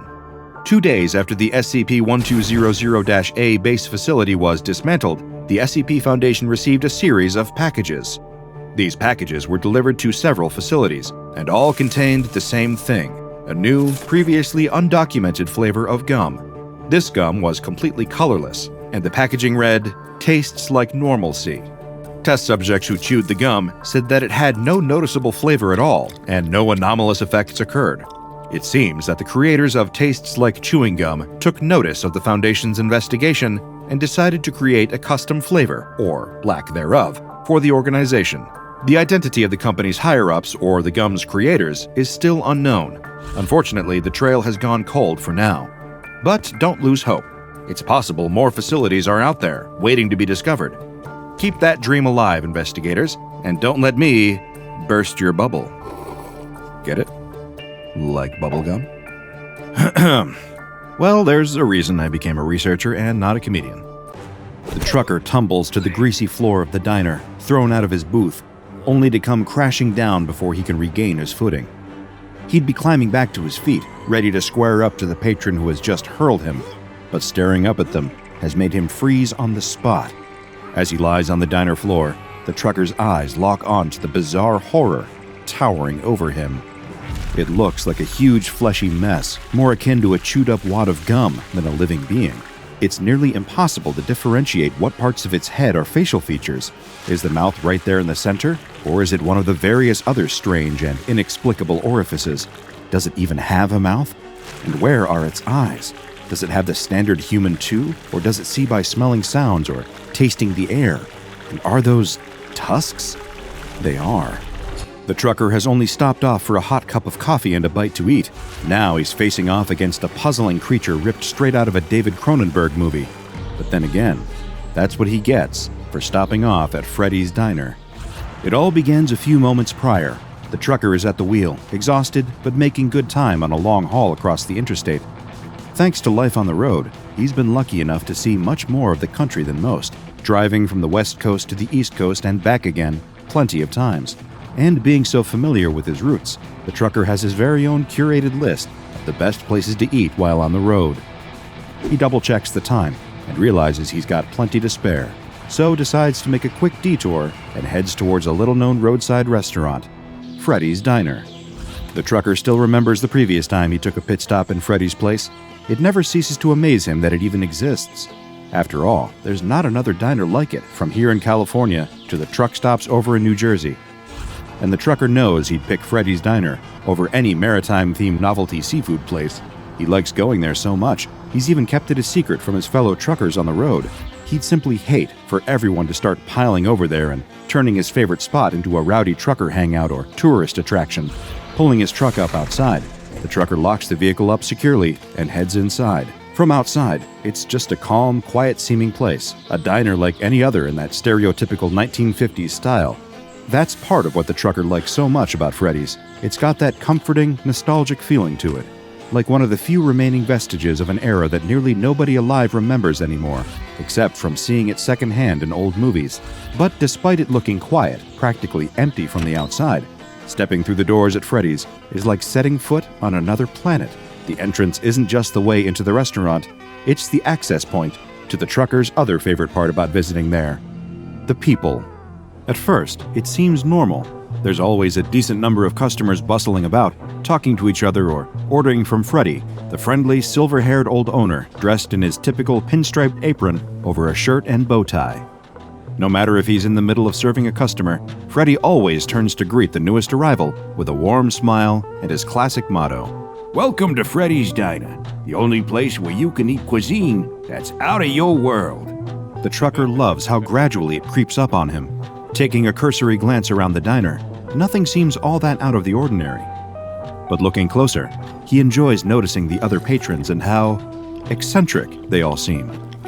When taking a gamble on Freddy's and making his first ever visit on another long drive to California, the trucker finds himself convinced that there must be some kind of science fiction or comic book convention in town.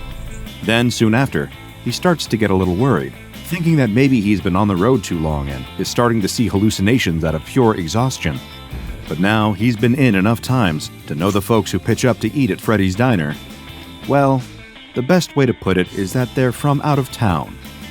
Wandering past the bar, looking for somewhere to sit down, the trucker notices a trio of figures sitting down and enjoying plates full of freshly grilled burgers and baskets of golden fries hot from the fryer. What does it matter that all three are wearing huge, bulky spacesuits with metal piping snaking down them and vents hissing out warm steam? They're just enjoying their meals after all. The trucker finds a vacant booth and sits down on the comfortable leather seat, scanning the diner for Freddy so he can order a coffee. Sitting across from him at the opposite booth, his eyes fall across a couple, smiling and giggling to each other as they chat. He's so caught up in their infectious positive vibes that he barely realizes how one of them has had her entire right arm replaced with an intricate cybernetic one, or that the other is entirely blue and has pointed ears. It's just nice seeing how happy they are. That's when a voice that sounds like someone gargling water chimes up, and a sinewy tentacle grabs the trucker by his flannel shirt. What the hell do you think you're doing? The patron gurgles. I got up to use the bathroom for 5 minutes and find some chump in my seat. That's my table, Pipsqueak. Moments later, the trucker is on the floor, looking up at a creature he's never seen before. In fact, he's not even sure if the patron is human. Judging by the chewing gum head and the disproportionate limbs protruding from random points across its blobby body, it's a safe bet that it isn't. The trucker stumbles towards the bar and asks Freddy for a cup of coffee, a strong one, to wake him up in case he's dreaming. Across his visits to the diner, he's been convinced that all the flamboyant and eccentrically dressed customers are all just wearing costumes, either for a local convention or because of an anything-goes dress code. But after seeing the patron, the trucker's starting to think that he might have been very, very wrong about this place. Not to be confused with a certain pizzeria populated with quirky animatronic characters, Freddy's Diner is a restaurant experience like no other.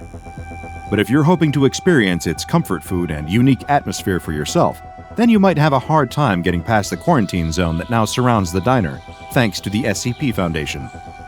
Technically, Freddy's Diner is still very much in business, although you're not likely to see anyone stepping through or out of the front doors anytime soon. Well, not from this dimension, at least. Before it would go on to be known as SCP-4258, the SCP Foundation learns of this seemingly innocuous restaurant 2 months after it first appears.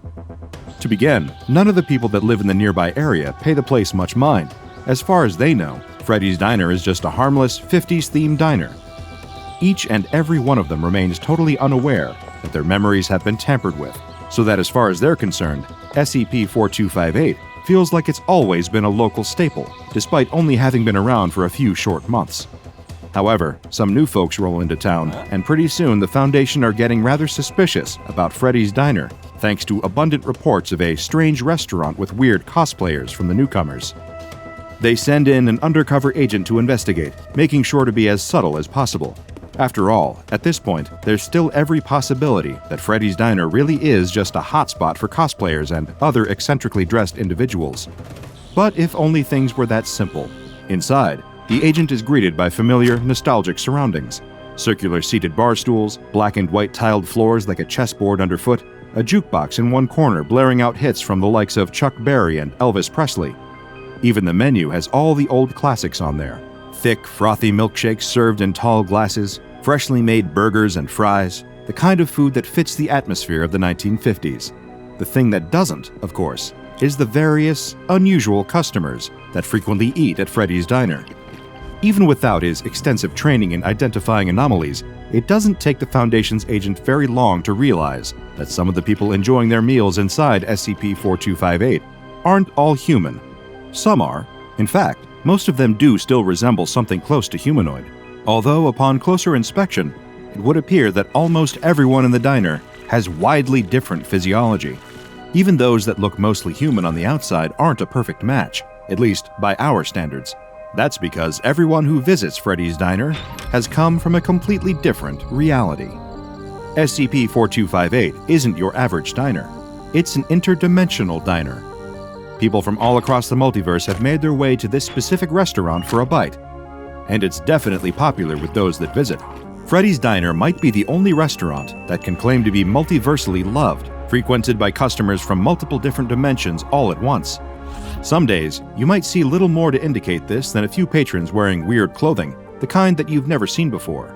A sight like that is easy to write off as a bizarre fashion statement after all.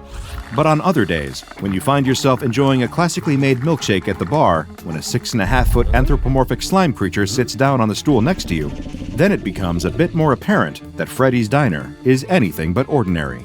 And the agent sent to investigate the place by the Foundation quickly gets that very same impression during his first visit. Perhaps in an effort not to get swept up in the wondrous Mos Eisley Cantina energy of SCP-4258, the agent approaches the bar and begins to conduct an impromptu interview in the field. He talks directly with an old gentleman who appears to be running the place, the sole worker and owner of the establishment, the man the diner is named after, Freddy, although he'll later become known as SCP-4258-1.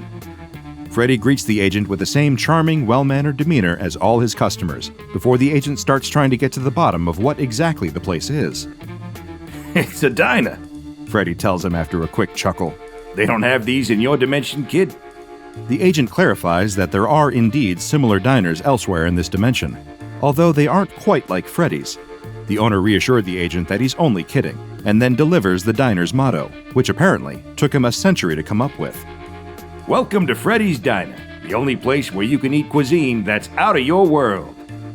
Being well versed in the anomalous and aware of the existence of other universes, it doesn't take the agent very long to figure out that this diner acts as some form of multiversal junction point, a nexus where various different worlds can intersect. But Freddy points out that's not exactly entirely correct, but the agent has at least grasped some of the core principle. More than happy to converse with his new customer, Freddy explains that his diner exists in what is known as Todash space. This, according to him, is the space between dimensions, and the door to SCP-4258 does indeed connect to all sorts of drastically different realities. As the agent takes a look through the diner windows, he notices a change in the scenery.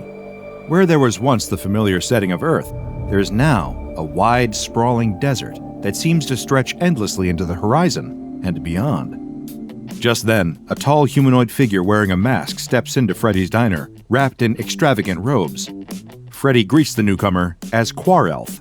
He's clearly a regular customer. The agent returns to questioning the old man, curious as to how the diner actually functions, and hoping to gain as much intelligence on the matter as possible for the SCP Foundation. One of the main questions the agent wants answered is, if Freddy's diner exists between dimensions, how can the customers possibly pay for their meals?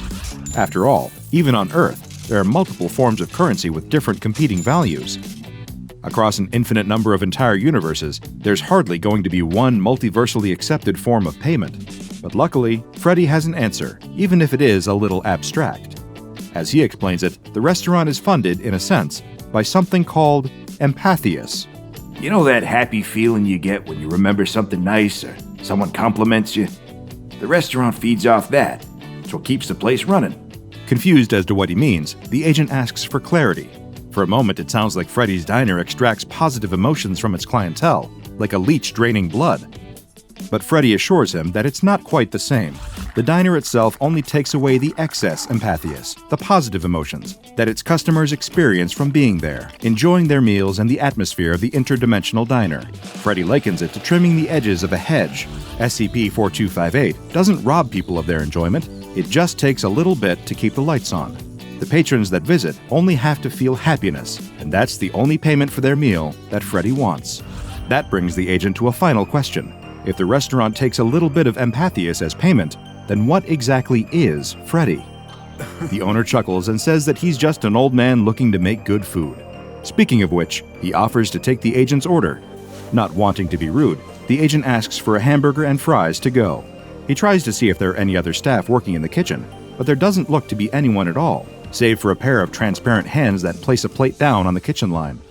Foundation researchers conduct a few different tests on the food that the agent received from SCP-4258, but their analysis quickly reveals that there's nothing harmful about it at all. It's just a well-made burger. The agent is subsequently sent back to the diner to gather more information about it. This time, he's given instructions from the Foundation to change up his approach and speak with some of the customers instead, to see what they think of Freddy's Diner. After all, despite his friendly demeanor, the old man could always be a liar, trying to cover up a more sinister nature to his restaurant, so he can lure in more unsuspecting people from across the multiverse. Although the agent has little reason to suspect anything untoward about SCP-4258, the Foundation is nothing if not thorough. During his second visit, the agent sits down with one of the customers enjoying a meal at Freddy's Diner, a humanoid being whose body is composed entirely of different types of stone. Just from a cursory glance, there looks to be a mixture of basalt, granite, and limestone all over the entity, who introduces itself as Rock. The agent starts by remarking that the creature has a very interesting name. Everyone on Rock's world is named Rock. Pushing for more information on the creature's universe, the agent decides to ask if Rock's homeworld has a name, to which the reply is Rock. As far as the agent can attain from Rock's fairly blunt description, the stone entity originates from a universe that lacks any life forms with flesh and blood bodies, or squishies, as Rock refers to them. It also states, with a similar lack of descriptive detail, that its home universe also lacks anything resembling vegetation. There are no trees or plants, which means that the denizens of this dimension only eat Rock. Very delicious, yes. The agent submits a proposal to the Foundation for a third visit to Freddy's Diner, writing in his report that his latest interview has proven to be completely useless. Although it does at least provide one interesting detail about SCP-4258, besides all the facts about rocks. It seems that everyone within Freddy's Diner, regardless of which dimension they originate from, is capable of understanding each other. It's almost like a multiversal translator is in effect within the restaurant itself to make it easier for Freddy and his patrons to communicate.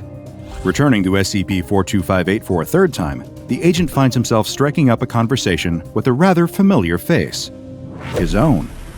Against the improbable odds of infinite different people across an infinite number of universes in an endless multiverse, the Foundation agent happens to bump into one of his own counterparts from an alternate reality. And for the most part, this alternate agent seems to be from a universe that is practically identical to the first agent's. The two men sit down and begin to have a friendly discussion almost immediately after entering Freddy's Diner. After all, it's likely that nobody else in the establishment is as familiar with each other as the pair of them are. The first agent is quick to remark at how strange this encounter is, even amongst his own years of experience at the SCP Foundation. Working with anomalies on a day-to-day basis is strange enough, but interviewing an alternate version of yourself has to be a jarring experience to say the least. The agent tries to establish any major differences between their two universes, asking his counterpart who he works for in his reality. The alternate agent explains that he also works for the SCP Foundation, or another version of it. So far, no differences. Next, the agent asks a more personal question. Is the alternate agent married? It turns out he is. As a matter of fact, they both are, and their wives are not only alternates of each other, but both versions of the couple have been together for 20 years. Next, the agent asks his interdimensional doppelganger to describe his world in more detail. More than happy to oblige, the alternate agent describes that in his universe, it is currently the 21st century. Most of the socio-economic issues faced in this dimension are the same as this one. Political corruption is rife. There are shortages of essentials like food and water in many countries, along with various other problems. But, the alternate remarks, there are good things there too, like Shark Week. That sounds fairly close to our world, the agent observes. Seems like there aren't any noticeable differences between the two. Guess not. Pretty funny, huh? His alternate reality counterpart replies. It is at this point during the interview that Freddy comes over to give the alternate agent his order. A burger and fries, presented in delicious fashion on a plate. Awesome, thanks Fred, the alternate agent says, before turning to his food. Time to chow down. Then, the alternate agent's jaw proceeds to unhinge, revealing multiple rows of razor-sharp teeth hidden behind the front-facing human set. He lifts up the plate and begins to violently consume the burger and fries he ordered. Having devoured the meal in a matter of minutes, the alternate agent then eats the plate his food was set out on, crunching down chunks of ceramic. Returning to the Foundation, the first agent later requests to be administered with amnestics. His request is denied. Check out the DrBob Patreon and become a junior researcher today. Now go and watch another entry from the files of DrBob, like SCP-5126, Eat Your Mattress.